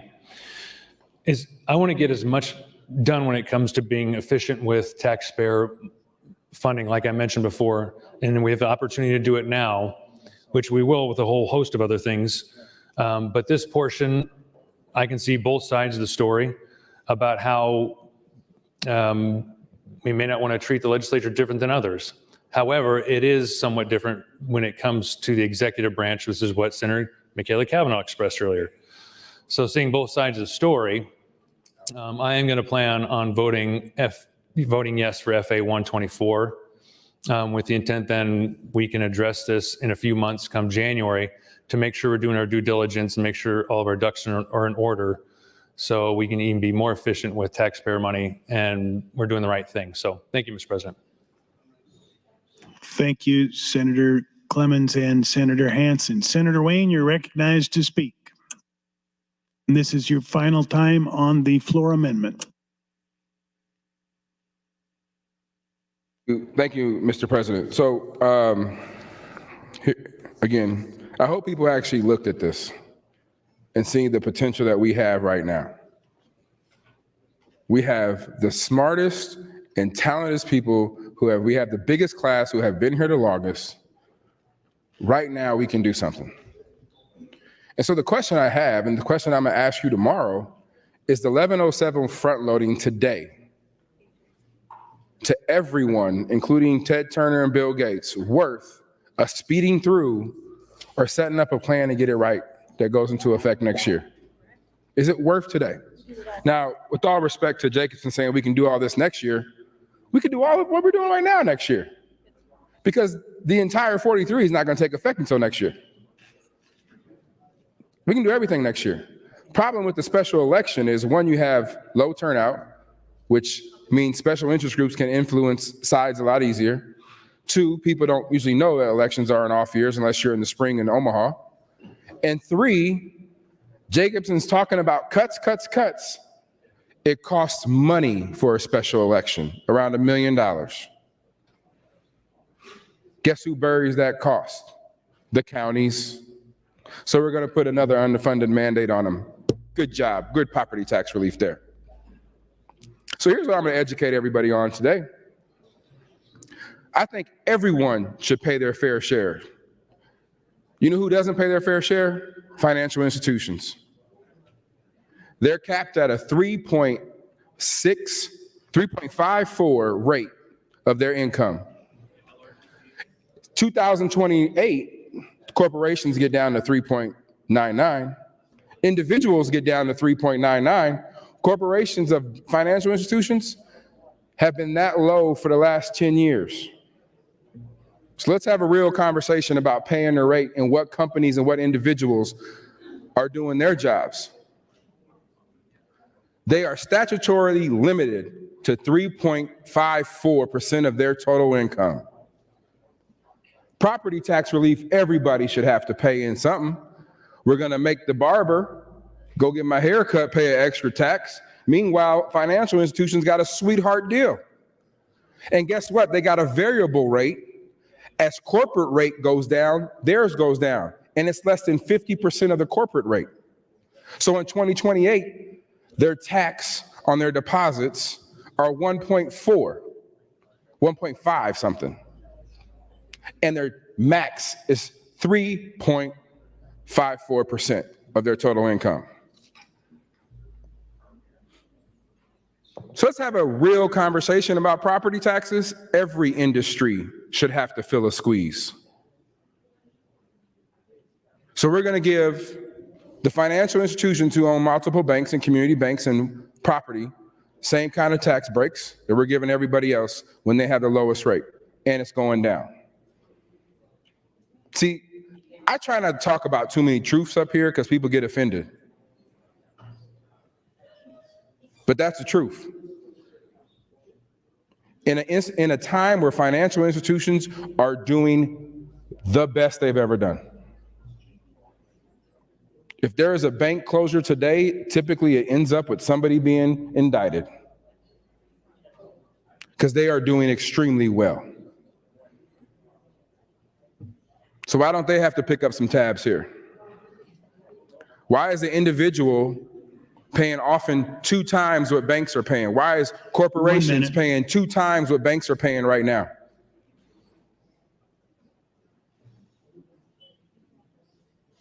So there's a lot of things that go into property tax that we don't want to talk about. We want to find the easiest solution, cut the levy, and let's call it good. We got an opportunity to fix it today. We got an opportunity to fix it while we're down here.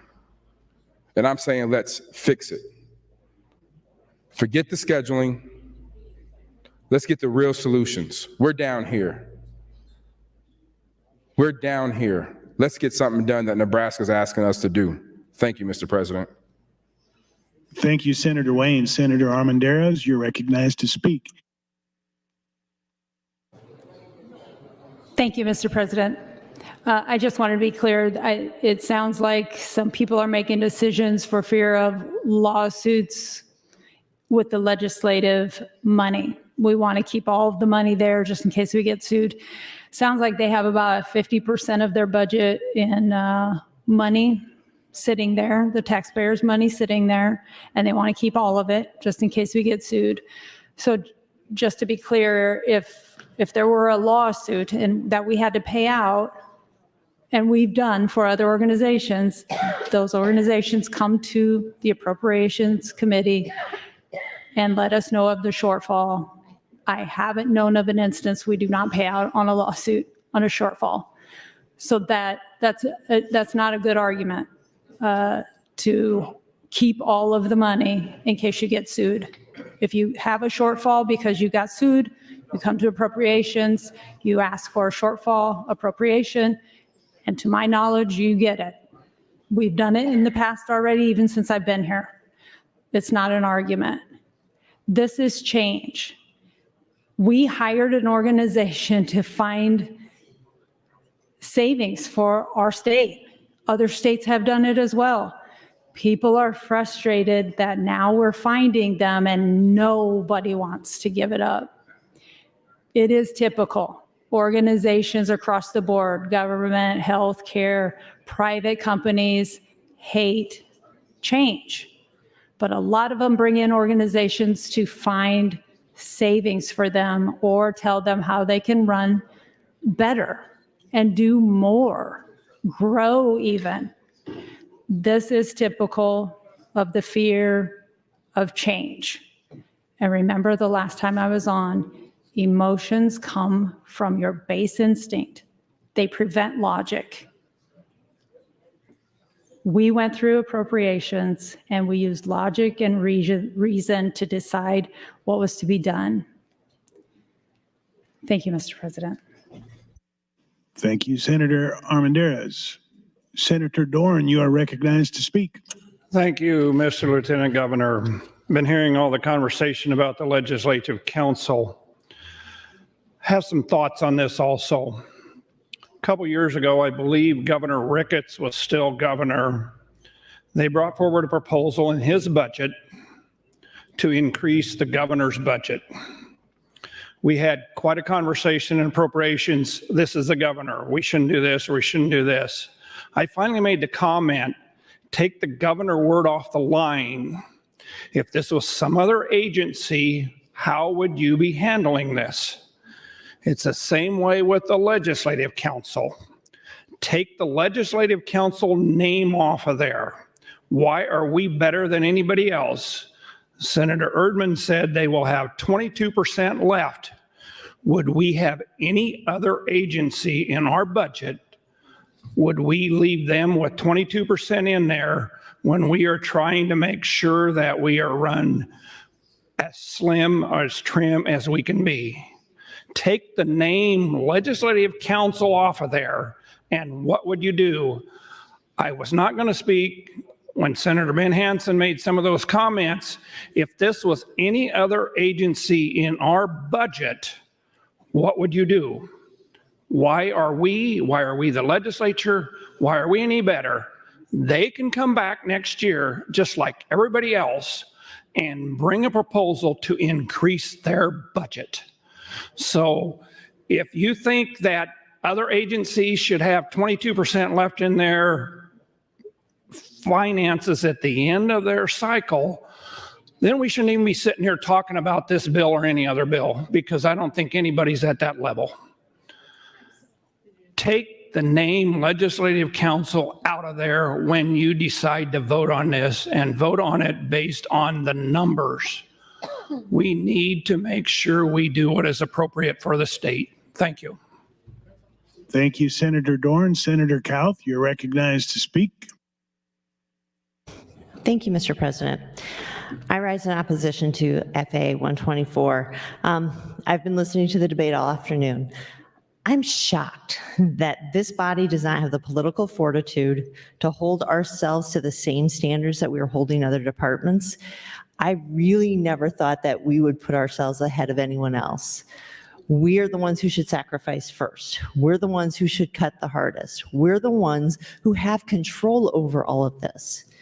And we are the ones who are most directly responsible to the taxpayer. That is not our money. That belongs to the taxpayer. That belongs to the people who are struggling to pay their property taxes. That belongs to people who have paid taxes for decades. It's theirs, it's not ours. When I heard the numbers, I thought, well, gosh, maybe we really do need, tell me what those numbers are. If we hold on to this money, I think we have 49% cushion in our account.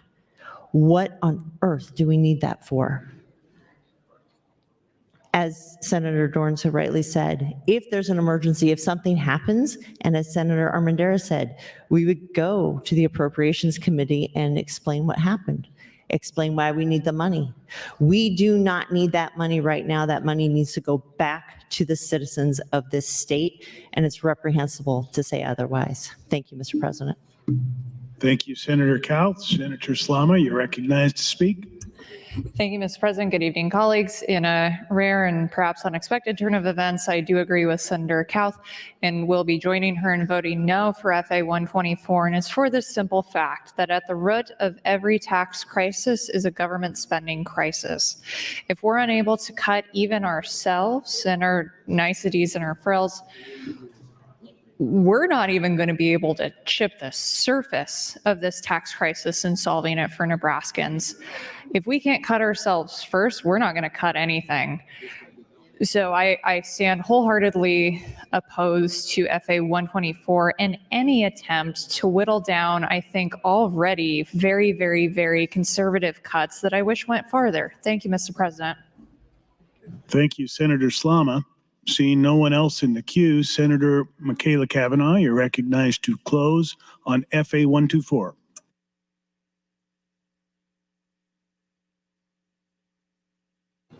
Call of the House. There's been a request to place the House under call. The question is, shall the House go under call? All those in favor vote aye. All those opposed vote nay.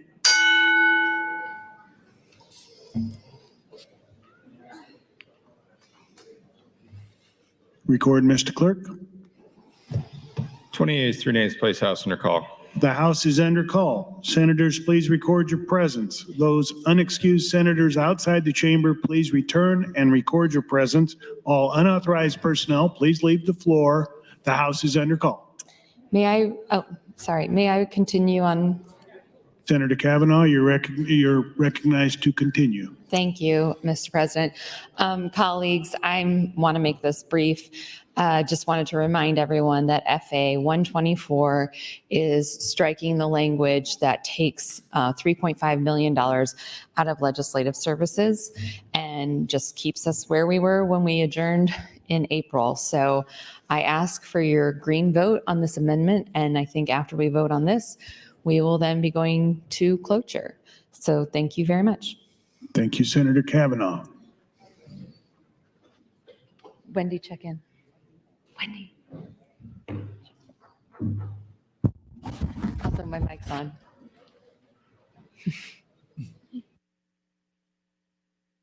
Senators Dungan and John Kavanaugh, please return to the chamber and record your presence. The House is under call.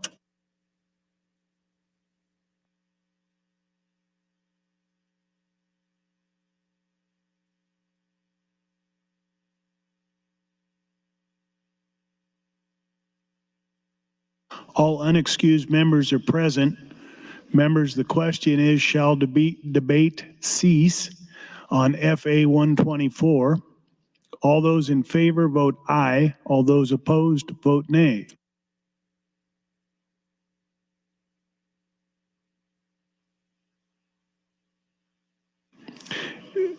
Members, the question is the adoption of FA 124. All those in favor vote aye. All those opposed vote nay. Request for a roll call vote. Mr. Clerk. Senator Aguilar. Voting yes, Senator Albright. Voting no, Senator Arch. Voting yes, Senator Armendariz. Voting no, Senator Ballard. Voting no, Senator Blood. Voting yes, Senator Boston. Voting no, Senator Bostar. Voting no, Senator Bostelman. Voting no, Senator Brandt. Voting yes, Senator Brewer. Voting no, Senator John Kavanaugh. Voting yes, Senator McKinney and Kavanaugh. Voting yes, Senator Clemens. Voting yes, Senator Conrad. Voting yes, Senator Day. Senator DeBoer. Not voting, Senator DeKay. Voting yes, Senator Dorne. Voting no, Senator Dover. Voting no, Senator Dungan. Voting yes, Senator Erdman. Not voting, Senator Frederickson. Voting yes, Senator Holleran. Not voting, Senator Hansen. Voting yes, Senator Hardin. Voting yes, Senator Holcroft. Voting yes, Senator Hughes. Voting no, Senator Hunt. Senator Ibaugh. Voting no, Senator Jacobson. Voting no, Senator Kauth. Voting no, Senator Linehan. Voting no, Senator Lippincott. Voting no, Senator Lowe. Voting no, Senator McDonald. Voting no, Senator McKinney. Voting yes, Senator Meyer. Voting no, Senator Mosier. Voting no, Senator Merman. Not voting, Senator Raybold. Senator Reapy. Voting no, Senator Sanders. Voting no, Senator Slama. Voting no, Senator Vargas. Voting yes, Senator Von Gillern. Voting no, Senator Walls. Voting yes, Senator Wayne. Voting yes, Senator Wishart. Voting yes. Senator Erdman voting no. Senator DeBoer voting yes. Vote is 20 ayes, 24 nays, Mr. President, on adoption of the floor amendment. The amendment is not adopted.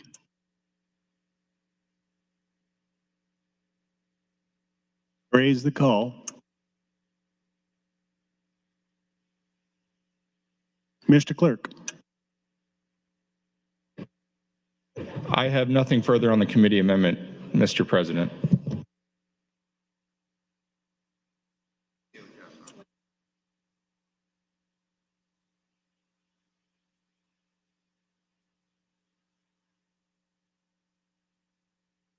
Senator McKinney Kavanaugh, you're next in the queue.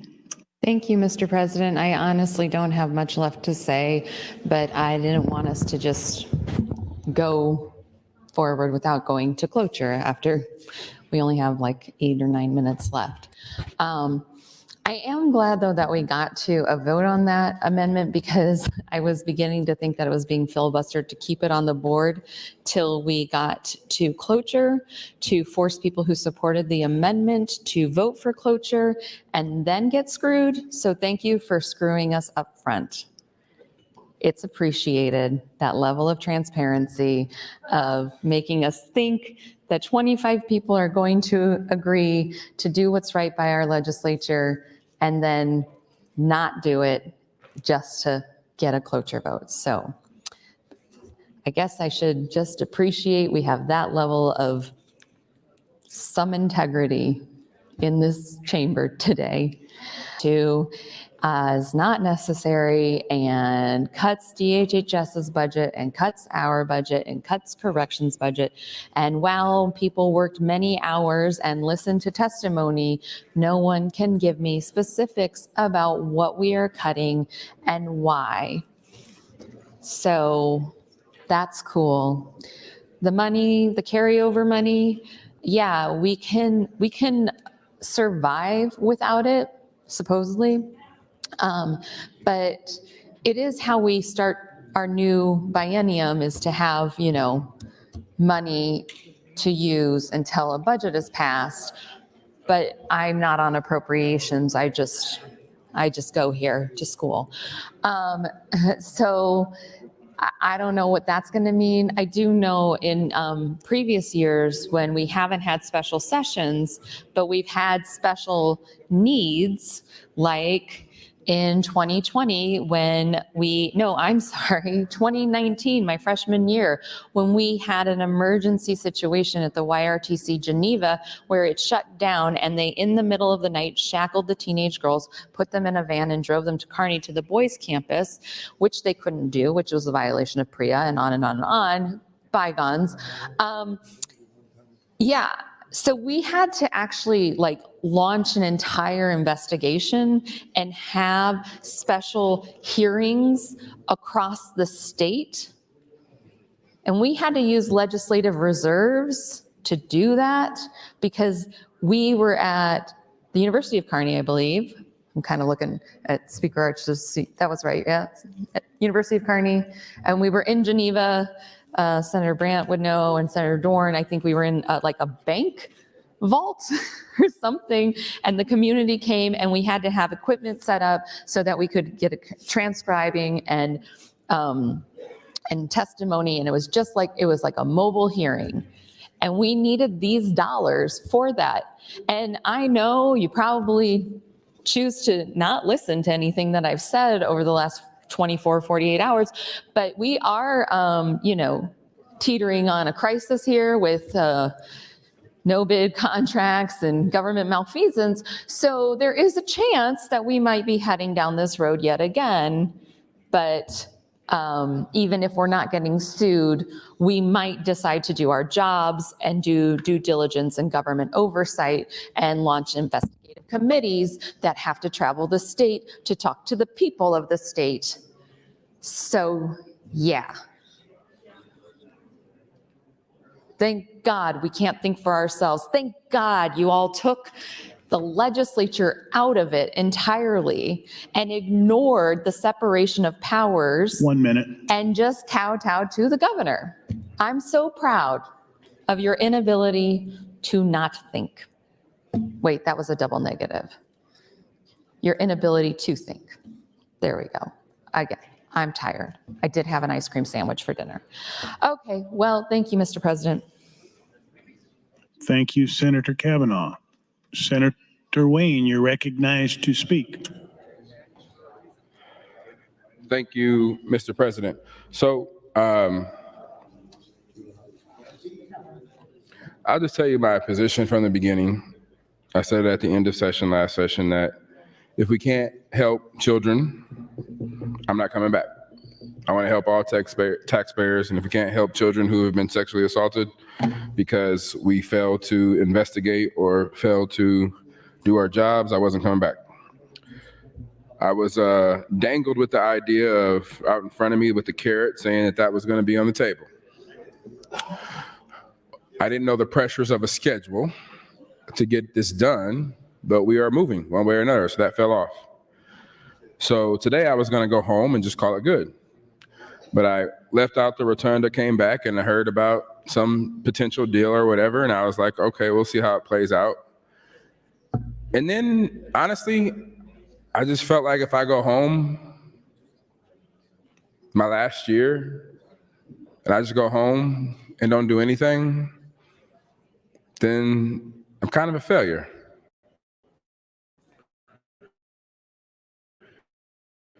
And that's never been in my nature. Never been in my nature. So what if we figure out a way tax occupiers in Brantsville? And I wasn't joking. I woke up in the middle of the night thinking about this. And it wasn't until I walked back into the rotunda where I was like, all right, they cut a deal. We're going to move forward. This bill passes. Everybody goes. But then I was just like, will I get home and kick myself later for not talking about how we really can do something different? And I got to look at myself in the mirror. And I got to say that I tried. To my mom and dad, to my next door neighbors, to the neighbor around the corner who just moved, to Michelle, who has her house up for sale in Florence because their valuation doubled and she had 2 big trees fall down, and luckily the neighbors and everybody came in and tried to fix it, but now she's being nickeled and dimed by the insurance company, and she's just like, I can't, it's too much. I'm on a fixed income. Lost my husband 10 years ago. So I said, okay, I can't let them people down. So I'm gonna talk and talk until somebody listens. And if you think the idea I'm bringing around of putting a skeleton or putting a framework around how we can do something that's completely wrong, then talk to somebody else. Talk to somebody else because you're upset that I'm taking time. Talk to somebody else and ask them what they are doing in other states. Talk to Senator Urban. He knows about Arizona. They do it differently from owner occupied to people who have rental houses to commercial. Talk to Linehan. She knows about Colorado. Florida. I'm not making this up. But we want to stick to a schedule so we can get out of here and keep moving and come back in January. Come back in January and say what? Where you have social issues on the table that if you don't do this, we're not going to do this. We get back in the filibuster and do what? I do got to correct Senator Jacobson on one thing. This call is wide open. If you open up the appropriations budget and make broad cuts, the entire budget is open and every law that goes into it. He had 14 different things on the call. And the last one was number 14 was anything that can do with the property tax, sales tax, et cetera. 1 minute. You may not think marijuana's on the call. It is consumable hemp. This is one of the broadest calls I've ever seen. And the reason it's long, because we didn't get the bill till the day before. I remember TransCanada, when they had that whole pipeline debate, everybody knew the 3 bills were and where they were, and it became a fight and we went home. Whoever won, won. That didn't happen here. Your own side were introducing different bills. So don't blame me for being here. I'm just saying if we're here, let's do something. Thank you, Mr. President. Thank you, Senator Wayne. Mr. Clerk, you have a motion on your desk. I do, Mr. President. Senator Clemens would move to invoke cloture pursuant to Rule 7, Section 10. Senator Clemens, for what purpose do you rise? I'd like a call of the House and a roll call vote in regular order. There's been a request to place the House under call. The question is, shall the House go under call? All those in favor vote aye. All those opposed vote nay.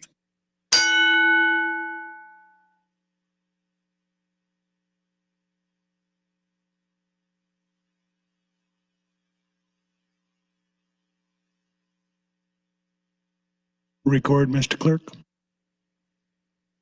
37 ayes, 3 nays, place House under call.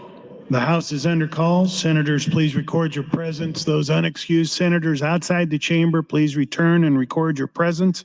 All unauthorized personnel, please leave the floor. The House is under call.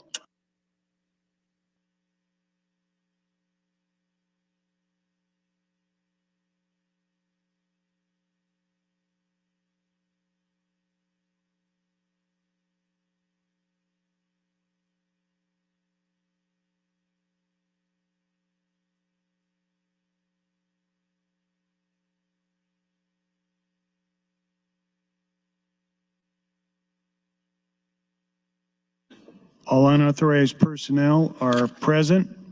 Members, the first vote is the motion to invoke cloture. There's been a request for a roll call vote, regular order. Mr. Clerk. Senator Aguilar. Yes. Voting yes. Senator Albright. Voting yes. Senator Arch. Voting yes. Senator Armendariz. Voting yes. Senator Ballard. Yes. Voting yes. Senator Blood. Voting yes. Senator Ibbotson. Voting yes. Senator Bostar. Voting no. Senator Bostelman. Voting yes. Senator Brandt. Voting yes. Senator Brewer. Voting yes. Senator John Kavanaugh. Voting no. Senator McKinney Kavanaugh. Voting no. Senator Clemens. Voting yes. Senator Conrad. Voting no. Senator Day. Senator DeBoer. Voting no. Senator DeKay. Voting yes. Senator Dorne. Voting yes. Senator Dover. Voting yes. Senator Dungan. Voting no. Senator Erdman. Voting yes. Senator Frederickson. Voting no. Senator Halloran. Voting yes. Senator Hansen. Voting yes. Senator Hardin. Voting yes. Senator Holcroft. Voting yes. Senator Hughes. Voting yes. Senator Hunt. Senator Ibaugh. Voting yes. Senator Jacobson. Voting yes. Senator Kauth. Voting yes. Senator Linehan. Voting yes. Senator Lippincott. Voting yes. Senator Lowe. Voting yes. Senator McDonald. Voting yes. Senator McKinney. Voting no. Senator Meyer. Voting yes. Senator Mosier. Voting yes. Senator Merman. Voting yes. Senator Raybold. Senator Reapy. Voting yes. Senator Sanders. Voting yes. Senator Slama. Voting yes. Senator Vargas. Voting no. Senator Von Gillern. Voting yes. Senator Walls. Not voting. Senator Wayne. Voting no. Senator Wishart.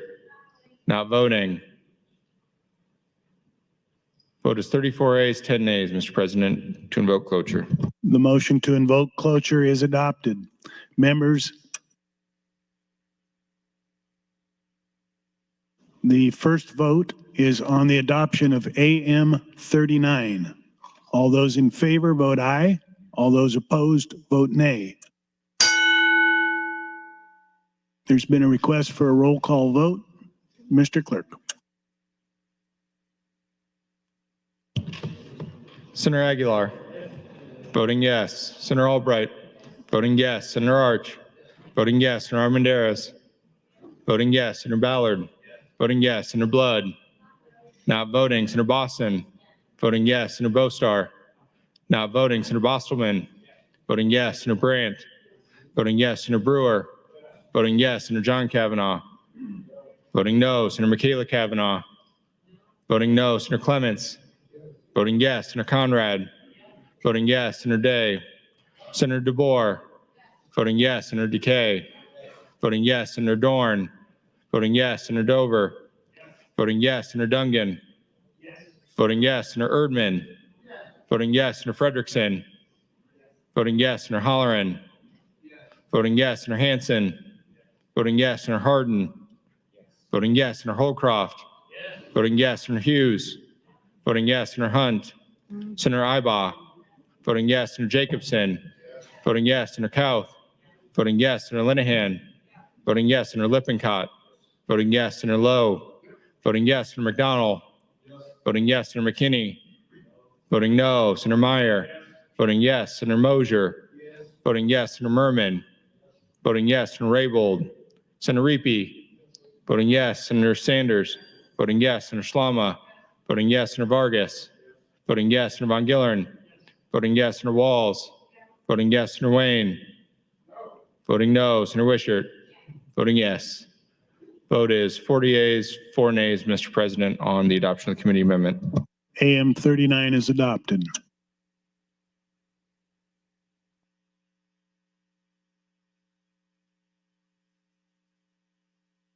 The next vote is on the advancement of ENR, or LB2 to ENR initial. There's been a request for a roll call vote reverse order. Mr. Clerk. Senator Wishart. Not voting, Senator Wayne. Voting no, Senator Walls. Not voting, Senator Von Gillern. Voting yes, Senator Vargas. Voting no, Senator Slama. Voting yes, Senator Sanders. Voting yes, Senator Riepe. Voting yes, Senator Raybold. Senator Merman. Voting yes, Senator Mosier. Voting yes, Senator Meyer. Voting yes, Senator McKinney. Voting no, Senator McDonald. Voting yes, Senator Lowe. Voting yes, Senator Lippincott. Voting yes, Senator Linehan. Voting yes, Senator Kauth. Voting yes, Senator Jacobson. Voting yes, Senator Ibbotson. Voting yes, Senator Hunt. Senator Hughes. Voting yes, Senator Holcroft.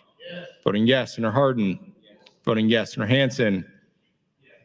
Voting yes, Senator Holleran. Voting yes, Senator Frederickson.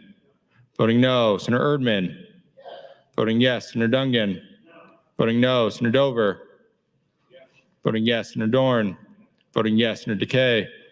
Voting yes, Senator DeBoer. Voting no, Senator Day. Senator Conrad. Voting no, Senator Clemens. Voting yes, Senator McKinney Kavanaugh. Voting no, Senator John Kavanaugh. Voting no, Senator Brewer. Voting yes, Senator Brandt. Voting yes, Senator Bostelman. Voting yes, Senator Bostar. Voting no, Senator Boston. Voting yes, Senator Blood. Voting no, Senator Ballard. Voting yes, Senator Armendariz. Voting yes, Senator Arch. Voting yes, Senator Albright. Voting yes, Senator Aguilar. Voting yes. Vote is 33 yeas, 11 nays on advancement of the bill, Mr. President. LB2 is advanced to ENR initial. Mr. Clerk, next item. And I raise the call. Speaker Arch, you're recognized for an announcement. No.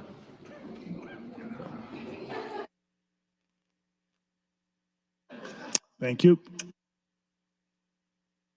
Mr. Clerk, for items. Mr. President, few items. Amendments to be printed from Senator Erdman to LB 34, Senator Bostelman to LB 3. New LR, Senator McKinney congratulating Terrence Bud Crawford as a boxing 4-division professional boxing world champion.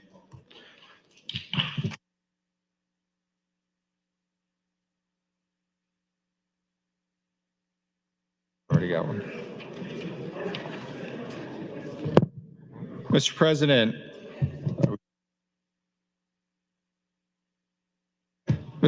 Senator McKinney Kavanaugh would move to adjourn the body sine die. Speaker Arch, you're recognized to address the issue. Thank you, Mr. President. I'm not sure the purpose of the motion at this point. I think I'd like to speak to it, however. There's no question that what we have tackled in this special session has got to be, if not the top, most complex issue that ever can come before this body. It's certainly in the top 5. It is multifaceted. It is a very complex topic, many pieces to it, many constituents that are very interested in what we're doing, but we're not done. We are in process, and we can disagree on what that process is, but we aren't done. We owe it to the citizens to complete our process, whatever the outcome, and whether it's short, whether it's long, we're here. For that, I would ask that you vote no on this motion to adjourn sine die. Thank you, Speaker Arch.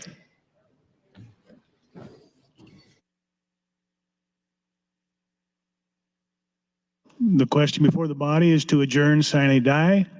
All those in favor vote aye. All those requests for roll call reverse order, Mr. Clerk. Senator Wishart. Voting no. Senator Wayne.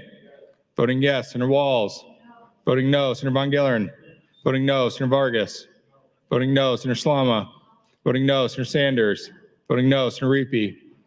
Voting no. Senator Raybold. Senator Merman. Voting no. Senator Mosier. Voting no. Senator Meyer. Voting no. Senator McKinney. Voting yes. Senator McDonald. Voting no. Senator Lowe. Voting no. Senator Lippincott. Voting no. Senator Linehan. Voting no. Senator Kauth. Voting no. Senator Jacobson. Voting no. Senator Ibach. Voting no. Senator Hunt. Senator Hughes. Voting no. Senator Holcroft. Voting no. Senator Hardin. Voting no. Senator Hansen. Voting no. Senator Holloran. Voting no. Senator Frederickson. Voting no. Senator Erdman. Voting yes. Senator Dungan. Voting no. Senator Dover. Voting no. Senator Dorne. Voting no. Senator DeKay. Voting no. Senator DeBoer. Voting no. Senator Day. Senator Conrad. Voting no. Senator Clemens. Voting no. Senator McKinney and Kavanaugh. Voting yes. Senator John Kavanaugh. Voting yes. Senator Brewer. Voting no. Senator Brandt. Voting no. Senator Bostelman. Voting no. Senator Bostar. Voting no. Senator Boston. Voting no. Senator Blood. Voting no. Senator Ballard. Voting no. Senator Armendariz. Voting no. Senator Arch. Voting no. Senator Albright. Voting no. Senator Aguilar. Voting no. Vote is 5 ayes, 41 nays, Mr. President, to adjourn the body sine die. The motion fails. Mr. Clerk. Mr. President, priority motion, Senator Ben Hansen would move to adjourn the body until Thursday, August 15th at 9:00 a.m. Members, you've heard the motion to adjourn. All those in favor? All those opposed vote nay.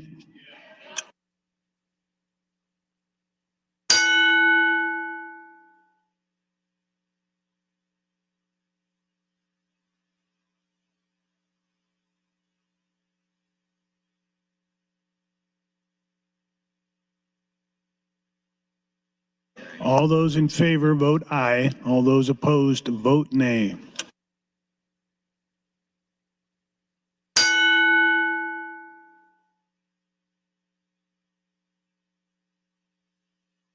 Record, Mr. Clerk.